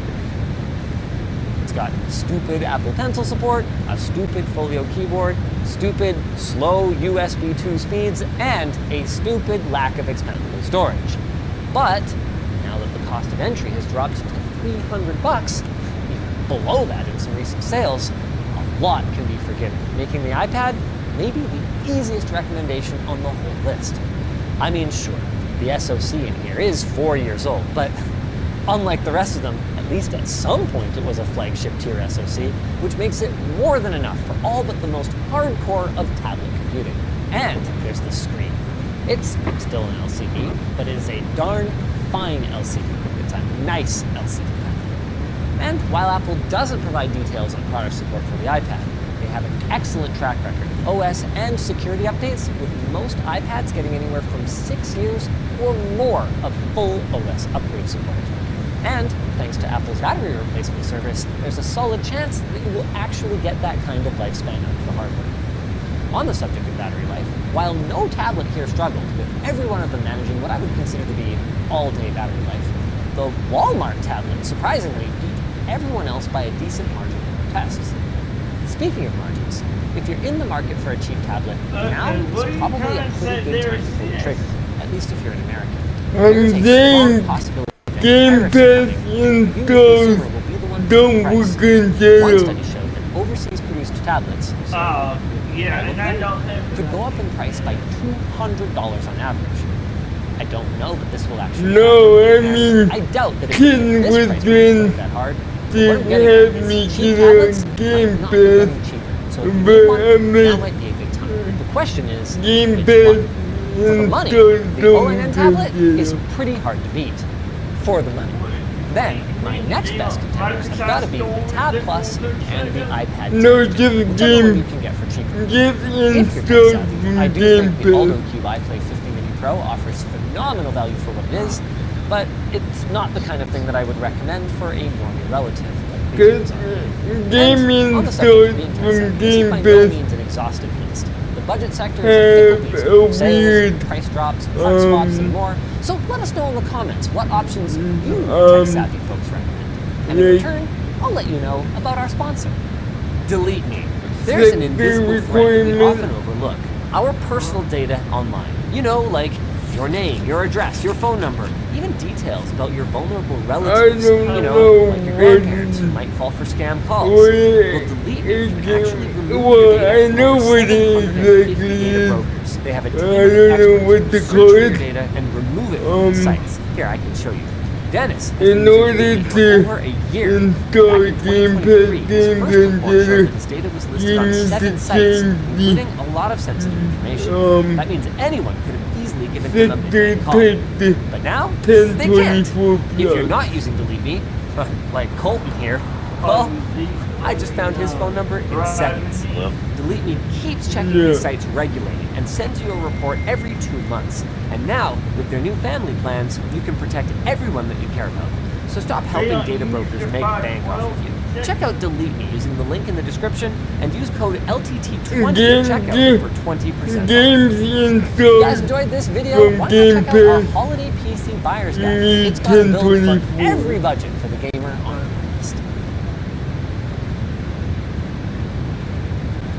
We have roasted your For worst some setups, reason. our best setups, and everything in between. But today, we're taking aim squarely at those who've been No, obsessed the 1024. most over their computers. Excuse me? It's just 1024. Computers? These computers It's a have actually A1 we're transcended being gonna workstations or use. gaming computers.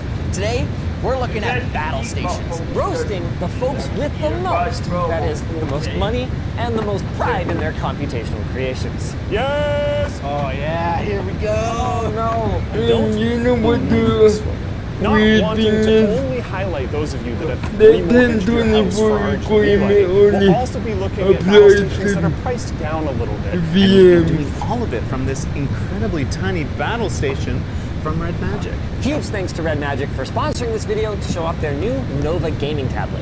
Its 144Hz display is fed frames by the new Snapdragon 8 Gen 3 leading version that isn't just fast when you boot up a game, but continues to be fast thanks to this sick cooling system on the back that features a fan that spins it up to 20,000 RPM. Now I know what you're thinking, that's probably heckin' loud. But even at max speed, you can barely hear it from the distance that you hold a tablet. As a bonus, the fan helps keep the tablet cool during fast charging, so you can get the most out of the included 80-watt fast charger. Check out the Red Magic Nova gaming tablet at the link down below. To start, we're going to be taking a look at the absolute best battle stations of all time as decided by the community. Dual 75-inch 4K TV computer? What? That chair does not look comfortable. This is the opposite of r/2D too high. Bro is sitting on the floor. No, actually, the TV's mounted really low. Yeah, but he's sitting on the floor. This probably is cross-posted on like male living spaces. I was just gonna say, this is that post that it's like, it doesn't take much to make a man happy. Yeah. There's no way that Buddy is reading text from that distance. Also, did he clear a conference room to fill it with his battle station? What is this space? You know what this actually reminds me of? I made this setup 13 years ago. Oh my gosh, it's the same room. Like, what is this? If his head is near the top of that chair, it's probably in line with the ergonomics of this are actually maybe somewhat okay, other than the fact that his feet are just permanently out in front of him. Probably sits cross-legged. Oh, that's kind of sick, actually. All right, in second place, the completely reasonable apartment setup. Oh, hell yes. That honestly just looks like some of the employee setup reviews that you've done. I don't know what's better, the full ceiling height rack or the slippers that are just vibing there. I like that he spent so much money on that server rack and so little on the monitors. Balance out what you're spending your money on. This table is trashed here. And then their desktop speakers were like, value bin. The top comment is, great idea. My wife would love this in the living room. Yeah. Also, the couch right next to it. Are you really going to be enjoying whatever it is you're doing on the couch with a server rack next to you? I was going to say, like, you know, you can put your server rack in like another room like Linus did. But it's like, no, that's clearly what they're into. They want to work on that. They want to spend time on it. I think it's sick. Ladies and gentlemen, we found him. The one person who invested in a Windows mixed reality headset. All right, you want to look at the number one? Yes. 68,000 upvotes over 7 years. Oh yeah, that's the stuff. I love it. That's awesome. That's actually kind of sick. This is deserving of the number one spot. You're making it work. Do you think the ratchets are holding the desk together or just the hardware down? I think they're holding down the back of the monitor to ensure that it doesn't just vibrate off of that desk when he's driving. And I think they might also be holding the table together, although it's hard to say. Place truck sim is the top comment. Please don't. Do you think you could live on the road if you had an amazing gaming setup in a truck? Younger, not married, no kids, obviously. 7 years ago, no. Today with Starlink, maybe. Maybe. This is a sick setup. This is very good for you. All right, here's a couple top upvoted ones from this month. It looks like a render. I am slightly suspicious of this being real. It's too perfect. Do you like any color in your life, by the way? Holy crap. It's really nice as long as nobody ever touches it, nobody ever uses it. The thing I don't like is that there's stuff in this photo that is like placed but is not usable in that position. Like that switch can't be charged there. That start menu can't be touched very easily. What does it look like tomorrow? The one thing that I've got to take a bunch of points off for here is the monitor lamp. I freaking hate them. Andy, I don't want to talk about it right now.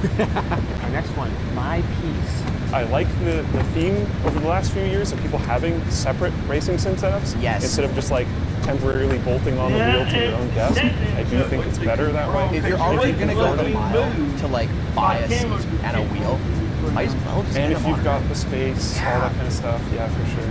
Damn, look at that chrome American flag. I suspect they made it themselves too, which is like pretty cool. I think a lot of what makes a good battle station is the space that it's in. So having the windows with the trees right there adds a lot of atmosphere. I love that monitor arm solution. Just clipping it to the side of the desk, that's really smart. What monitor? Oh, that monitor arm. I thought you were talking about the monitor sitting on top of a motherboard box. Oh. And I was like, okay. Wait. That's a Catan box. Oh, yeah. In fairness, that's probably about the best use of the Catan box. What do you have against But He's lost too many times. How dare you see through me like that? Absolutely fantastic setup. Yeah. All right. Dark Blade 420. Whoa. This is awesome. Oh my god. Oh, I love this. Those speakers are crazy. Those are nuts. On a computer setup, those are insane. They have the huge tower speakers, then they have the little ones right beside it. You can configure them in stereo surround, and so they'll just add more sound volume. Yeah, there's just a lot going on here, but nothing feels out of place. Like I like the 3D printing corner, and from across from it, there's looks like a soldering iron. So he has enough table space to actually do projects. Yeah. You've got some retro camera collection going on. Record player as well. Which is sick. You collect things, but like very tasteful. Yeah, This sick looks setup. great. Super cool. You need a headphone holder. 3D printed? Get a head. Yeah, literally print yourself a headphone holder now. A work in progress forever. I've never related to a sentence more in my entire life. Hold on. Did you buy 2 of those light bars? It doesn't look as bad to me because it covers the entire monitor. It feels more integrated. Like proportional color matching here is crazy. The white to the wood and that almost matching in every area is really cool. Yeah. I love the separate 10 key. Put it on the right side, though. I do think it should go on the right side. I love this under desk mounted headphone amp. That is so cool. I really like the wall of succulents in the back. It tells everyone around you, I'm a functioning human being who can remember to put water in something once in a while. That's why I don't have any. Now I know what at least some of you are thinking. Those were pretty nice setups, but were they really battle stations? And you're not the only one, which is why the elitist of the mostest elite created their own subreddit called Ultimate Battle Stations. Oh, no. Sometimes these poor folks even get made fun of for their opulence, with Rommel saying, I get for having more than 3 displays. They say it's over. Oh my goodness. Whoa! Now this is what I'm talking about. That's a battle station. Okay, well, I'm not even mad at the displays. How many fucking keyboards do you have? This one feels to me like he wants a monitor for each of his tasks instead of realizing that you can actually use monitors for multiple tasks. Probably a Mac guy. Part of me wants to think like, is this a day trader? That's the only time I've seen monitor setups like this that make sense. The problem for me though is they didn't go very vertical.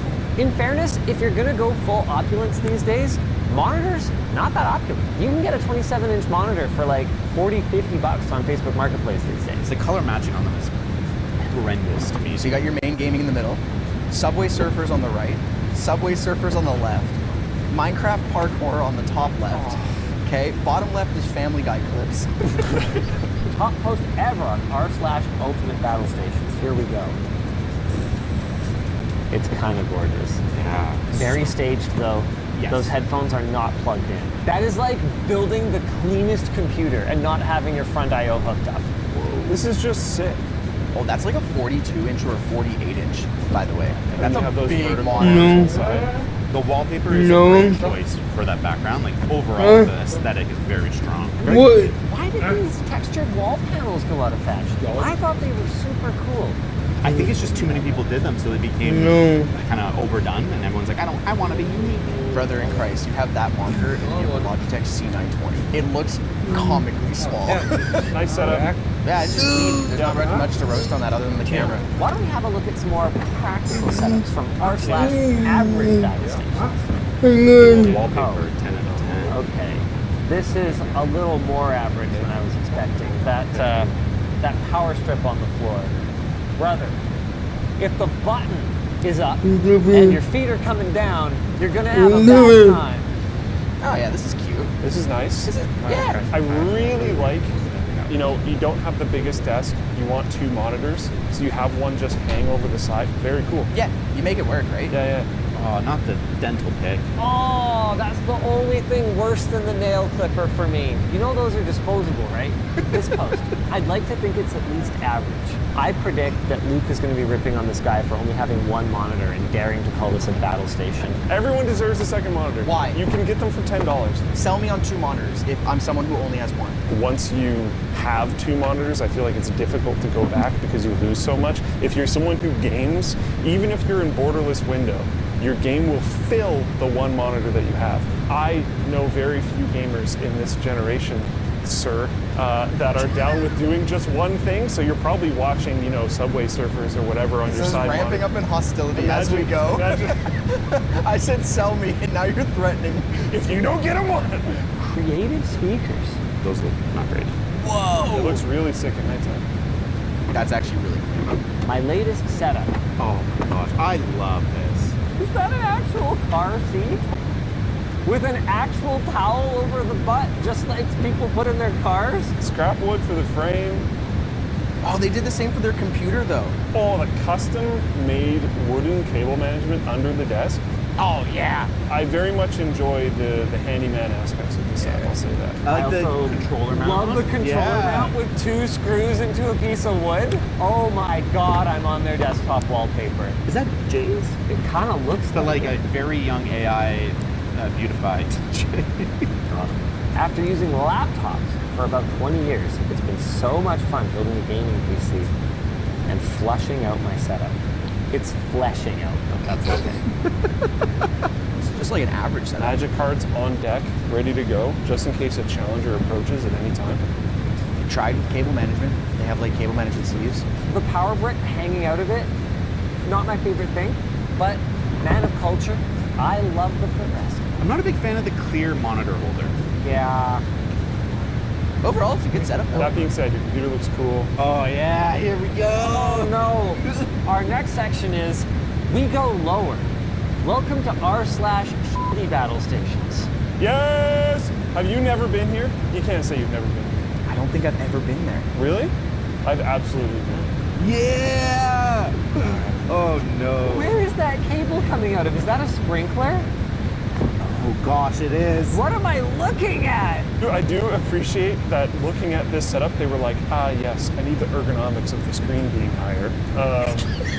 What are the pliers on the ground for? And the slippers. You took them off to take the photo and you thought it fit the space better? I don't know. Been using this setup for years. That's not good. Go get some free furniture. You've got a $200 Bluetooth speaker. Dude, he's got like a $150 mouse. We should do a whole series of videos on budget allocation. Yeah. I would never shame someone for not having money, but I would shame someone for not having a lot of money and blowing all of it on a fancy Bluetooth speaker when you don't even have a desk. Get a free keyboard. Yeah. Get a table you can put your knees on. Yeah. And you're doing fine. Just moved into a new house. So like this one, at least they were like, I should be able to put my knees under. I give a little bit of grace to people that have moved. It takes a little while to get set up, and like you don't want to buy temporary furniture, so you kind of make what you have work. They have great. It's gaming night with the boys. Sure. They were in the middle of moving in, and they were like, crap. It's an hour until I got to be online. I'm gonna throw something together. I'm gonna use these sawhorses. I'm gonna put this here. I'm gonna do that. Blah blah blah blah blah. I am not liking this chair situation though. What's chair situation? You'd be like sinking into this thing. It looks more like a hammock. Okay. I don't believe this photo. This looks staged. Because the house is super clean. Yeah. All the products are super clean. Yeah. That's like a very solid small form factor PC down there. This looks thoughtful enough that it might just not be fake. I think it's real but temporary. Buddy reinforced the box though. If he's just taking the picture, he could have just put out these little side flaps to hold up the main flap. But see, there's a second non-lawnmower box inside to keep it from buckling. Oh, there's no armrest on the left side. That's one of those things where like it's not actually missing the arm. It's missing 3 seconds of work to put the arm back on. That mouse pad sucks. Get a better one. Yeah. LTDstore.com. Yeah. Home garage setup. Oh, the bong! Right there. Front and center, baby. You went to massive bong, I went to feature. Yeah, that's the first thing I saw. Oh, got the gun. 1911? Probably airsoft. If it's not, store it properly, please. Who are these names that are crossed out now? Alicia? No notes. Keep sending it. Oh! Do you see the second monitor? Whoa! No, I didn't. Wow. Wait, that's a laptop. It is! Dude! It's taped on? That's crazy! Tell me it's mounted more than that. There's no way! I love that this is permanent enough that they put an RGB strip across the back of the monitor for bias lighting. I also love that they clearly are okay with taping things to the back of the monitor, but just dangled that USB out. Hold my carpal tunnel syndrome inducing setup. Wow. Reward yourself by getting a free table that you can put your legs under. And it's not like you don't have the space. It has to be a joke. It has to. There's no way. We need to do a better job with things like promoting Scrap Yard Wars. We got a better chair for free. I think this has potential. I like the idea of portable gaming setups. Yeah. But you really need to make it that your legs have somewhere to go and that there is more mousing area. You're never too old to be a gamer. It's kind of sick. That's crazy. I don't think they're doing a ton of gaming on the all-in-one Fujitsu computer. And that mouse and that mouse space, you have enough to go up and down. Also, I love that we can tell that you're actually a boomer because you not only have paper, you got a printer. Someone in the comments mentioned no IV bags. Imagine dropping the mouse and it falls down the stairs. All right, the last one in r/shitty battle stations. It belongs. Yeah.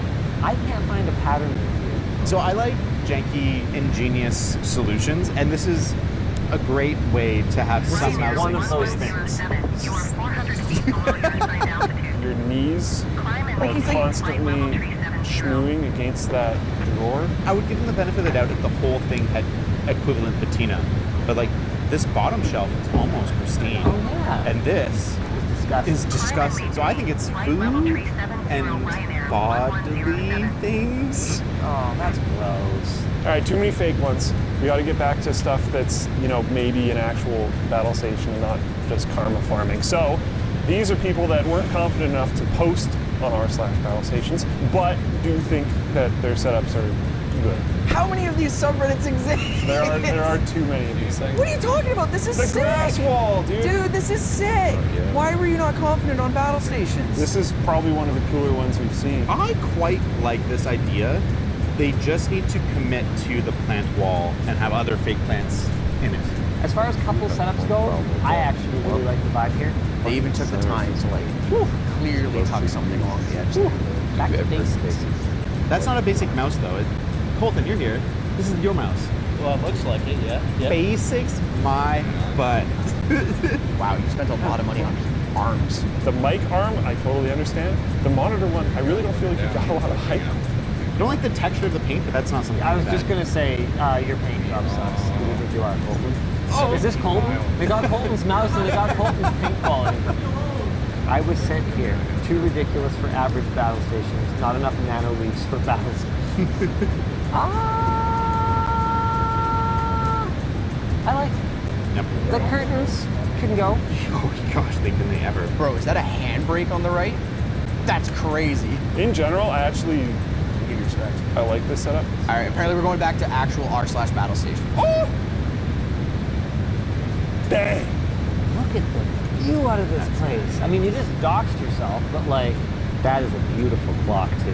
That's a crazy. sick place to store that. though. That's crazy. Assuming you're like left-handed as well. Phase 1, more decor. Yeah, please get more decor. This wall's pretty boring. Really good start though. Bro, You can the- see the vision. The one cable. is Yeah, driving just me route that insane. along the monitor arm. And I don't like that desk pad. I don't like the texture of it, but I also don't like that it's curling up to the back left corner. All right, moving on. Well, this person's asking, how can I improve my station? I'm sure lots and lots. There's lots to like here. And I love this frog in the rocking chair. This is some of the most tasteful vinyl figurine-ness that I think I have ever seen. That's a fairly tall keyboard. I would get a wrist rest, and I would get a better mouse pad. Other than that, I honestly think pretty good this setup. is pretty sick. Oh, you just named yourself. You should delete this. We did find something to improve after all. Greenery. Oh, because they used like the flares on r/battle station. Yeah, that's cool. That is, wow. Is that one of those Elgato? That's the Elgato Stream Deck Plus, I think. 'cause That's it's a got the really audio. cool place to Yeah, mount that. that's great. I could hang out in this space. Dual purpose art/acoustic treatment. Super into that. I thought that was Markiplier for a second. Hi. I like the vibe. I think the computer space does nothing for me. Yeah. Why is it giving me everything in 2 hours? There's nowhere to put it. This is fine. It's also, I think, an ultra wide. Leave me alone. Stop it. That wasn't gonna say anything. You literally just projected, bro. Holy.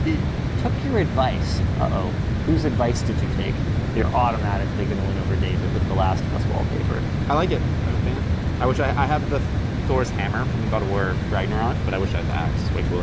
What's with this trend of people having clocks under their monitors? That would be a nice way. I don't have to check my phone. 'Cause if I check my phone, I'm gonna have messages and I have to reply, and then all of a sudden I'm outside of my game. Whereas this, I can just quickly look and be back game. I like the storage situation you have in the top left. I think that's really cool. This is great. Yeah, very good. Good job taking whoever's advice you took. Jury's still out, but man, you can't deny that. Fuck you. Okay, I know. Oh, how did it And have- I will yeah. say again, the PlayStation looks good. I'm tired of these boring people just being like, oh, the Xbox is black and normal box is the best looking console. That's why no one bothers. I'm not saying that the Xbox is better. The PlayStation sucks ass. It looks horrible. No, it looks good. You didn't even notice it right away because it fits so well on this. Yeah, but now it sticks out like a goddamn sore thumb. Nope, looks great. Yeah, it's pretty tasteful. Honestly, I don't feel like this is the best use of the space, though. Like, they've got all this extra space over here on the left, but everything's kind of crammed in here. Dude, you have an overkill camera. That's crazy. Like it. I think we got 2 Leicas. No, I'm talking about their webcam. I like you a lot. Another subgenre is IKEA. I like this. This used to be a cool thing that everyone did. You put up the boxes for your hardware. Why you need 2 GPUs, I don't know. Doesn't matter to me. I like the pegboard. Yeah, I like the controller holders over on the left. I think that's the stand. So reflective. Third monitor. Yeah, in general, sick. Yeah. Switchfoot. Dude, That's that's pretty a cool. sign. That's pretty cool.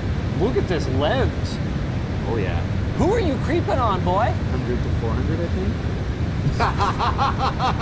Like, we'll sign your record if you stop taking photos of us. There's like a little bit of like, just shove that keyboard cable down the back there a little bit more. RGB free is a tag, so like no RGB. Is just having a laptop, is that cheating? It probably has an RGB keyboard, so that's why it's closed. Please include me. I'm pretty sure I see a backlight on this keyboard. I could be wrong. I think it's off. I think it's just the light. Ew! Are those overlapping desk pads? I think that's what that is. It might. Just goes to show you, left-handed people can't be trusted. Light side developer setup. I enjoy this just because you are a rare shiny Pikachu. Because all the developers are into dark mode everything. I was just gonna say, I love the strategically positioned chair so that you can't see any of the cables by the computer. That's funny. I thought you were gonna point out the garbage can right in front of the plug. Nice! Yeah, that too! you're one of those grown-up people I've heard so much about. Like, this is the most responsible adult that I will probably ever have any form of interaction. Nice to meet you. See you later. I like the desk pad. Oh, Not. this is that bloody desk pad again. Who wants felt desk pad? Ew. I get it. Looks good, but it feels awful. Or even if it does feel good to you, it's not the best for tracking. Don't do that. Custom loops? Oh, custom loops. That's exciting. What? What's happening? I'm overwhelmed, Luke. I love it. It is not what I want, but you go and you go hard. I am a big fan of anything like kind of UV glow looking, and this is, for better or for worse, kind of my vibe. That mic is not where that goes. Also, I'm not a huge fan of just like ugly random boxes under it. What do they game on? The only monitor that's eye level is the laptop. Is this even for gaming? Or is this a hardcore audio set? It might be a music setup. Because they've got that keyboard. They have speakers like crazy. And that's a wall mount case, by the way, that they have not wall mounted. Icy cool with the external radiator. No. Put your radiator somewhere else. Hide it. Sick setup. Pretty cool to have an external radiator. Get a second monitor, please, God. This is such a great computer. That's beautiful. Got the pre-bent metal tubes. I actually really dig those CPU runs. The traditional would be to do the right angles, but I actually really like the just like, they look like, make me think of like lightning bolts. I think it's because they also did both of them. Yeah. Like I think if they had one that was True. diagonal, it would look way out of place, but they were just like, you know what, I'm gonna do both of them like this. Finishing this off, here are some of Alex's personal favorites. I live in a van. This is my battle station. No, you can't. You boy. Even though that's like posed, he's like, I need people to know how to play the guitar. Yeah, is it there when you sleep? Like, That's a night elf laser. Nerd. He's not gonna understand. I've never played WoW. Oh yeah, for sure. And I think those are real plants. You think so? They look too branchy to be fake. It might not be alive. My mom needed to use Hi, my Captain. computer for her I weekly just book wanted to clubs. come by and I ask don't if think I'm everything was getting going it back. okay. That's Everything is sick. absolutely fine, yes. That Thanks actually for looks asking. awesome. I love how you can clearly see little bros set up. Just give me a buzz if you need anything. He's just Gaming hard. Like, he is unfazed by Doing the the book club craziest meeting. redstone setup ever. Don't forget about the VR controllers for book club. Are those pedals or are they just footers? Yes. Oh, it's a flight sim. Because look, they have flight sim sticks. So it's clearly like foot pedal to help with steering and whatever. Maybe a bit different than the norm here. I like this one. I'm just a fan of people that have their tools organized. This is the You got a POG. Perfectly organized garage. I always really enjoy it when people have like the craft areas next to their computer. Yeah. And this one is their computer is next to their craft area. It's like Yeah. the inversion, which is actually really cool. They clearly are like a hands-on, do stuff, and then, okay, I got time to game. Oh, the whole thing looks like it's on wheels. Oh yeah, yeah. Paint your wall, big brother.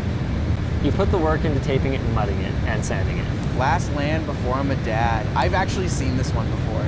This one's wholesome. I love to just like making it work. Like this dude's mouse pad is just like some picture from something.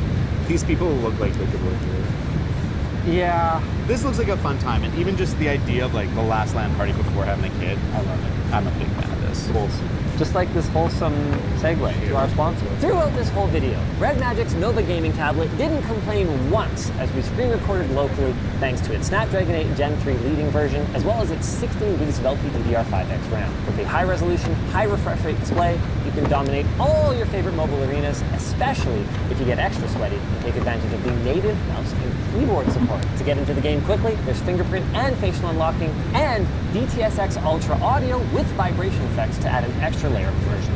It has a 10,100 milliamp hour battery and comes with an 80 watt fast charger, and you can check it out at the link down below. If you guys enjoyed this video, maybe go check out the time that the staff roasted the bosses. Did you participate in that? I was the writer. Oh. I watched it. Is it funny? It's very funny. How bad did you guys got? Your setups are so... Average? How dare you? I have made some clean setups in my time. In fact, I'd say some of the cleanest. So when a company has the gall to send me their attempt at a super clean setup capable desk, and they pre-build the thing, I gotta say, I'm a little hurt. What is this? You guys don't think I'm capable of putting a computer inside a desk? Well, I'm gonna show you that I've got the skills to pay the bills. think it's just my employees who know how to do this stuff?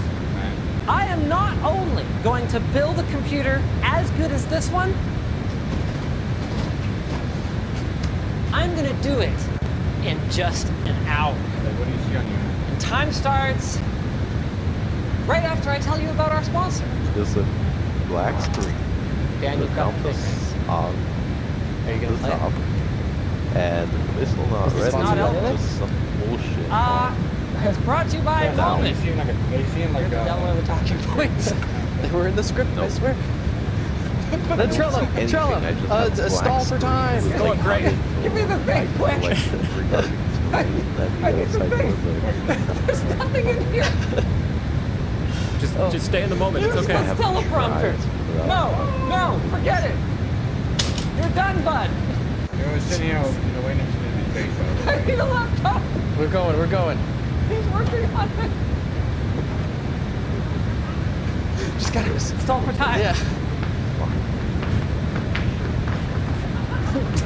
Where are they talking from? Oh boy. Let's get started. We'll do it after. Yeah. I could do the read. All right. Meet the Uneven Base, an esports-oriented gaming desk product that seeks to integrate absolutely everything you need for a full-on esports experience. Conveniently, we don't have to just imagine what it's going to look like. We've got a completed one that they sent over to us. You guys are taking it away. One moment, please. Put it back. Whoa! All right. So, front of the desk, we've got what appears to be a 4-foot desktop surface with integrated RGB. Got a couple panels here. I guess we'll figure all that out as we go. The point is, you've got an MITX or ITX gaming PC enclosure over here on the left with what appears to be a tempered glass window. You've got an integrated monitor stand, basic compatible, obviously, that appears to fold down or something like that. Okay, that's going to be a bit of an adventure when we figure that out. And then at the back, you've got all the room that you could possibly want for cable management and ventilation.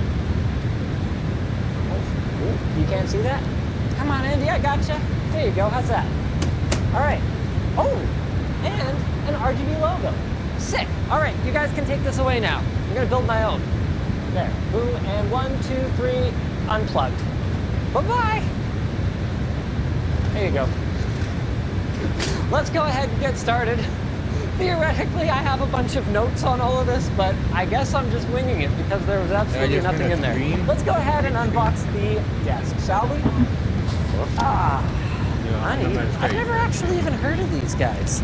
Is this their first product? Is this their only product? Yeah. This is their only product that they have on their site right now. Okay.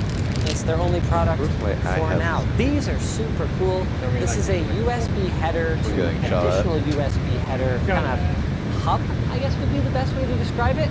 A lot of peripherals, like internal peripherals, things like extra screens that go on your CPU cooler, for example. We'll use a USB 2 header in order to update the microcontrollers that they have on board or to write data to their storage. Like, say, for example, now's not a good time. Like, say, for example, if you wanted to throw a new picture on one of those things, or if you wanted to change the pattern of your addressable RGB strips or something like that. So this allows you to take one USB 2 header off of your motherboard and split it out into a whopping 4 additional USB headers. And because this is not a performance-sensitive application, that's not a problem. Because realistically, you're never really even using any of those things at once. Uneven appears to have their own addressable RGB hub doodad-a-majig. I'm assuming that this goes out to the motherboard. Hey, look at that, it's labeled. This one goes to the motherboard, and then you can do up to 10 additional RGB strips off this thing. Love to see it. You know what I'd actually really love to see? Someone build one of these that has almost like a clamp that goes on top of it that grabs onto these RGB things once they're in there, because they're such a pain in the butt. You basically got to hot glue them into place. They also include some cable extensions, sleeve cable extensions, so if you don't have a pretty power supply with pretty cables, you can still gussy up your build. And this is really nice. They've got extensions for the front I/O connectors. So this is your power switch, power button, Those are the same thing. Reset switch, power LED, and drive indicator LED. Now, I haven't actually started yet, so you don't have to start this timer. But you do have to start this segue to our sponsor, Moment. From vloggers to photographers, Moment offers a vast catalog of products and courses to help you capture your vision. Get the right gear, learn new skills, and get creative by checking out Moment at the link in the video description. We got this, right, Adam? We got this. Yeah, Here we got go. this. All right. I'm not counting unboxing the desk as part of my hour, by the way. Okay, that's fine. We'll let it slide. All right. Wow, okay. That's kind of cool. You can see the caboose of the desk, right? So that's how they managed to make it thick enough to actually put a flipping computer in here. I am looking at what appears to be 80mm fans over here on the side. What is block? Very nice. High-graded heated fans. But still have a low enough profile, so you've got this angled shape, right? Still have a low enough profile at the front that you're not whacking your knees against that flipping computer that's inside your desk. That's been a major design consideration for us every time we've made some of our various attempts, better than others, at building desk PCs. What else am I looking at here? It's got an integrated handle, so I guess the idea is if you have like a lot of these, you can kind of roll them out pretty easily. Man, with a computer in there, pretty flippin' heavy though, wouldn't it? Okay. Neat. So let's go ahead and get these legs unstrapped here. Okay. Oh, got a QR code here with a quick guide and user manual. Okay, they don't lock into, oh, they do lock into place. There you go. Got a little brace like that. Goes on a little something like, one moment, please. Here, come on in here, Andy. Let's see if we can figure this out. Oh no, that isn't. Is that it? Oh, there we go. There's your problem. It's just got to settle all the way in there. Okay, cool. This is a really neat idea for a product. I've seen desk cases before from the likes of Lee & Lee, for example, but very expensive, very premium. Basically so expensive that if you're not building a top-of-the-line machine and water cooling it, your money would be better spent almost literally on anything else. Tell me something. Nope, I'm going to make it a little bit further. Then I want to know how much this thing costs. Because if they're targeting esports, it could go one of two ways. It's either going to be like $3 grand, because realistically you're a sponsored esports athlete anyway, so whatever, just get your sponsor to buy it for you. Or it goes the other way. It's like, look, we understand that you're only playing Dota 2 anyway, so you probably don't want to spend a lot of money on your computer. You do need a desk, so here you go.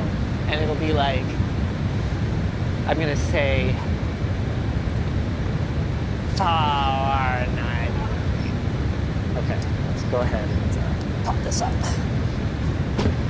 I will say that the molding costs in this are probably pretty substantial.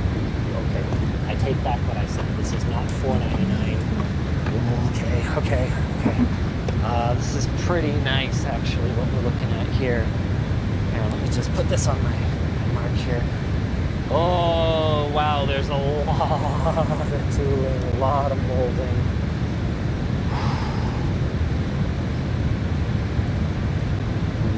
$8.99. I'm saying $8.99 US. Okay, Adam. Okay, you know the price already, right? I do. There's a lot of cool stuff going on here. We've got what appears to be an ITX compatible motherboard. No, that looks like MATX motherboard tray, so you don't even have to go ITX. Dual included 80mm noise blocker fans.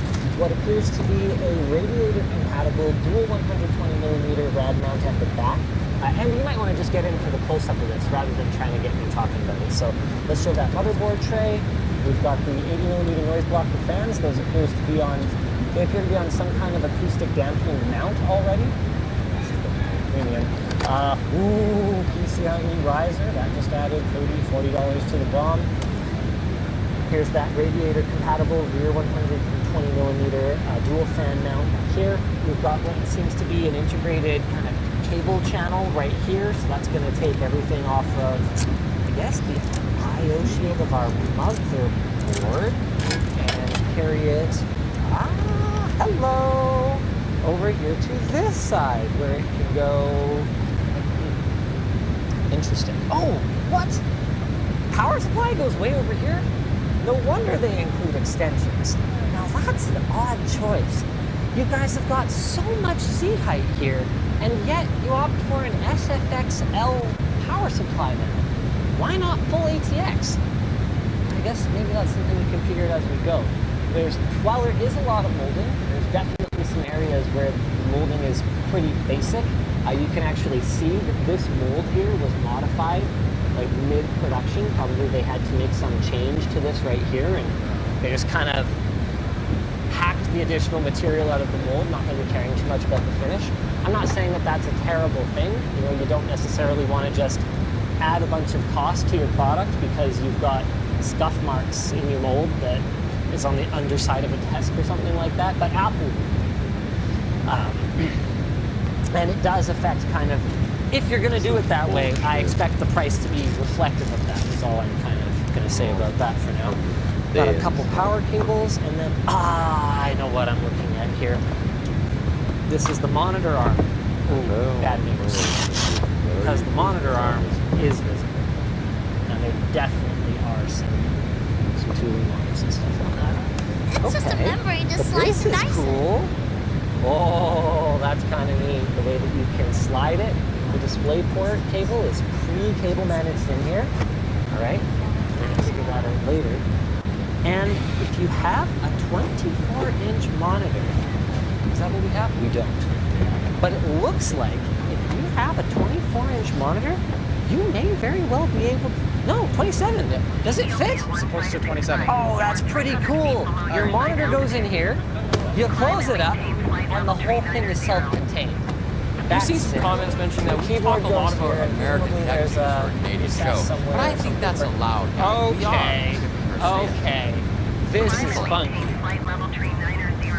The NVIDIA Act, which was meant to help boost the performance of gaming PCs, has been causing significant performance drops instead, according to a number of researchers. To be fair, joining the Sith and destroying them will happen. The report seemed to have started with Twitter user Sebastian Castellanos, who claimed to see a 15% boost after uninstalling the GeForce Experience replacement app, followed by fellow Twitterite Congru910, who clocked an 11% deal. Tom's hardware police claims testing 5 games initially claiming they also found up to a 50% performance reduction, before later clarifying they actually saw drops between 2 and 12%. But that we represents the community. We all found that 50%. Oh, that made it Finland. Right now, it looks like the You know what? I think it turns out the all culprit is the NVIDIA app's gain filters, which have been around for a long time. They tweak the way your game looks with AI. Is it designed in Finland?